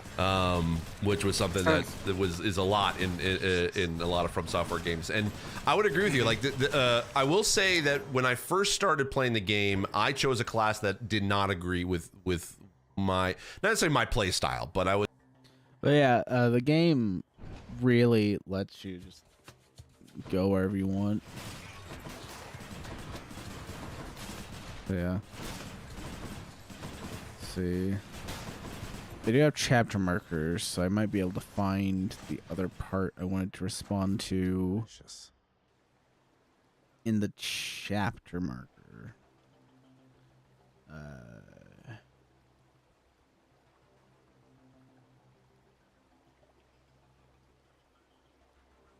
Oh yeah. So here's the next part, which I think I mostly agree with. Now we talked about kind of about the game specifically. Let's broaden this out a bit, because obviously the conversation of easy mode and accessibility and difficulty will always come up when it comes to From Software games, because it is a very, very hot button topic, depending on which side you're on, whether you're on the accessibility side or just as an able-bodied player, like who loves these games or doesn't love these games, or if you're a hardcore FromSoft fan and you're either the toxic side or the positive side. It's a topic conversation that can garner. I don't like dividing it between the toxic side and the positive side. Most excellent. Thank you, mate. Chase them away, you did. I just don't feel like that's the most accurate. I don't know. I'm not in on all the lingo. What is toxic?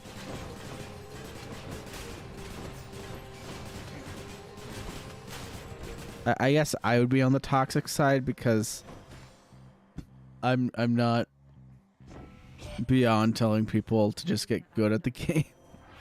Well, also because that's what I told myself. It's like, oh, the game is telling me to get good. I see.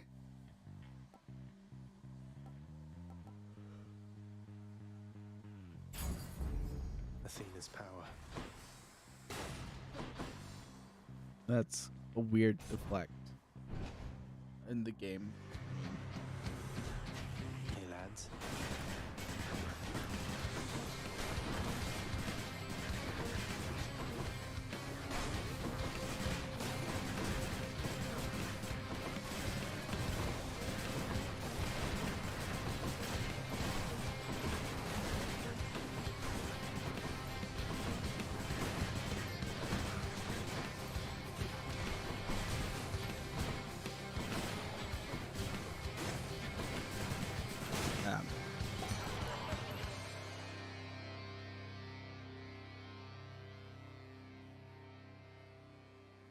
I don't think I've given him one, have I?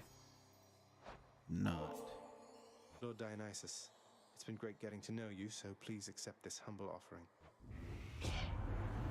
Now that is something, a right princely gift there, Zach. And just so happens, I got something here I have been meaning to give you. Thank you, Dionysus, mate. You're getting somewhere, man. I understand you made it up to Asphodel before. Now that is progress. Keep it up. But yeah, Elden Ring is fun and it lets you do basically everything. I don't have a shot yet. Take it. Or any discourse, like a lot of discourse. And Grant, you actually wrote a great article. Again, I'll link it to the description down below on IGN, where you talked to 3 accessibility experts who are working at Square Enix, Xbox, and Ubisoft. And so I definitely recommend go read that first. But I wanted to, Grant, because you wrote it and you talked to these folks. What can you give us not necessarily a brief summary, but just a summary of your thoughts in that that you put into that article? Sure. So before I begin, obviously, and you mentioned, none of these are my ideas. The developers are the ones who are the real experts in this situation. Mm-hmm. I'm just the journalist who makes words sound pretty. But... And you do it so well, sir. Well, thank you. The topic of easy mode is tricky. because accessibility and difficulty modes are the same thing. Easy mode is an accessibility tool, a good one. It's an accessible option. It's something that people should not be ashamed of using. It's like I will be honest, like there is no issue with people using the easy mode. The easy mode is fine. It's just one of those things. I just assume it comes with some jabs, you know. Especially just among friends. And when you... I see it a lot more on live streams as well, where people will poke fun at the streamer for selecting the easier difficulty. And I don't think that's the worst thing ever. Like, if it's something the streamer doesn't want, then fine. But I think most people take it as par for the course.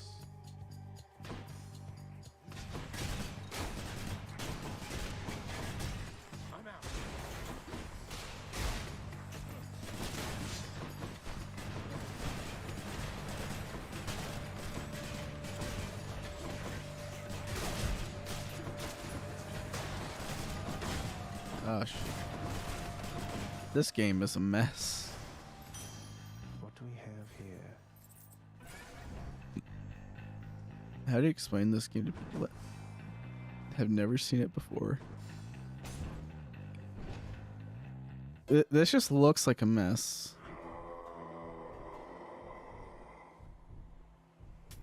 Cheers, mate. At first, I didn't know how to get through to that odd riverboatman character.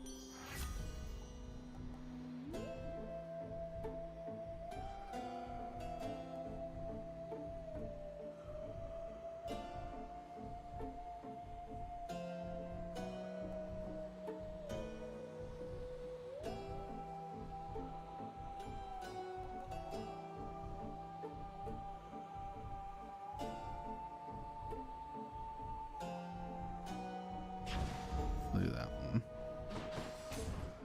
Time to face the furies. People should not gatekeep it Hi, Meg. for being in a game. But the premise of my article is showing both disabled people and even able-bodied people who are against easy mode that it's not gonna fix the primary issues that a game like this has. Maybe I'll kill you just as easily as your new Hydra friend. If it was in the game, great. But a lot of the issues with Souls games are pattern memorization, which people with cognitive disabilities may not be able to do. Yeah. Dark areas, which people like yourself may not be able to do. Severe lack of subtitles. And environmental awareness, which definitely hard of hearing people cannot do with an easy mode. And even just inputs for physically disabled people like myself. Easy modes won't fix that. That's like the thing. That's why the easy mode thing is just weird to me. Like, I think that's my issue with easy mode. I'm just like, okay, you don't have to make the game easier. Like, the difficulty that's baked into the game is probably not the issue with the game for accessibility reasons. It could compound with accessibility issues, but the game's difficulty in and of itself is not, I don't think, the accessibility issue. Because if the game intends to be challenging, it might not be a walk in the park for everyone. Like, look at this game. Okay, this is a hectic thing, and you know, it's crazy. Not everyone's gonna be able to play this. Now, Hades has God mode, which you can always enable. I don't want to.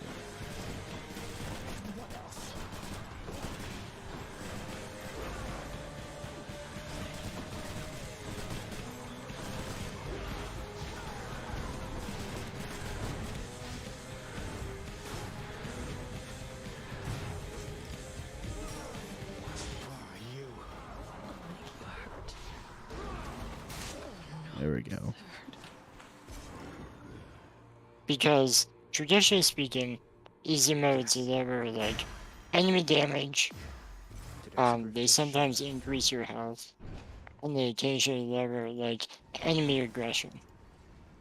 And while all those are useful, especially in the Souls games, there are still significantly more barriers that are not going to be fixed because of this option. And some of the people I interviewed gave example like Clinton, let's I'm gonna mention their names now because it's been several weeks since the article, so I think they're safe. It talks about inclusive design, and they gave a very great example of like Souls games are already doing inclusive design. And Elden Ring is proof of that. Emilion, I'm gonna butcher her last name. I'm so sorry, Ame. I know, Ame with so yeah. I think she's on. I can't. Ame, we're sorry. We're sorry. Yeah, we're sorry, Ame. We love you. We love you. Yeah. She said that there is no standard to easy mode. There's no industry standard because you can't have that. Because each game features its own objectives and its own goals. And Well, it's like easy mode for a shooter would be different from God mode in this game.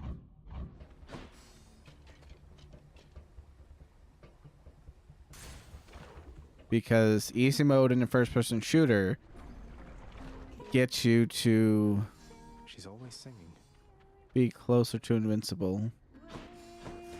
And it makes the enemies less spongy. Business anyway, your royal Look, the truth is, I am trying to get out of here. I've hit some stumbling blocks along the way, but I think I will make it there eventually.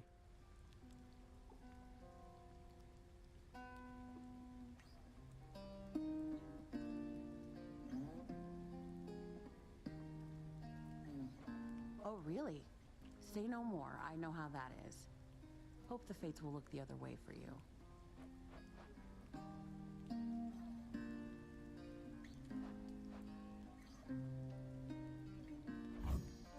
That one's on me.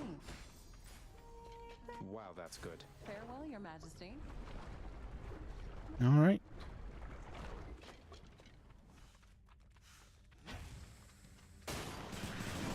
Yeah. Then it's like easy mode in Persona would also be different from easy mode in a game like Elden Ring or Skyrim. If you put easy mode in Skyrim, I don't remember if Skyrim has a difficulty slider. I didn't like Skyrim. Elder Scrolls games are just not my thing. I had fun playing it, but it just didn't hook me. I don't know if it was the load times or what. So I tried to get back into it. Now it just, I don't know. I think it's the age now. You know what keeps me awful busy, cuz? Ares. Nothing like a good old war amongst the mortals to create demand for lots and lots of messages to go around.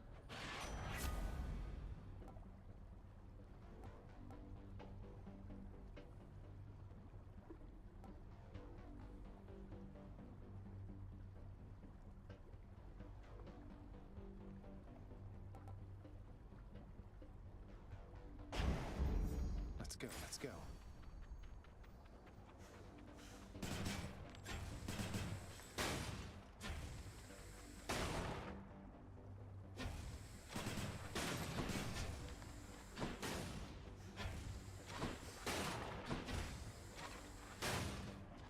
I don't know how I did that. Needed one of those.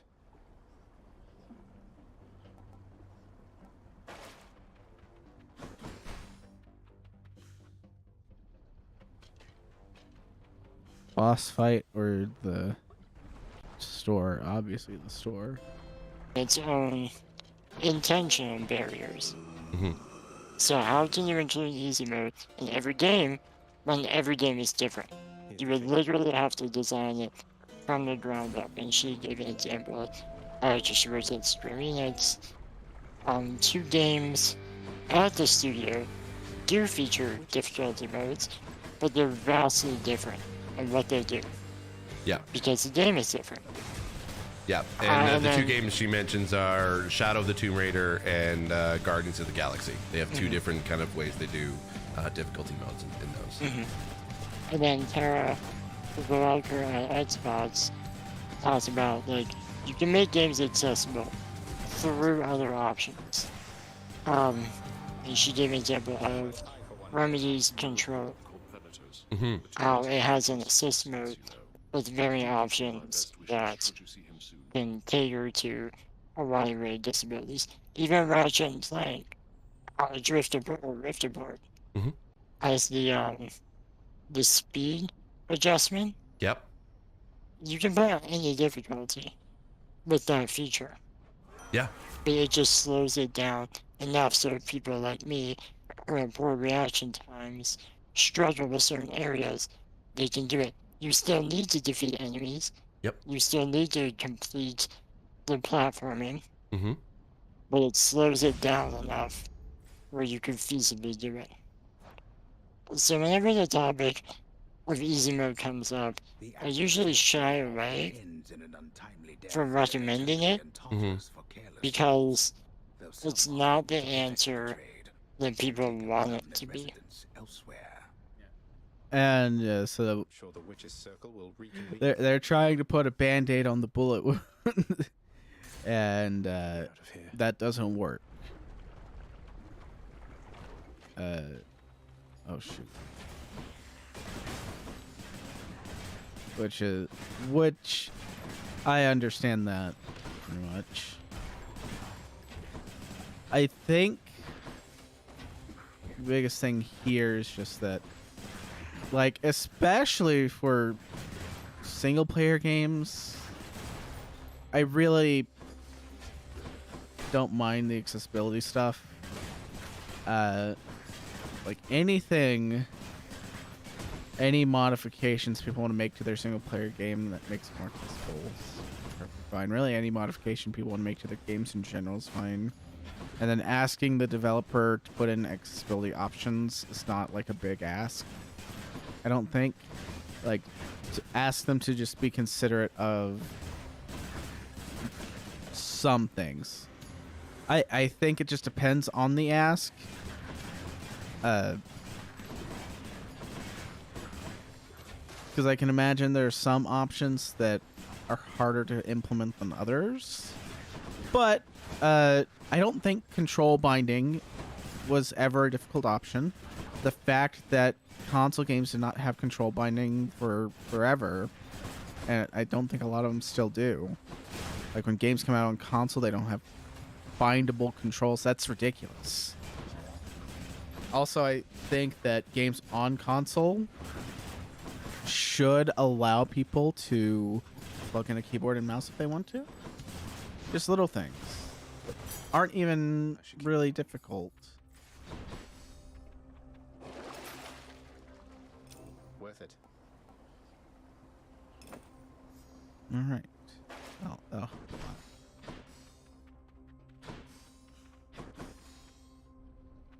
Oh, I had the store available. Oh well. But yeah, That's better.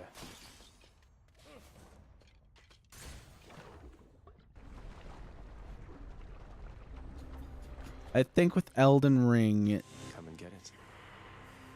you're just really not gonna be able to implement an easier mode. I think they could easily find a way to implement a lot of things asked for. And then I think that some of the things mentioned earlier when he was listing off the things that it lacks, I think a lot of those are a bigger ask, like changing the dodge mechanic. It's like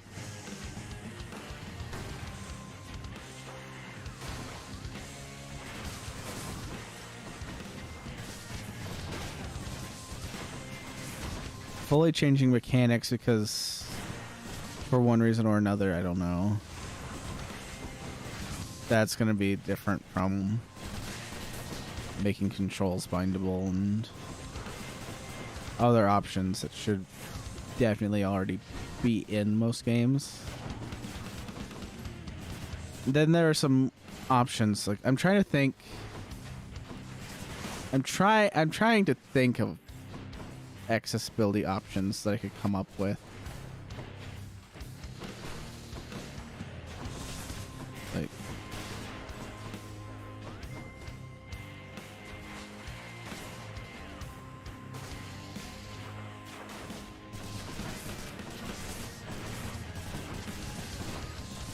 an auto run toggle might be a thing. Who knows?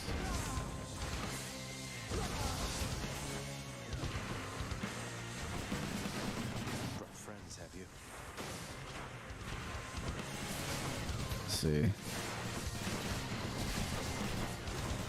Oh shoot.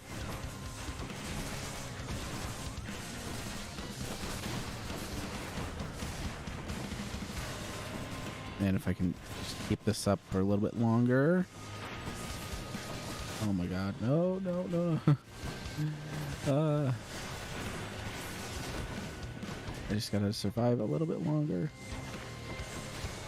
Where'd I put my...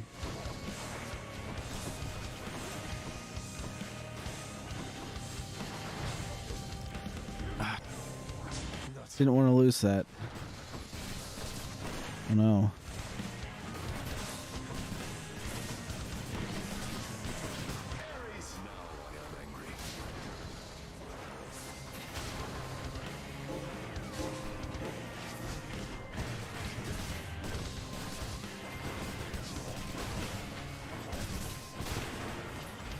Ah, fuck.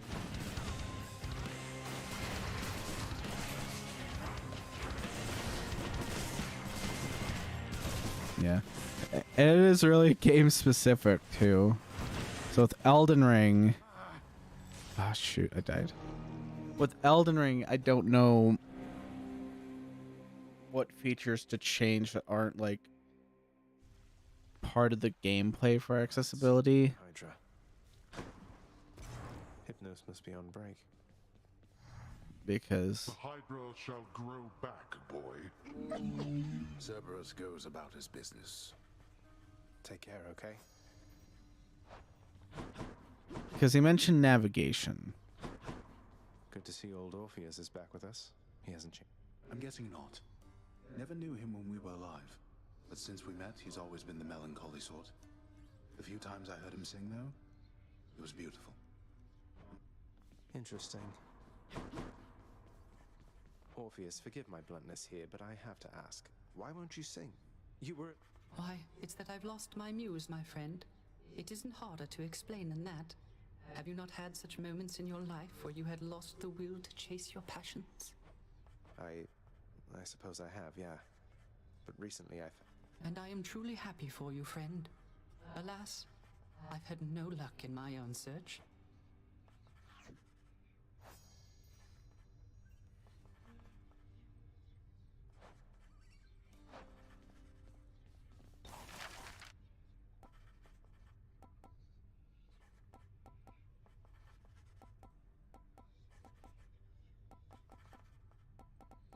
Okay. I'm having trouble thinking of them. I've been going for a while. Then I was pleased to see an order. your father found a certain peace from song, my child. Perhaps with this reprieve, our Orpheus shall reconsider and resume his craft. Your worried father doesn't have enough live music to enjoy while brooding over it. Your father's temperament is easier. I'm just glad to see him back.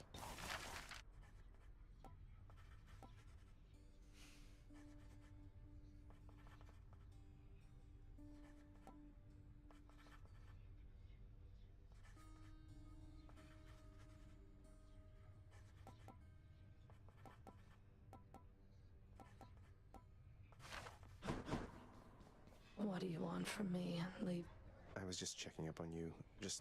I'm not interested in having company, especially. Greetings, broker.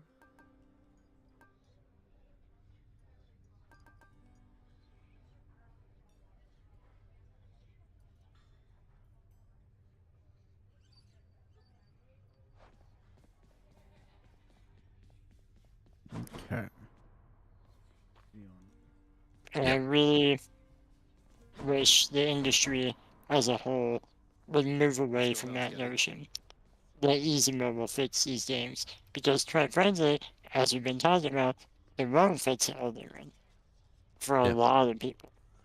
Yeah, and I would be in agreement on that as well. I think, and this is where I talked about earlier, where easy mode kind of that conversation sort of took 2 steps back for accessibility, because easy mode in From Software games, and I mentioned this before in my Demon Souls video, but adding an easy mode into From Software games is like taking a crowbar into the experience, and it will fundamentally change how the game, like how the design, how the game is designed.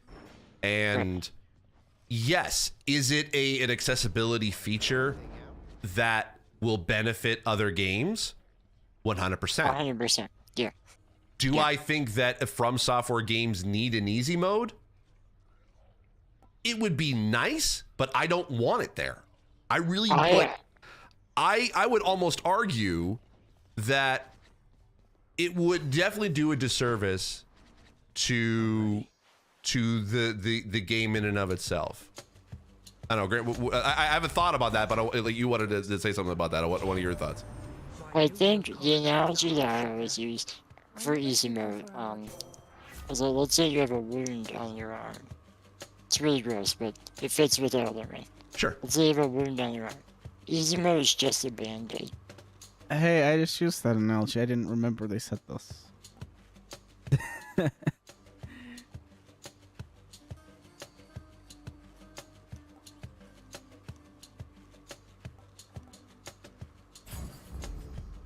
Perfect.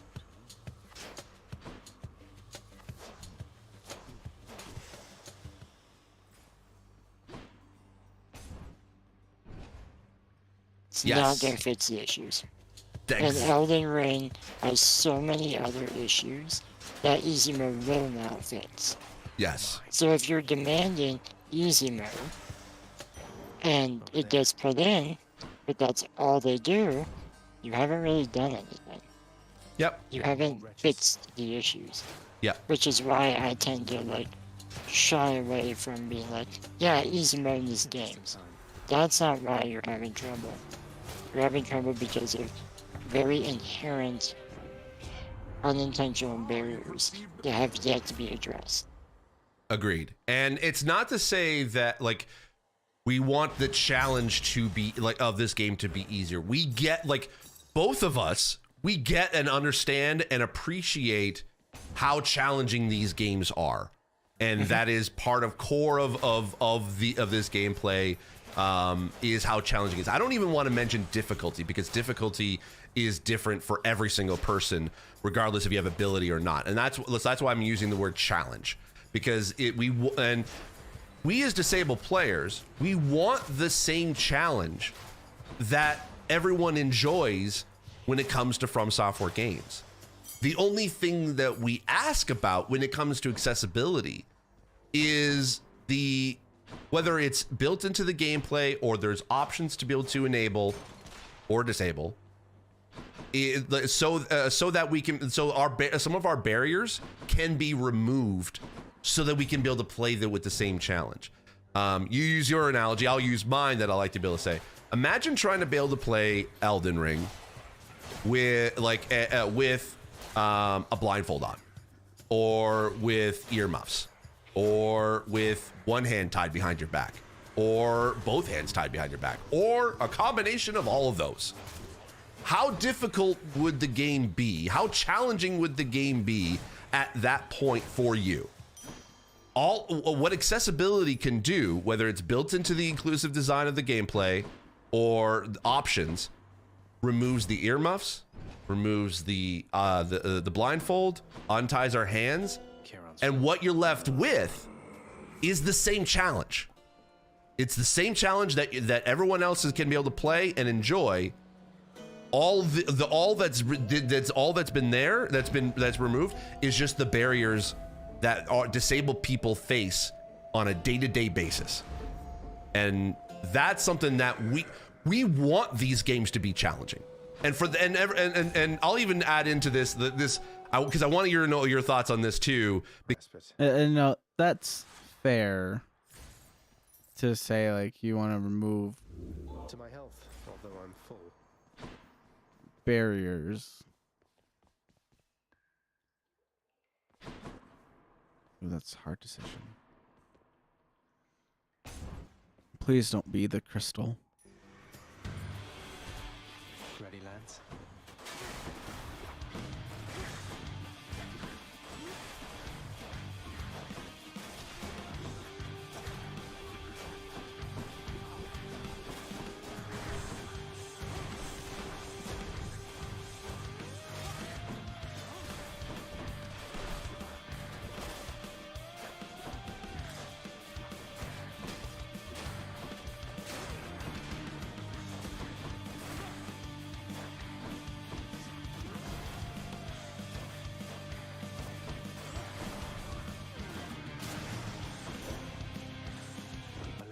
I accept this message.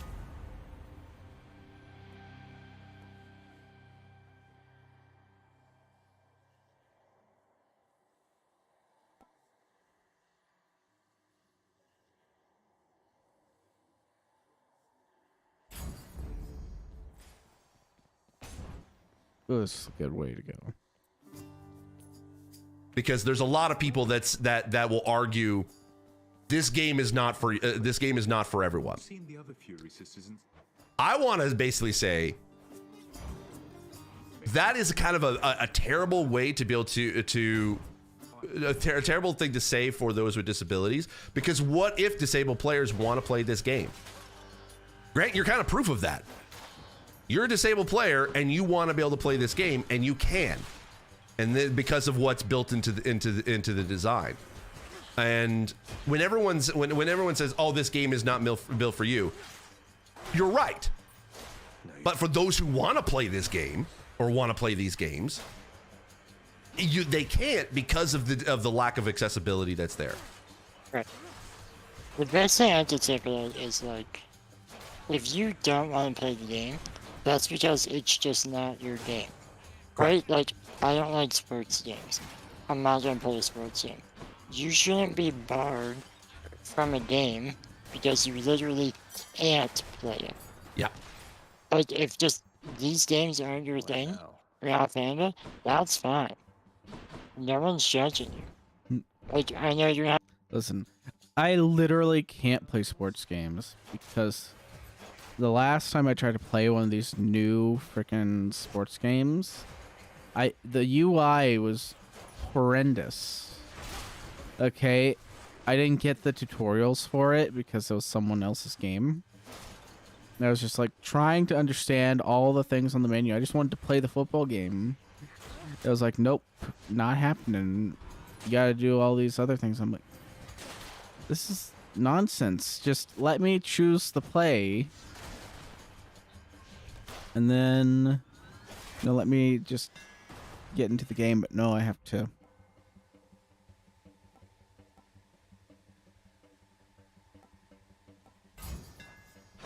Quite the bow. I have to fiddle with the menu. I had to fiddle with it for too long. Do not presume that you escape my notice, boy. Surrounded.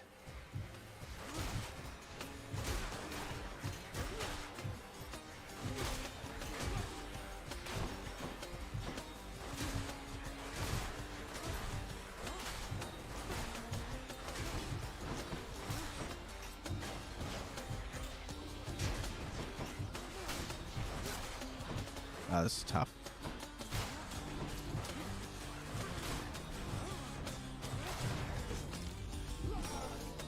Oh, blast.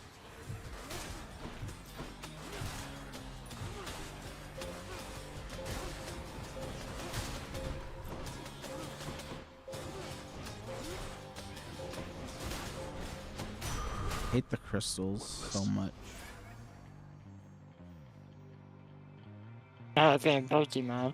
You know how much I love Pokemon. That's fine. I don't hate you that much. But like, Oh, you know, now it all comes out. Okay, we're airing a lot of grievances today. Yeah, this is a good therapy session. Yeah. But it's not because you're a disability. It's just not your thing. And that's okay. Yep. But when people can't play these games because of the barriers, that's what needs to be addressed. Yep. And if you find that, you know, the game is accessible to you, and it's still not your thing, that's okay. Yep. But not because, like, you literally can't play it. Yeah, that's exactly it. Like it basically to sum it all up. When when people say these games are not for everyone, correct, but they should at least be playable for those who do want to play it. And You should be able to try it. They should be able to at the try very it. least. Exactly. And if you find that you're just not having fun, that's fine. Yep. But if you're not having fun because of the barriers, that's a different conversation. Yep. And another thing that comes up, I'm just gonna have this as sort of like the frequently commented things that we get all the time when it comes to this sort of discourse, quote unquote.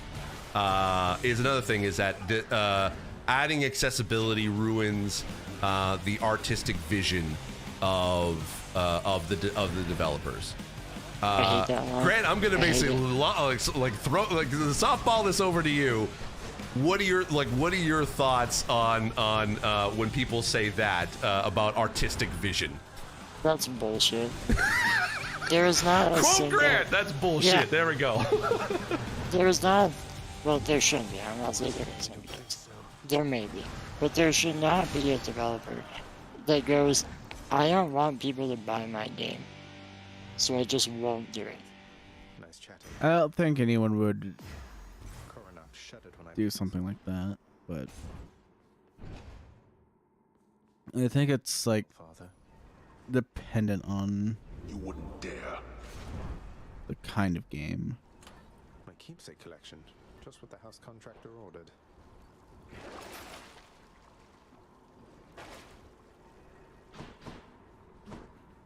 Up we go then. Yeah. Done. But that was like the last bit, really. But the whole artistic vision thing, Be there soon, Bone Hydra. it goes back to like what kind of game it is, and with Elden Ring, like you just go back to the point on navigation. So navigation's not strictly intuitive. Who else?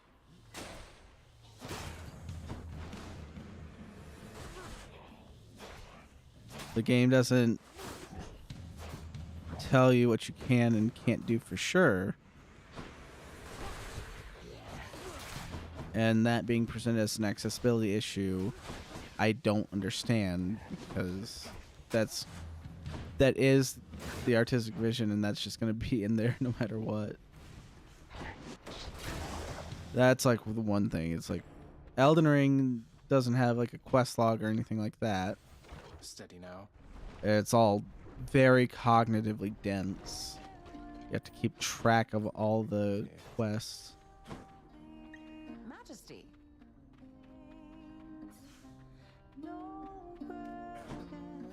You're just in time? Am I ever? What, you think I get a lot of guests here?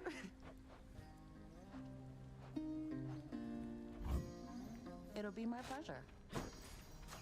Why, thank you.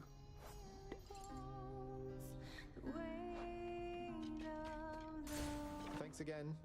Yeah. Like there are elements of it where it's like, okay, like Dragons.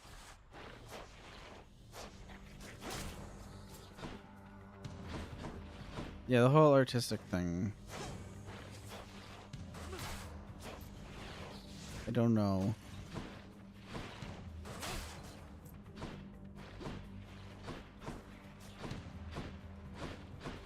It's like a weird one. Ah.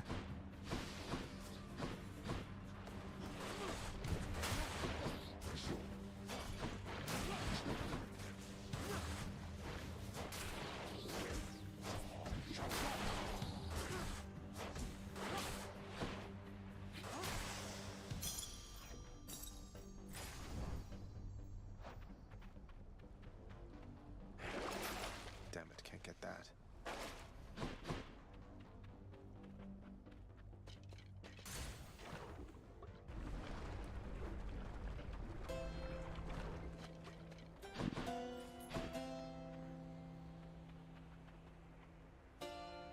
Which boons are going to be? Hit the spot.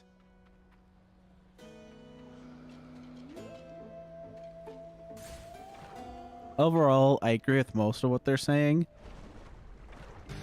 I think there's just some stuff that if they were a little bit more specific on, I'd probably agree more.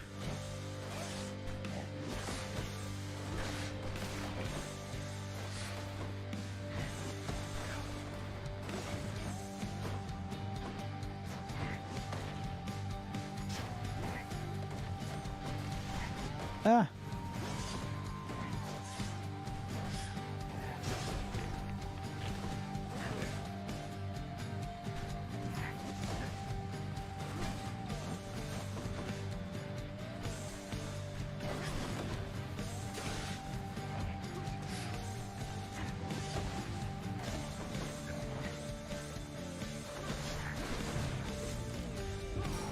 I'm gonna die here. Finished.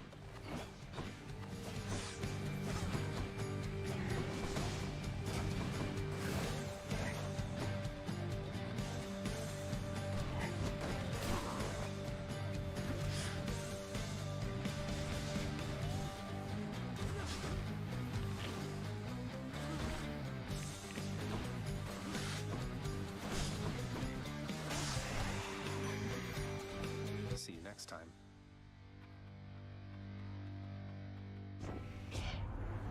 What shall we do here once you finally arrive?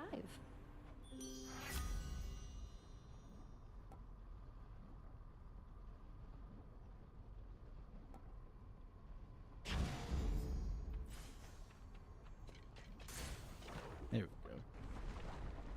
But what's the other big thing? Later in the video, Steve says that he doesn't want to like further the argument, or he wants the discourse to end essentially. I don't think it's going to, because people are going to debate things forever. Which leads into the next video I wanted to cover, which I have not watched.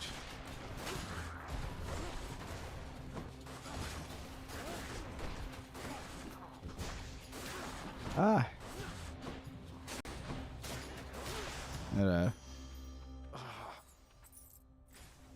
I don't know what he says. All I know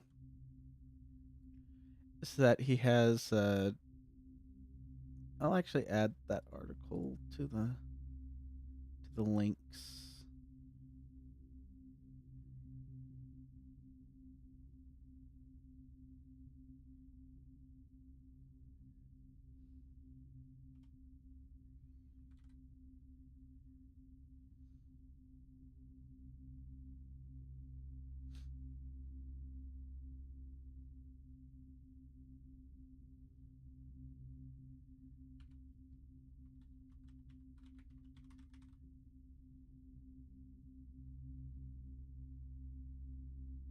There we go.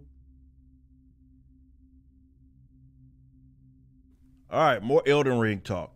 And Elden Ring, and when From Software puts out a game, it always brings the conversation Here goes nothing. Back to accessibility. It's a term in gaming that so many people like to use. Accessibility. Now, some people would say that accessibility does not equal lack of difficulty or difficulty or something like that. And I'm like, well, yeah, in some cases it actually does. You've blurred the lines. It's one thing to accommodate someone for having some sort of, I don't know, visual deficiency or being able to turn off the fucking screen shake or something. Don't you have something to say to me? But even on the sense of disabilities, I believe that it's bullshit that people go into certain games expecting that every individual has to be accommodated. I think this is because of the inclusivity movement and how people feel like every single person should be able to access every single thing. And I think that's bullshit. Like I said, I think that's nonsense, and people should not be bound by those rules. That does not mean that if you are a person that wants to make those types of movies, or not movies, excuse me, video games, and you want to include or consider that persons or those groups of people and those types of people in your video game makeup, more power to you. What I'm rejecting is the fact or the idea that every person or every game developer should do that, or that there's something wrong with them because they didn't do it, as if it's a knock on them. That's Yeah, I think Bone Hydra got you again, huh? Real sorry about that. it's the whole I gotta talk to my dog. You had enough to eat lately, haven't you, boy?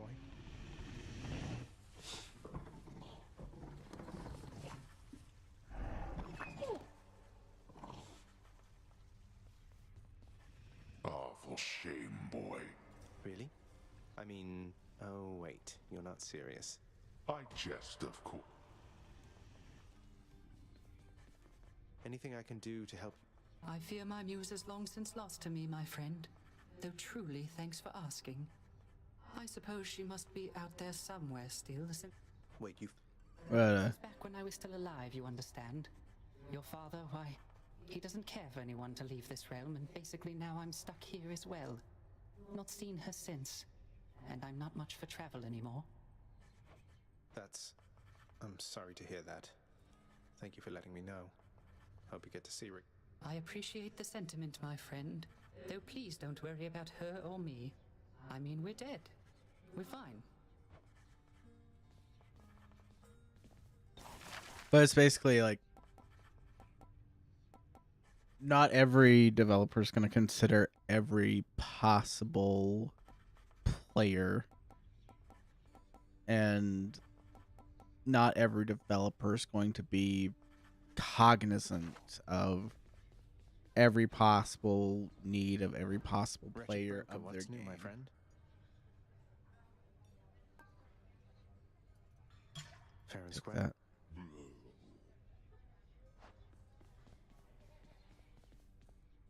It's bullshit. So you have this guy, Steve Saylor, and this is what he says. He's a blind gamer. I guess he has some visual, probably legally blind. He can see, but not probably to the degree of someone with like 20/20 vision. He has pronouns in the bios as well. Just realized that. And he says, I've sadly requested a refund of Elden Ring. The lack of accessibility for me to enjoy this game and the toxic soul fanboys I've had to deal with this week alone. I've had enough.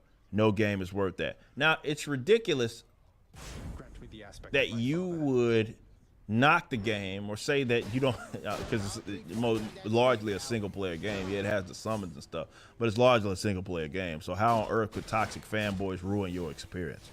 That doesn't even make sense. But let's talk to him. He was talking with another disabled gamer, or a gamer with disabilities. Let's say that right here. This is Steve, and let's listen to what it was that he had to say regarding the accessibility issues with Elden Ring. Both, like, I appreciate what's there. I love it. Is this an accessibility nightmare as well? Yes. For other disabilities, 1000%. It's awful. It's really awful. it is so, like, it is bad. It is like, it doesn't, and here's just a small laundry list of the things that it doesn't have. No menu narration. The text size is pretty small. The text, the font choice in and of itself is also very difficult to be able to read. The contrast is also difficult to read. Okay, so the text, how it looks, all of that, he finds it a problem, and that's a knock on the accessibility aspect. So, and I agree with him. It's like, okay, you should be able to modify fonts and sizes. That wouldn't be too hard.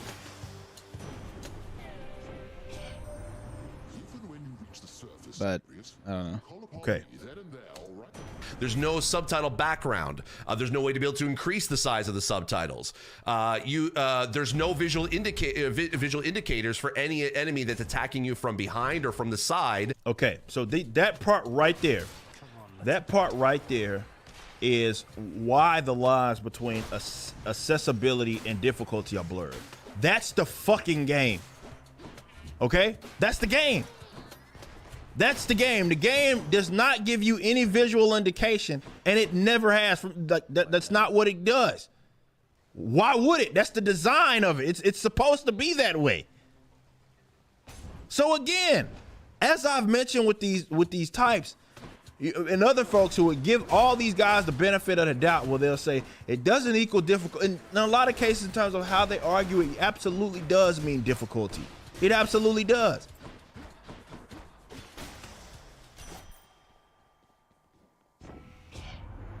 You know, like, it absolutely does. The game, basically, how it's built is that you're not gonna get a visual indicator that your enemy is attacking you. That's the point. If you can't see it, you can't see it, and that's your own damn fault. I don't say your own damn fault, but that's the game, how it's designed. So what's the problem? So when you make that, remember, this is the context. He's knocking the game for it. Like, that's a knock on it, and the accessibility. Yeah, and like, I can just point out, in my playing of Elden Ring, there was a part where I was trying to navigate through a dense area with enemies that I was not powerful enough to deal with, especially because they were a big group. So I was just snaking my way along, and at one point there was a guy that was throwing knives and shooting arrows at me, one or the other. I couldn't see him. I didn't know where he was coming from. I didn't know where I was taking damage from. And that's part of the intended experience. You gotta figure out where they're coming from. It was one of those. Like, if I didn't wear my glasses while I was playing, it would be much harder. Olympus, I accept this message. But I wouldn't want to change it.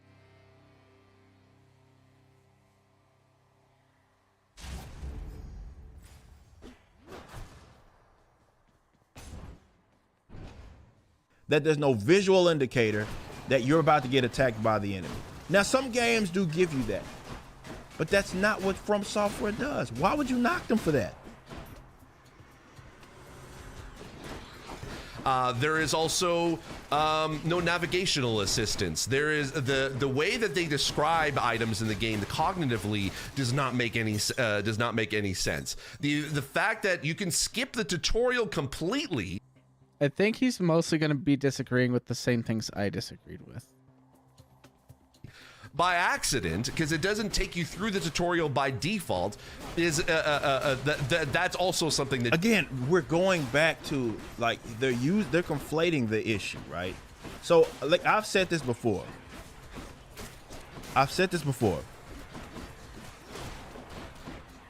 When I talk about accessibility in gaming and why I think it ruins a lot of games by trying to include this demographic, I'm specifically referring to what it is that this guy's talking about with these types of statements.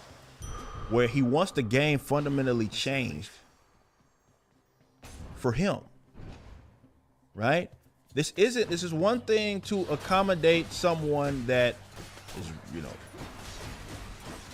colorblind in a sense and has a particular issue, and they can have a setting to where they can adjust the colors to where it gives them, like, that's, I don't know anybody that has a fucking problem with that.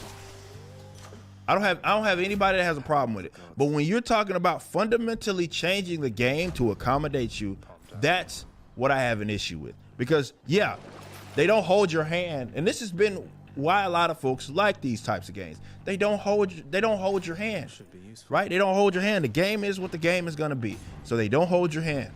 And yeah, you could, when you get out of that, when you're in that little tunnel and you're about to get out and in the open world, you could literally walk right past that and not drop down, and you never go see the tutorial. But that's just the way the game is built. You can completely miss. The fact that also the first boss that you even come in Dark Souls 3, you could be bad at the game and just die to the first giant boss over and over again. Same in Dark Souls 1.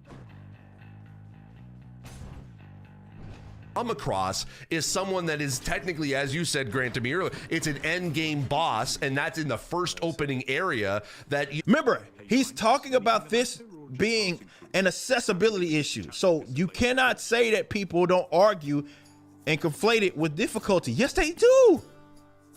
Yeah, it was kind of a troll. They put the big horse dude in the beginning. And all of us, like the hard-headed Souls players, like, fuck this guy, I'm gonna go get him right out the gate. And then we spent 3 hours trying to fight him. That's just what it does. You can go around his ass. But maybe you find that out after the fact. But that's not how can you knock the game itself for its accessibility, because it doesn't tell you that, well, this is a guy that's really strong. As a new player, you have no idea if you are actually going to be able to defeat that boss, or if it's something that you just have to go through first in order to be able to get to the access to more of the open world. There is no the pairing system can be finicky as well. The dodge mechanic is okay, but can also be improved. There's no other options in the game. There actually is also an auto aim option, which really helps a lot when it comes to magic builds, because you can actually auto target without having to aim pretty much everything. You just have to be in the vicinity of that spell or that arrow or that bow and arrow to be able to hit your target. But it will automatically hit, which is like pretty much like 95% of the time. It will hit that enemy that you're targeting it towards, including the ability to be able to target back and forth. So, but also the camera also gets in the way, and sometimes that auto target can switch to an enemy you can switch. Yeah, that happens all the time to me. But again, is it something that I would say, oh, well, this is an accessibility issue? No, that happens to me all the time. To the enemy by accident, and what you're trying to be able to hit, if there's multiple enemies around you, can be an issue in and of itself. The map is a mess. You have no idea where the heck you're supposed to go. That's the point of the game, man. Like, see, he's griping with the literal concept of the game, and I've been critical of aspects of this game. You can go see me in my review, but that's a stupid thing to be bitching about. Like, that's the point. It's an open world, and the game says go figure this shit out. And that's the beauty of it, really. It's like you can go do what you want.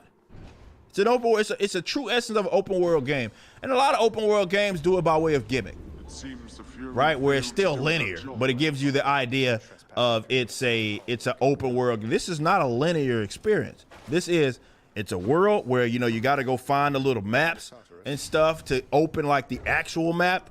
And even then, it's just giving you kind of what the geography, I guess, of it all is. It's not going to tell you like, oh, there's a dungeon here.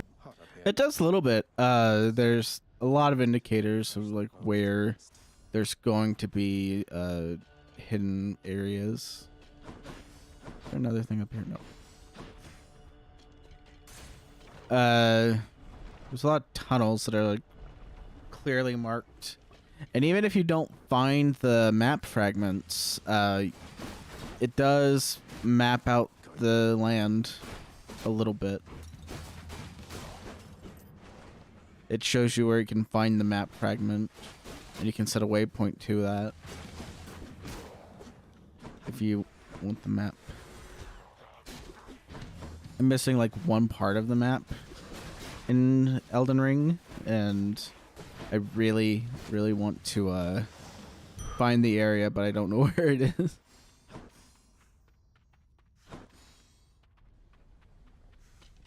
Nectar's good, but this is better. Next island. You know, you kind of got to go explore. That's the point. Must be Eurydice. Hey, you. Have fun, man. That's the point of the game. Say, tell me something there, Your Royal Majesty. There are these the sites of grace that essentially kind of point to areas you need to go, but if you follow that path, you actually eventually end up on the boss that is one of the toughest bosses in the game. Yeah, they I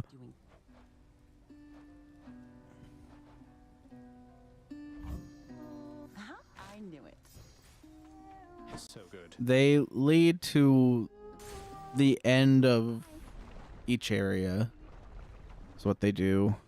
And yet you're supposed to basically go, the map tells you you're supposed to go there to move forward, and if you didn't decide to be able to go explore the world around you, you have no idea if that, like, I don't know why someone would play an open world game and their first instinct isn't, okay, explore. I don't understand that logic at all. That's like if you're hitting a wall, your disability is getting in the way, or if it's just that boss is just really tough that you need to go back to at a certain point. There's no quest log, and I know people say, oh, just write down notes about it. I shouldn't have to have a notepad or remember, this is all he's talking about, that this is an accessibility issue in Elden Ring. Well, let's not forget that. These are the issues that he's conflating, core game mechanics that he's conflating with accessibility issues, which again would be a quote-unquote issue for literally everybody, because that's just what the game is. Sticky notes in order to be able to keep track of where I need to go and what I need to do. You can set markers and you can set waypoints on the map, but there's no indication of how you can be able to describe it or name it or whichever. So cognitively, it is also just a giant mess. That's just the few of the things that basically this game is really inaccessible. Ah, fuck. However, this is why I love talking about accessibility, because of the fact that Grant here loves this game.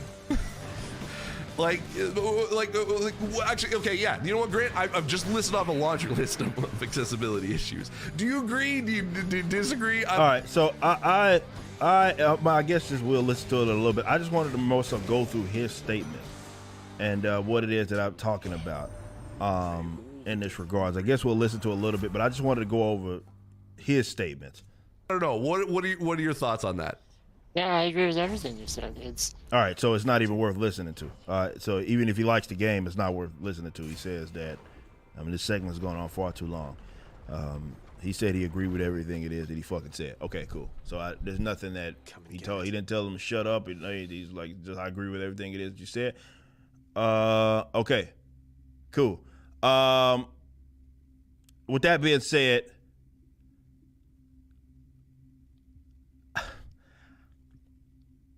look,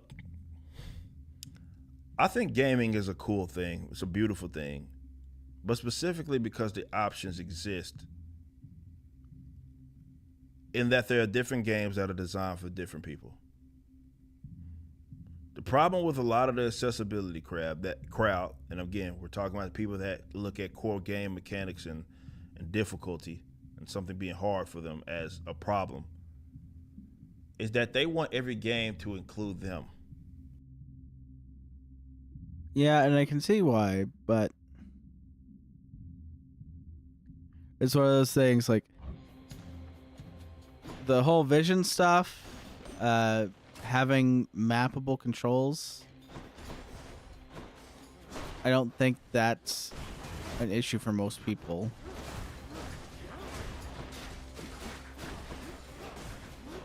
I think that even like with the single player game, having the ability to slow it down for people that have bad reflexes, would be fine.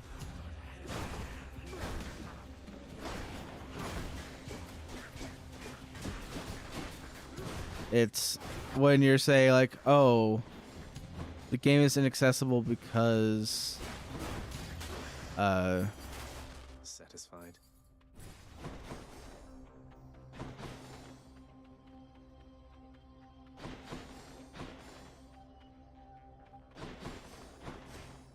the game is inaccessible because I have to take notes.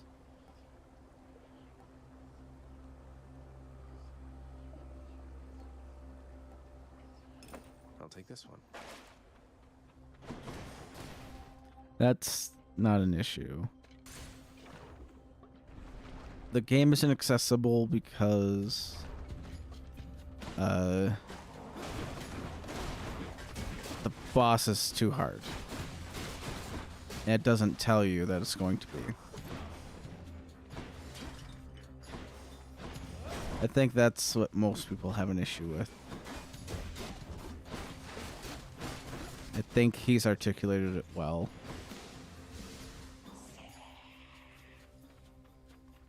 And then they have nerve to not game. You know, some of these devs get pimped out. To have to adjust for them. And that's a fundamental fucking problem. I'm gonna die. That's a fundamental issue. He's back. And now we're in this weird culture where it's like now you're trying to go out of your way to freaking knock someone because the game, it's one thing for a game to have objectively something that is bad about it. It's another thing for you to say there's a problem with it because it doesn't include you and you weren't necessarily the gamer in mind. There may be games that have you in mind, but you're not the gamer in mind when they built it. You can criticize it for what it is and what it attempts to do, but you're on another level of criticizing it for what you wanted it to be. And then you say because it wasn't what I wanted it to be, it's a problem. That's not an objective criticism. That's bullshit. You must have a lot of stops around these parts, don't you? Ain't nothing wrong with that, man. That everybody's capped out in some way with certain games. You know, some people can't play; they suck at FPSs. There's some people just suck at games that have to rely upon pure reaction speed, and and they just can't play the game. They're not like, and that's cool. Yeah. So I think what he is saying is it's not that games aren't made for everyone. It's that not everyone is going to enjoy every game.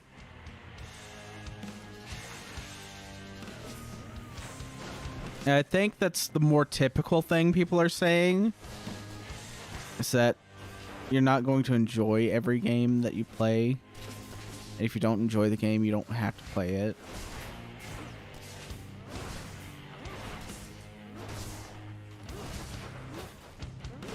Wow. I don't think that's a terrible thing to say.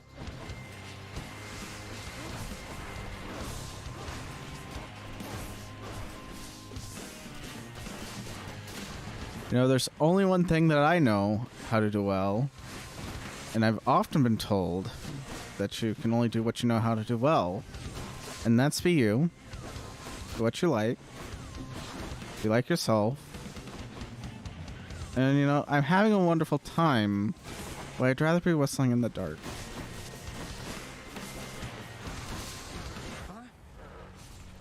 There we go.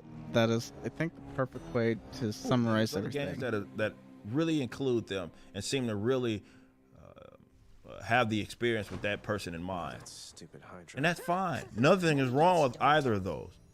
Eventually, but these motherfuckers are the type that I think are ruining gaming. I will flat out say that. Because you want core game mechanics basically changed and altered because you can't get over a hump. Instead of just accepting that maybe you weren't the person that was in mind when the game was being created. And there's nothing wrong with that. There are many available options. and not everybody is meant to be good or play every single thing. You just listened to a clip from my podcast, For Canon's Sake, which is live throughout the week at 12 p.m. Central on youtube.com/YoungRipper59 and odyssey.com/@YoungRipper59. Be sure to check out my website, ericdjuly.com, so you can stay up to date with everything it is that I'm doing. You can also become a member and get access to a bunch of cool perks and exclusive content, which includes a social media hub where you can interact with myself and other members. It even has an app that you can get, which is now live in the Google and Apple stores. He seems like a really interesting person. Maybe interested in looking into him some more. Same with Steve. I have checked out some of his videos other than that long one, and it was really good. A lot of his stuff is a little better than the Elden Ring thing. And then Young Ripper here, he seems interesting. So I'll definitely be giving him more of a look soon. Let's see. That being said, I've been going for 5 hours. I think it's time to wrap it up. So at the end of the day, have fun. Don't false copyright claim people. Okay, not every game is going to be fun for you, just like not every video is going to be fun for you. You don't have to like my video. You don't have to subscribe, but if you like it and you do want to subscribe, you should. That's my transition. Anyways, good night. Have a wonderful day.